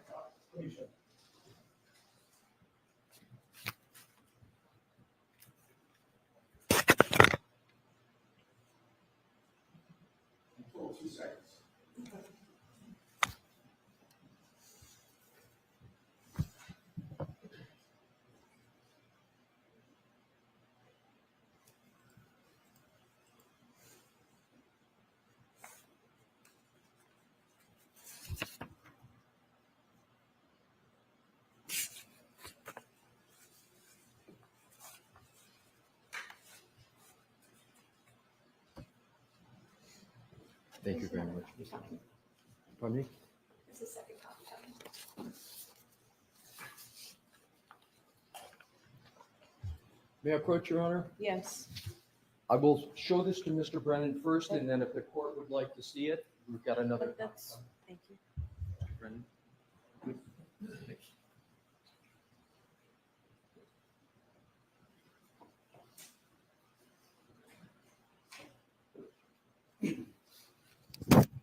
May I approach, Your Honor? Yes. Thank you.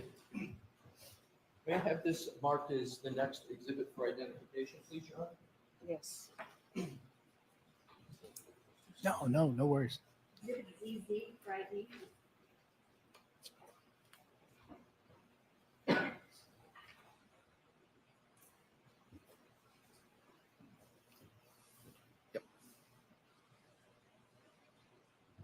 May I, Your Honor? Yes. Thank you. Sir, I'm handing you what has been marked as Exhibit ZZ for identification. Ask you to take a moment to look at it, please. When you've had a fair opportunity to look at it, if you could pick your head up, sir, and I'll proceed that time.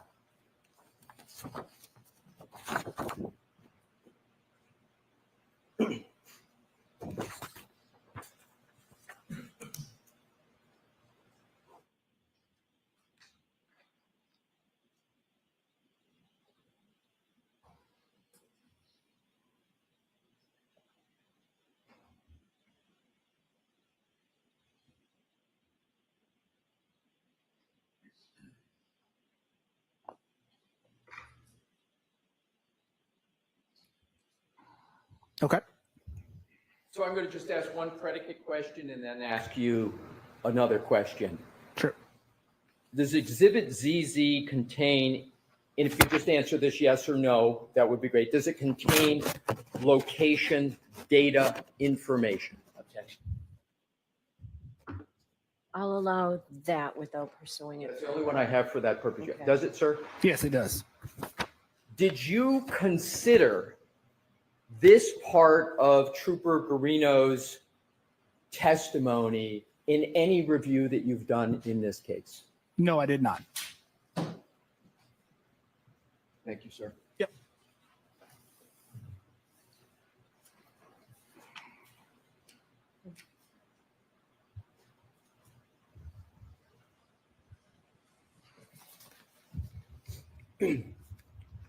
On December, we're going to move on now to another topic, sir. On December 5th, 2024, Detective Lieutenant Brian Tully, you know that name, sir? Yes, I do. How do you know that name? So he is the one who hand delivered the infotainment and telematics module to our office in South Lake. Exactly. So he delivered the infotainment module containing the SD card that you talked about on direct examination so that you could attempt to reinstall it in Miss Reed's vehicle for an in-vehicle acquisition attempt, correct? That was part of it, yes. That was part of it. Correct. That day, you initially attempted an in-vehicle acquisition, meaning you reconnected the infotainment module to the faceplate in Miss Reed's vehicle and reinstalled both the infotainment and the telematics module for an in-vehicle unlock and acquisition, correct? That was an attempt, yes, on December 7th, for clarification. And that was on December 7th. Correct. And that was December 7th of 2024. Correct. You conducted this same testing on an exemplar vehicle. And to be clear, exemplar was a vehicle that Aperture had purchased. Yes, that is a vehicle that Aperture has purchased. So Aperture purchased it. And it's a vehicle, as I understand it, you testified, that's similar to the vehicle of Miss Reed, correct? Correct. And so you call it an exemplar because it's similar to the vehicle in question, correct? Correct. Correct. So I'm going to continue using your parlance of exemplar vehicle. Sure. And so you conducted this same testing on the exemplar vehicle and successfully reinstalled and tested the infotainment and telematics systems for an in-vehicle unlock and acquisition, correct? For an in-vehicle acquisition, not for an unlock. Okay, so for just an in-vehicle acquisition. Correct. I appreciate the correction, sir. But in this case, with Miss Reed's actual Lexus, you were unable to successfully reinstall and test the infotainment and telematics systems, correct? Correct. On Miss Reed's Lexus, you were able to get the infotainment backlight and faceplate to illuminate, but in your own words, the infotainment system did not respond as expected, correct? Correct. So instead, you took the micro SD card itself and attempted to retrieve data from that card directly, correct? Correct. Lexus locks cards in its system, correct? It does, yes.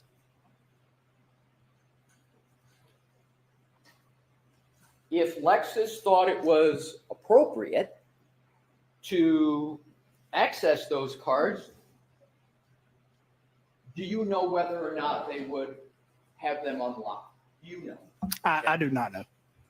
Now, I'm going to let the answers. Thank you, Your Honor. I want to cover a basic question. Do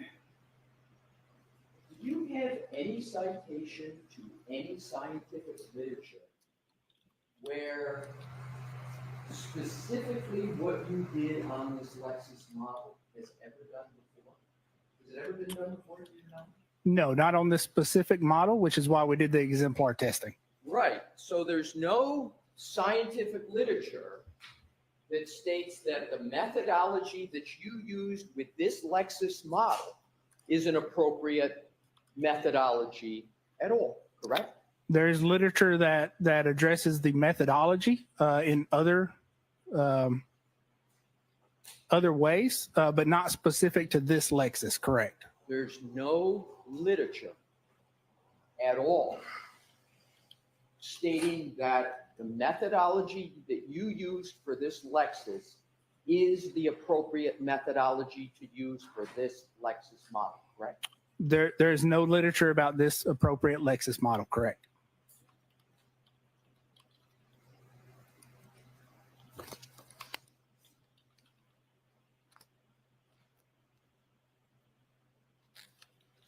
Let's talk about your initial report of January 30th of 2025. You issued your initial analysis and report on January 30th, 2025, correct? Correct.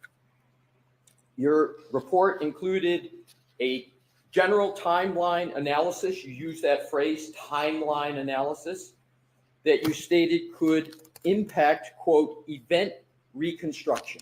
Do I have that right? Your January 30th, 2025 report does not discuss a collision, does it?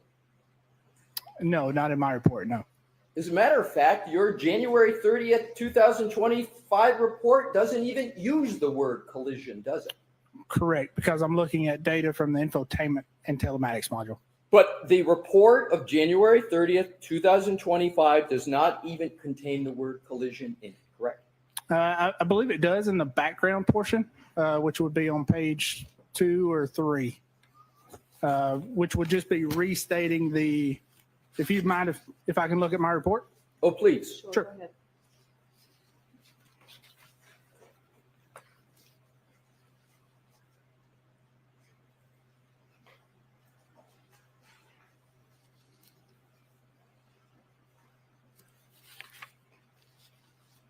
No, so I apologize. The word that was used was incident. Right. Correct. But you don't use the word collision at all in your January 30th, 2025 report. That is correct. I appreciate you checking that, sir.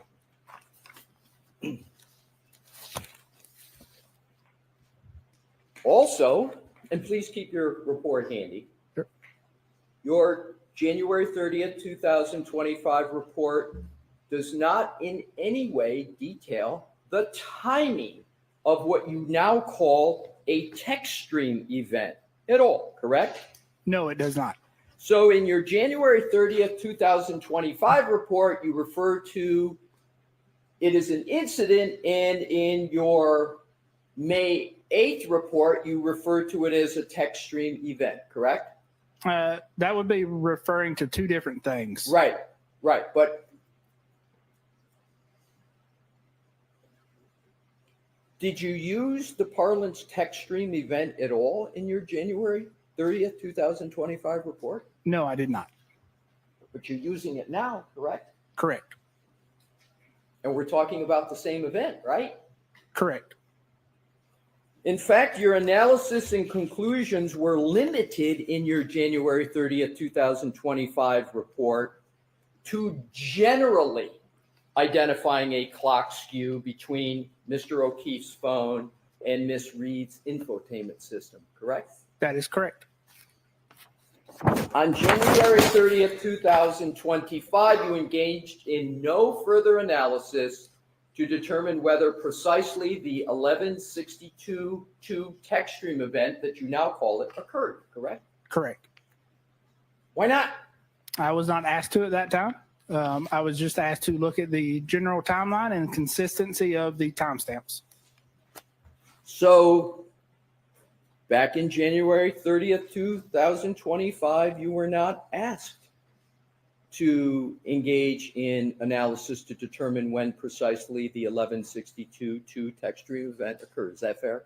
That is fair, and that is based on the common concept that, a lot of cases that we work, there is clock skew, but we do not have events to precisely determine what that clock skew is. Understood. So wasn't your goal, however, on January 30th, 2025, to determine the correct timeline of events relative to this incident? Wasn't that your goal? It was my goal to determine the data from the infotainment and telematics modules that were missed in the initial download, and create a timeline and consistency of those timestamps. So your goal was to create a timeline, correct? Correct.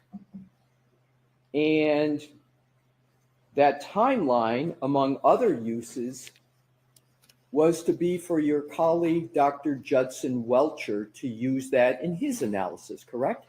That is correct. So you knew not only what your purpose was, but you knew what your work was going to be used for by Dr. Welcher, your colleague, correct? Well, I knew it was going to be provided, yes. Well, you knew it was going to be provided. Have you ever talked to Judson Welcher, your colleague, about this case at all? I have vaguely, yes. How many times have you talked to him? I would count a handful of times.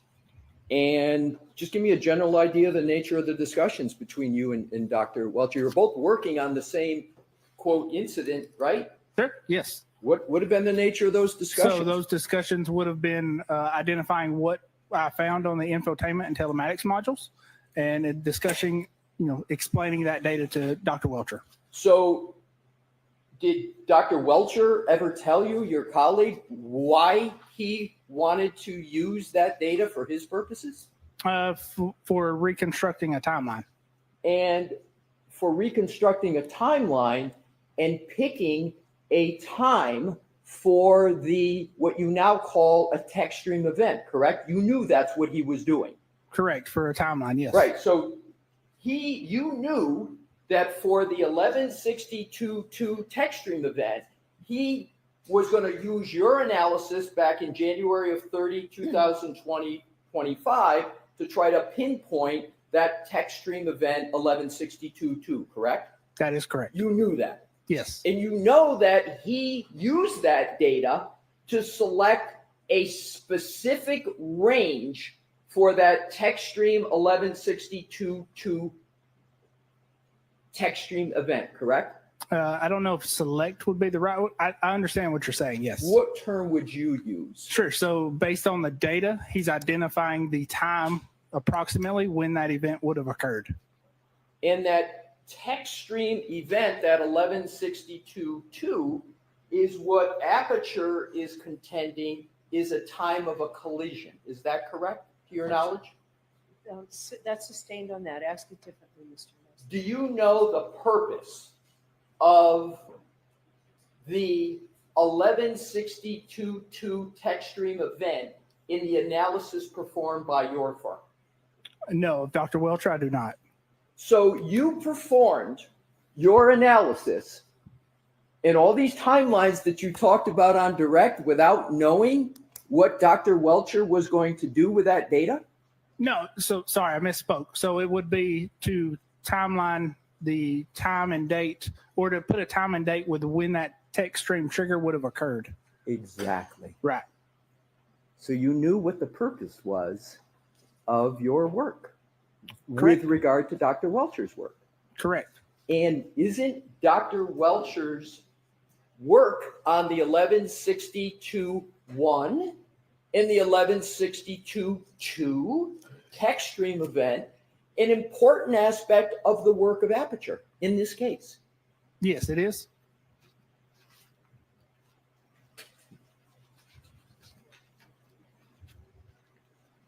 Did anybody from the Commonwealth ask you in your January 30th, 2025 report to not discuss your work in connection with the text stream 1162.1 and the 1162.2 events? No. But you didn't discuss that, meaning the 1162.1 and 1162.2 events, in your first report in January 30th, did you? That was not part of my report, correct. But you did delve into that, and pretty heavily, in your May 8th report, correct? Correct. And you delved into that pretty heavily in the middle of this trial, correct? Correct. So after the trial, do you know the trial started around April 22nd in this case? Yes, generally. So let's do the timeline on this. January 30th, 2025, you prepare your initial report, correct? Correct. In that initial report, you mentioned nothing about text stream event 1162.1, correct? Correct. In that report, you mentioned nothing about text stream event 1162.2, correct? Correct. The trial starts April 22nd, correct? Correct. Roughly. Generally. No, the trial in this case, this trial, about April 22nd, after the trial starts and after witnesses, of course, are appearing, you prepare another report, correct? Correct. And that's your May 8th report, Correct. right in the middle of this trial. Correct.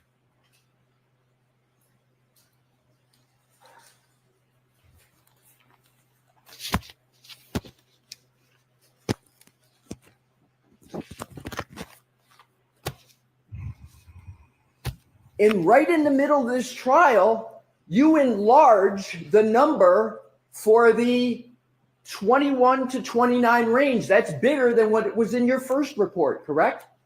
No, that is not correct. Well, you changed the number, don't you? No, I did not change the number. Well, let's go back to see exactly what you did, sir. Sure. Let's start with the basics. You said on direct examination, sir, that you prepared your May 8th report on your own initiative. Those were your words on your direct testimony, correct? Correct. I'm going to read the first line of your May 8th, 2025 report. Okay. Do you have it in front of you, sir? I do, yes. It starts, Dear Mr. Brennan. Do you see that? Yes, I do. Pursuant to your request. That's a request you're referring to of Mr. Brennan, correct? Correct. I have completed an additional analysis concerning the above referenced matter. To formulate opinions, the following additional items were reviewed. This wasn't done on your initiative. You put in writing you did it at the request of Mr. Brennan. Which is it? So that was on my own initiative. This is a holdover, so a copy and paste from my original report. You're explaining the May 8th report in your language pursuant to your request as a cut and paste from a previous report? Yes, I am. Do you cut and paste important information from one report to the other without checking it for accuracy? I copy and paste certain portions. Do you ever review what you cut and paste to see if it's accurate? Yes. You didn't review it this time, though, did you, sir? No, I did not think it was significant. Oh, you don't think it's significant, sir, that the matter is in the middle of a trial and there's a request for a new report after testimony has occurred in that trial? You don't think that's important? Objection. Sustained.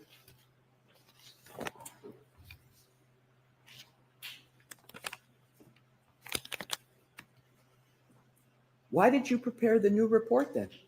Sure. So there was a claim from a PowerPoint presentation by Mr. DeSogra of trying to adjust clock syncs or making clock adjustments based on the synchronization of certain events.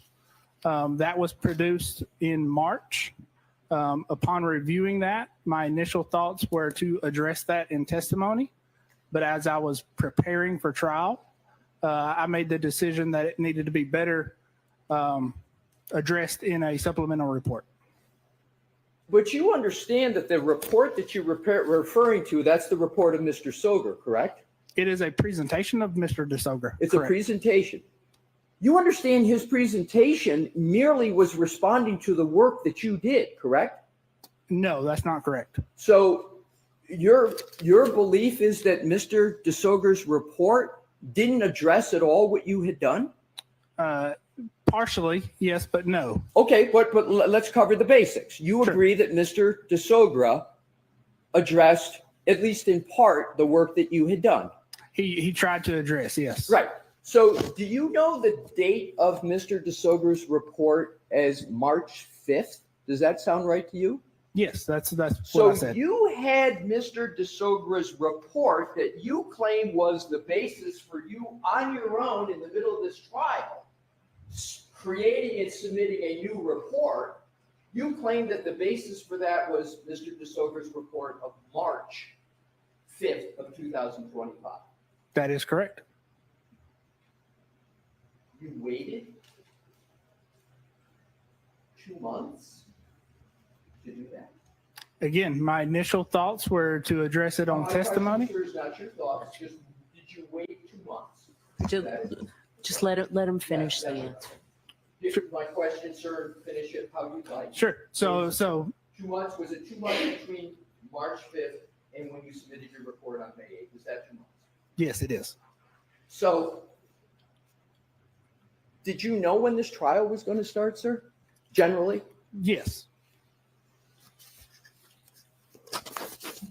Do you think it's fair to submit a report without anybody asking you in the middle of a trial? Yes.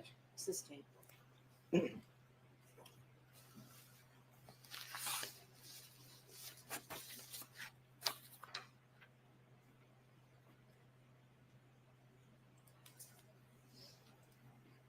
As we've been discussing, you issued a brand new report in this case dated May 8th, 2025, correct? Correct. That changed your analysis, correct? No, it did not change my analysis. Were there changes to your analysis in it? There were clarifications. Clarifications. Correct. Let's address that.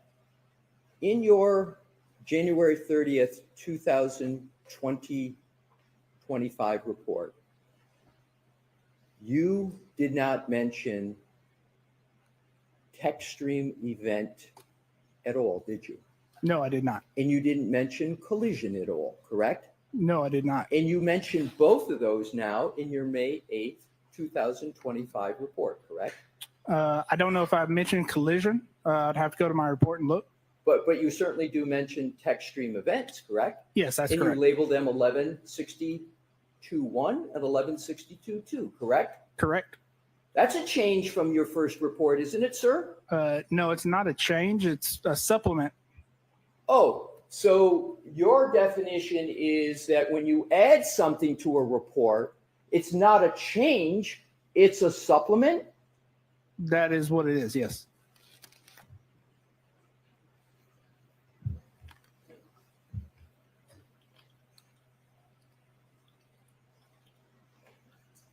Who did you speak to regarding the May 8th, 2025 report before you prepared it? And no one before I prepared it. So you just prepared it on your own? I did. Did you have any communications at all? I asked you who you spoke with, but did you have any communications at all with either Detective Lieutenant Tully or Buchanan? So I did reach out to Tully to get a full set of the location data, yes. So you reached out to Detective Tully before you prepared your May 8th report, correct? Yes, that is correct. Did he tell you that the trial had started in this case? No, not during that conversation, no. That's not the first communication you had with Detective Tully, was it? No, it's not. How many conversations have you had with Detective Tully? I would say a handful. How much is a handful? Yeah, I would be speculating, but we'll say 5 to 10. 5 to 10. Sure. Is Detective Tully expert at all in digital forensics? No.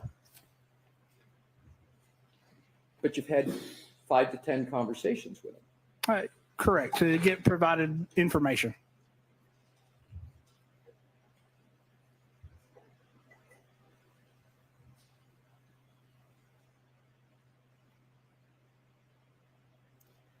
At any time, has anybody from the Commonwealth had a discussion with you relative to your January 30th, 2025 report or your May 8th, 2025 report about keeping flexible the timelines for any events in this case?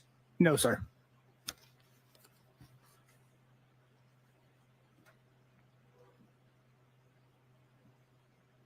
Did you have any discussions at all regarding the May 8th, 2025 report you prepared in the middle of this trial with anyone from the district attorney's office? Yes, When did you have those discussions? that would have been on, probably May 7th when I reached out to Mr. Brennan. So you reached out to Mr. Brennan on May 7th, 2025, correct? Correct. That's before May 8th of 2025, correct? Correct. So before you sent that report in, you had a discussion with Mr. Brennan about it, am I correct? Correct. What was that discussion about? That was just a discussion over the data and what the report said. So you were discussing with Mr. Brennan what was going to be in your report, including data and analysis, correct? Correct. Did you tell Mr. Brennan that you were going to be submitting the report shortly to him on May 8th? Yes. Did you agree to a time when you would submit that report? No, I did not. Did you tell him when you were going to submit it? No, I did not. But after the conversation on May 7th, you discussed with him that you had either pretty close to finalize the report. It's a pretty extensive report, right? Correct. So on May 7th, you were pretty well along the way in that report, correct? Correct. Did you let Mr. Brennan know that? Yes. So he knew the nature of the report. He knew how far along you were with it. Correct.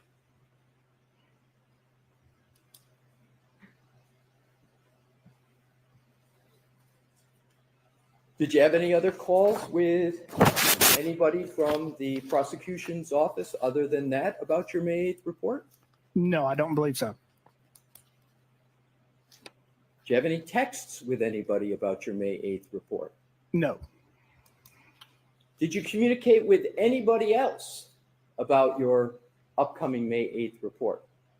No, I would have provided a copy to Dr. Welcher. Your colleague? Correct. So Dr. Welcher knew you were working on this report, correct? He knew I submitted the report. I don't know if he knew I was working on the report. Did he know you were going to submit the report before you submitted it? Yes, I'm sorry, yes. Did he know what was going to be in the report? Yes, he did. Did he support the fact that you were going to submit a report in the middle of trial? I can't speak for Dr. Welcher. But he knew you were going to do it. Correct. Did he say anything, don't do that? Or did he have any comment about the fact you were going to submit it? Not that I recall off the top of my head. Not that you recall. So is it possible he did comment on whether you should submit it in the middle of trial? No, he would not have commented on whether I should have submitted it or not. How many times in your career, sir, have you submitted a supplemental or amended report in the middle of trial? This would be the only one that I recall. So this is the only time.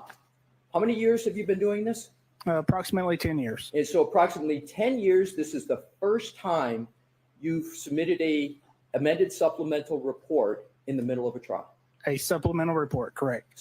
As you call it, a supplemental report in the middle of trial. Correct.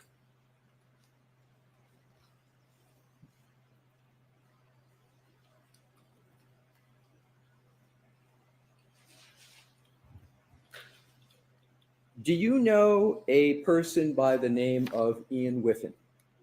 Yes, I'm familiar with the name.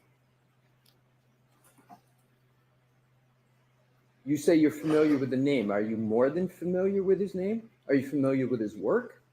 I'm familiar with his report in this case, yes. So you're familiar with his work if you're familiar with his report, correct? Correct. Were you given do you know that Mr. Whiffen has testified in this trial? No, I do not.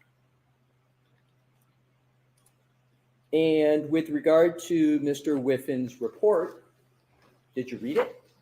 Yes, I did read his report. And that would be of interest to you, correct? That's why you read it? Correct. Because Mr. Whiffin's report, and are we talking about Mr. Whiffin's January 2025 report or his March 2025 report? Are you aware there's two of them?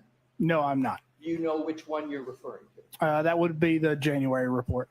So the January 2025 report, are you aware that there's just a couple minor differences between the two reports, or you're just not aware of it? I'm not aware of either way. Assume there's very minor differences with the reports. Mr. Whiffin's reports contain information and some detailed, they're long reports, right? Yes, they are. So Mr. Whiffin's report contains information about the cell phone of Mr. O'Keefe, correct? Correct. It contains information about the location data in Mr. O'Keefe's phone, right? Correct. It contains information about the phone calls in Mr. O'Keefe's report, correct? Correct. It contains information about the temperature of the battery in the iPhone of Mr. O'Keefe, right? Correct. It has some timelines in that report, correct? Correct. And those timelines have very specific events that are represented in the data from Mr. O'Keefe's cell phone, correct? Correct. As a matter of fact, it's got location data and times that you have used in your report and PowerPoint presentation here, correct? Correct. When did you receive the report of Mr. Whiffin with regard to the cell phone of Mr. O'Keefe? So I would have received his report sometime in January. So 4 months ago, you had the report of Mr. Whiffin with substantial information about the types of databases you can find in the iPhone, location data, health data, phone calls, and a timeline, among other information, correct? Correct. You had all that information. Correct. And you had GPS location data in that report regarding Mr. O'Keefe's iPhone, correct? Correct.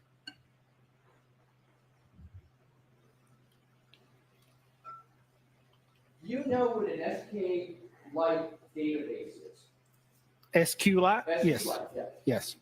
And an SQLite database is one of the many databases that are contained within an iPhone, including Mr. O'Keefe's iPhone, correct? Correct. And you testified on your direct that you have general knowledge about cell phones, correct? Correct. And you say you've got certifications with regard to cell phones, correct? Correct. And your certifications include being able to read Celebrite and apply the Celebrite tool, correct? Correct. And you have certifications that allow you to apply and utilize magnet forensics, like, for example, their Axiom program, correct? Correct. And you've done that in your career. You've applied those tools before this case, correct? Correct. And you've applied those tools after your work in this case. You apply them pretty much frequently, correct? Correct. So the tools, the databases in an iPhone, and all the location data, etc., that was all information you had and you knew and had FASO with back in January of 2025, correct? Correct. And you had access to the SQLite database because you had Mr. Whiffin's report, correct? Correct. I had the report. Yes. You had the report. Do you recall on your direct testimony saying that one of the reasons that you did this supplemental report on May 8th was you got new information or more information about Mr. O'Keefe's cell phone? Yes, correct. You had that information through Mr. Whiffin's report back in January of 2025, didn't you, sir? Correct. I had the report. I did not have the data. Well, didn't Mr. Whiffin's report discuss location in a pretty detailed manner? Yes, it did. And didn't he use GPS location data in that report? Yes, he did. And you had that in January 4 months ago, correct? Correct. And you read it 4 months ago. Correct. Yet you still submitted a report on May 8th in the middle of this trial, correct? Correct.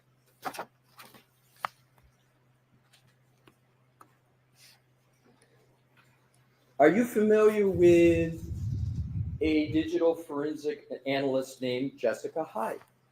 I am familiar with the name, yes. You know she's working on this case on behalf of the Commonwealth.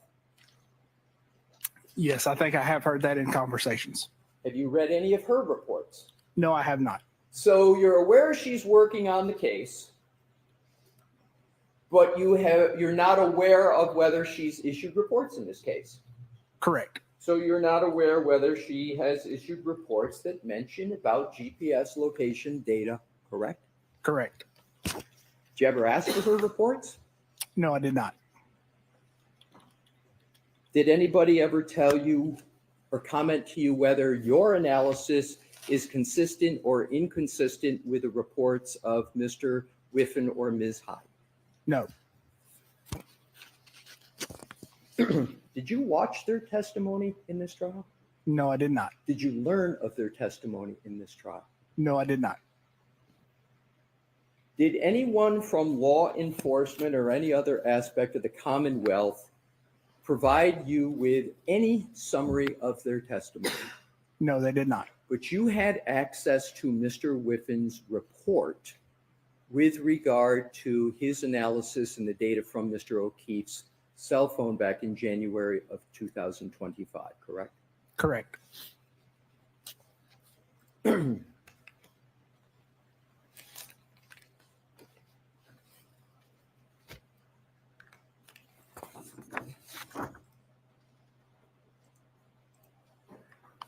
Having read Mr. Whiffen's January 2025 report, you know that his report contains statements about movement and other activity of Mr. O'Keefe's phone after your time period in your original report of January 30th, 2025, correct? No, not after the time period, no. Let's take a look at that. Sure.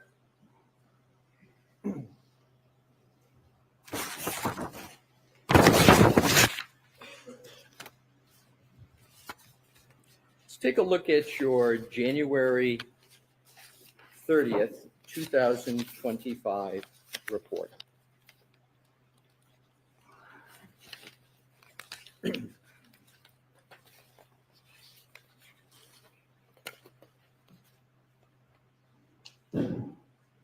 Well, we'll come back to that. I'll do that in an order that makes a little bit more logical sense.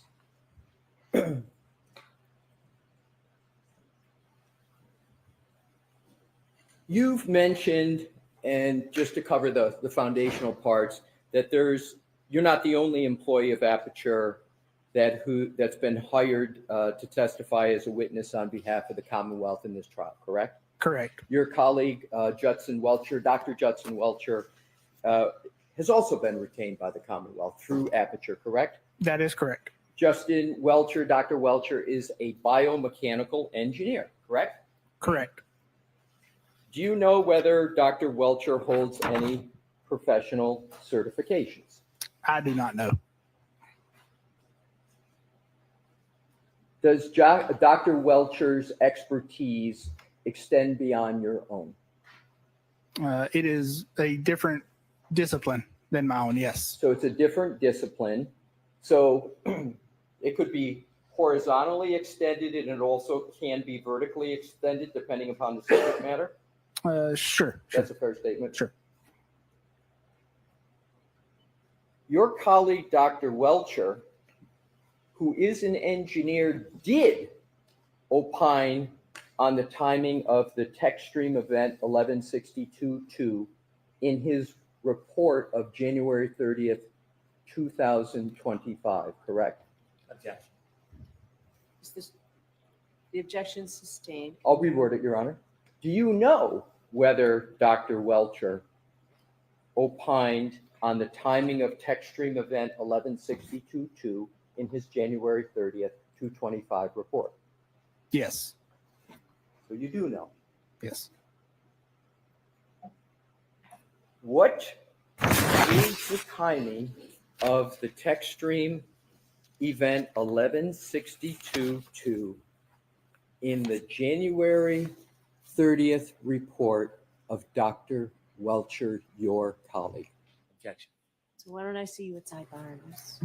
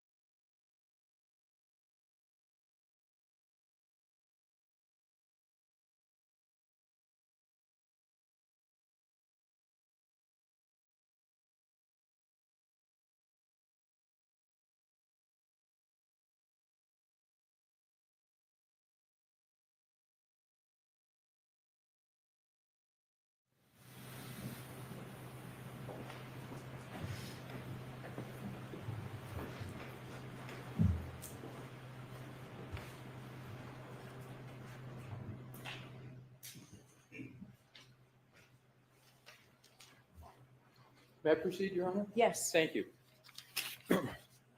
Thank you for your patience, Mr. Burgess. You're aware that Dr. Welcher created a PowerPoint presentation with regard to his work in January of 2025, correct? Correct. Did you ever discuss that work with Dr. Welcher that he was doing? No, I did not. Did you ever review any of his work at any point, including up to the point where you're sitting on the stand today? I have reviewed the slides that are included in Mr. DeSogra's presentation. Okay. In the slides that are included in Mr. DeSogra's report include, those slides you're referring to are the slides of Dr. Welcher, your colleague, correct? Correct. And the slides that are in Mr. DeSogra's report about Dr. Welcher that slide discusses the 1162-2 TechStream event, correct? Correct. So you have looked at, albeit through Mr. DeSogra, you have looked at the slide that Dr. Welcher had in his report regarding the TechStream event 1162-2, correct? Correct. May I approach, Your Honor? Yes.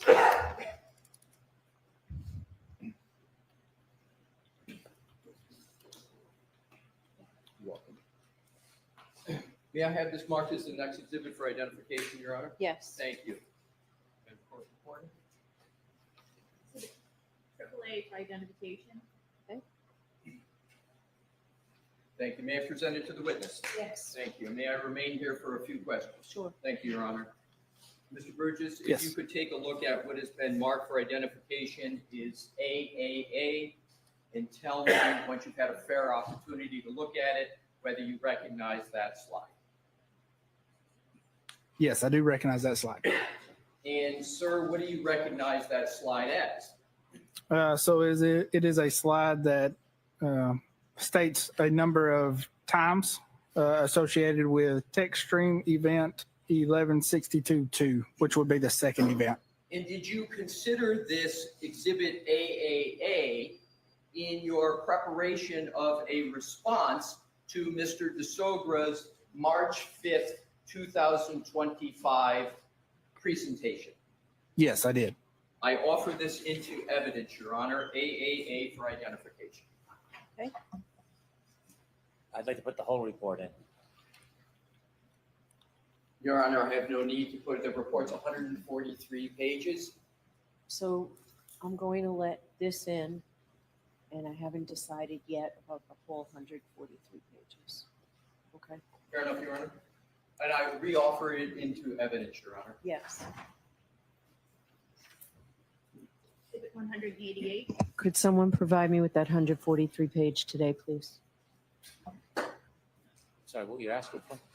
We can- For a copy for me of that 143 pages before we leave today. Before we leave, we'll get it, Your Honor. Thank you. One way or another. Thank you. Yes. You can, please. Hold on, was it marked? It's 188. What number? 188. Thank you. May I present it back to the witness, Your Honor? Yes. Thank you.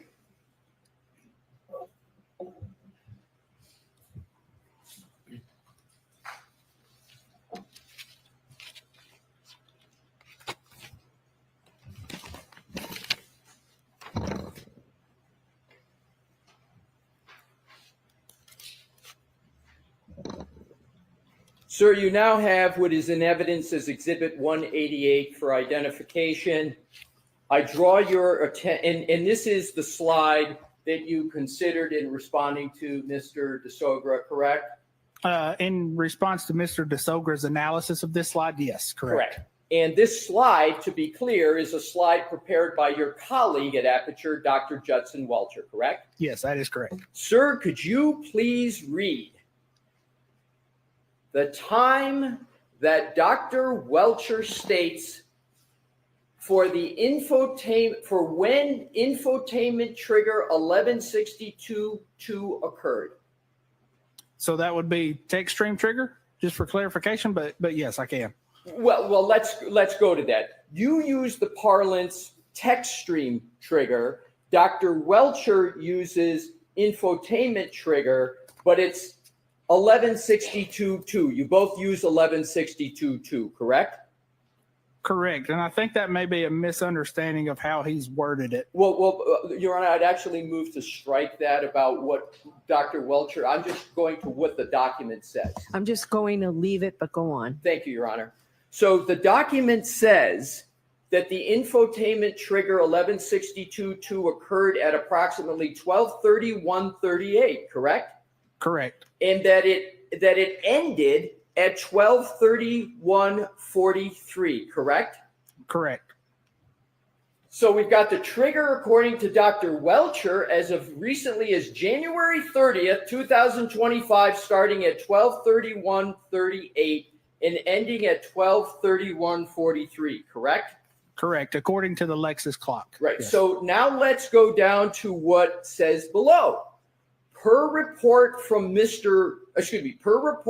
Ian Whiffen, O'Keefe's cell phone data showed, quote, most notably, all device lock events, including the final lock event at 12:32:09, were user initiated by the user pressing the side button briefly. You see that, sir? I do. And did I read that correctly? You did, with the caveat that's according to the iPhone clock. Right. But in any event, that's what Dr. Welcher states on his slide, correct? Correct. Do you know, sir, that the iPhone data reported by Mr. Whiffen, that you read that Dr. Welcher references, do you know that report of Ian Whiffen says there was an end of a health event of 36 steps covering a distance of 84 feet that ended at 12:32:16, which is after 12:31:43? Yes. And you know that. Yes, with the caveat those clocks have not been adjusted. But you know that there was a end of health event of 36 steps covering a distance of 84 feet that ended at 12:32:16, which is after 12:31:43, correct? Correct. Just stating the comparison. So now what I'd like to do is to move on with regard to the analysis. So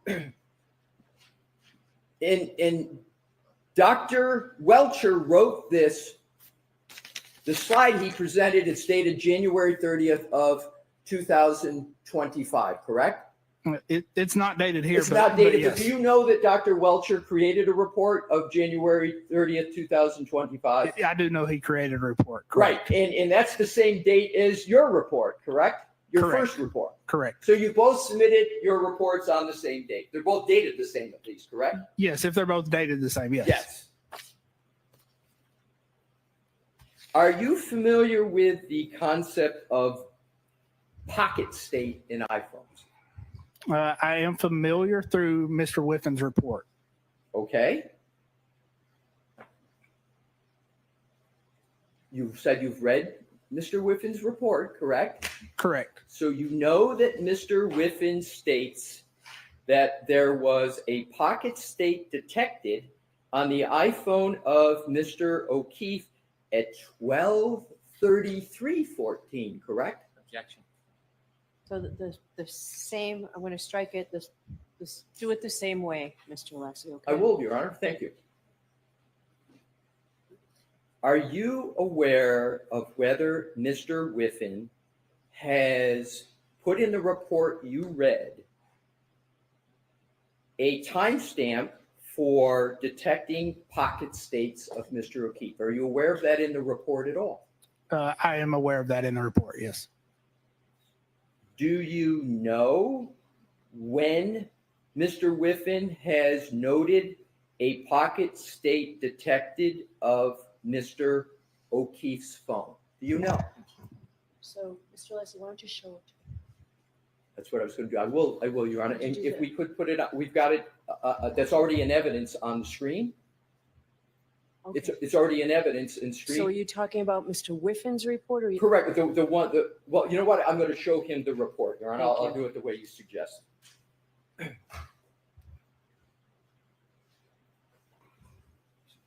Sir, do you recall the specific time that Mr. Whiffen has stated pocket states detected for the phone of Mr. O'Keefe?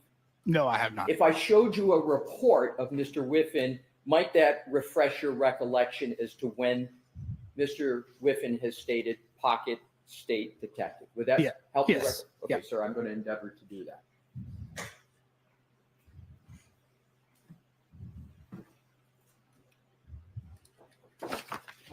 If I can have a moment, Your Honor, I have it. Yes. Thank you.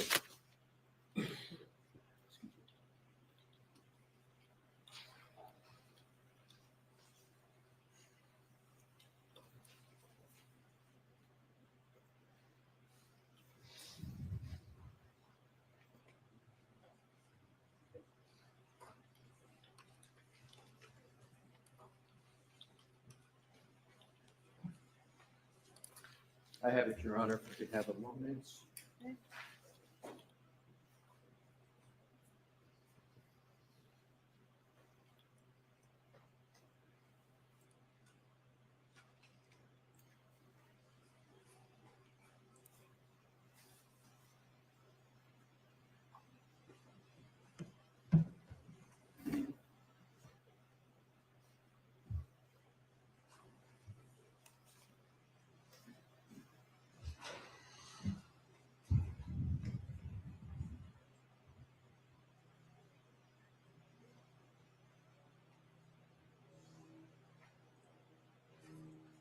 have it. I'm just going to go to the page so we can do this quickly.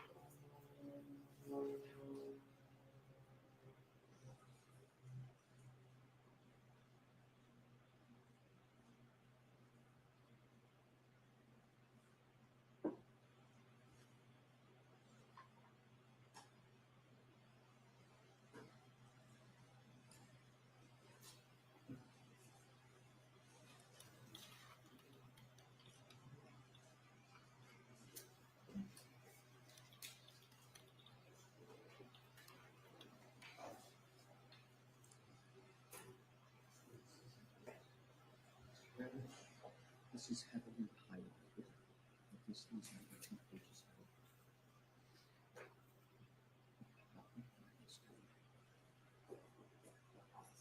No. I'm seeing this is.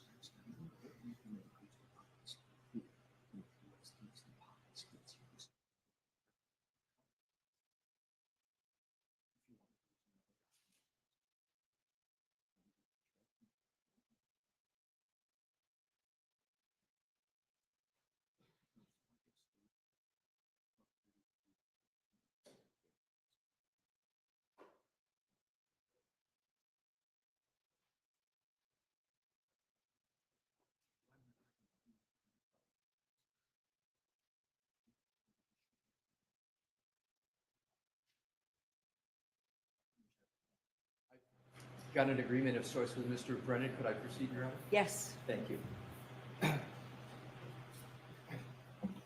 Mr. Burgess, Yes. I'm going to show you what are 2 pages out of the report of Mr. Whiffen that you referenced, and we've been discussing about pocket state. Sure. And this one here, if you just read this line, because it's the heading, and then the next page, and tell me, sir, with reference to this entry right here, if that refreshes your recollection with regard to a column of pocket state with regard to the phone of Mr.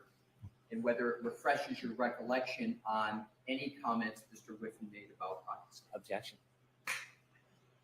I'm going to see you sidebar for 2 minutes on this. Okay.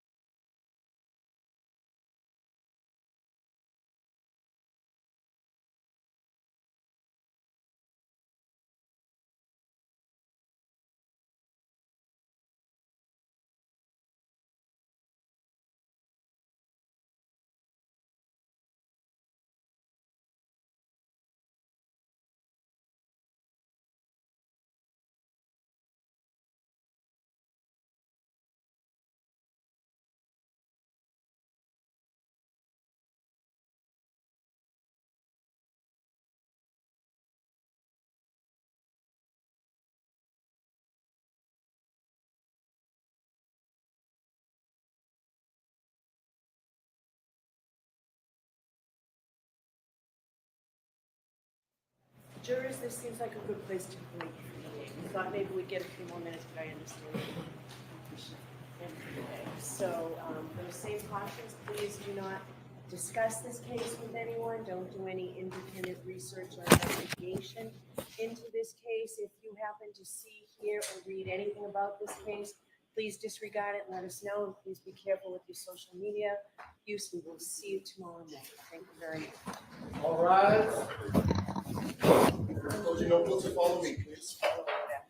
We'll see you.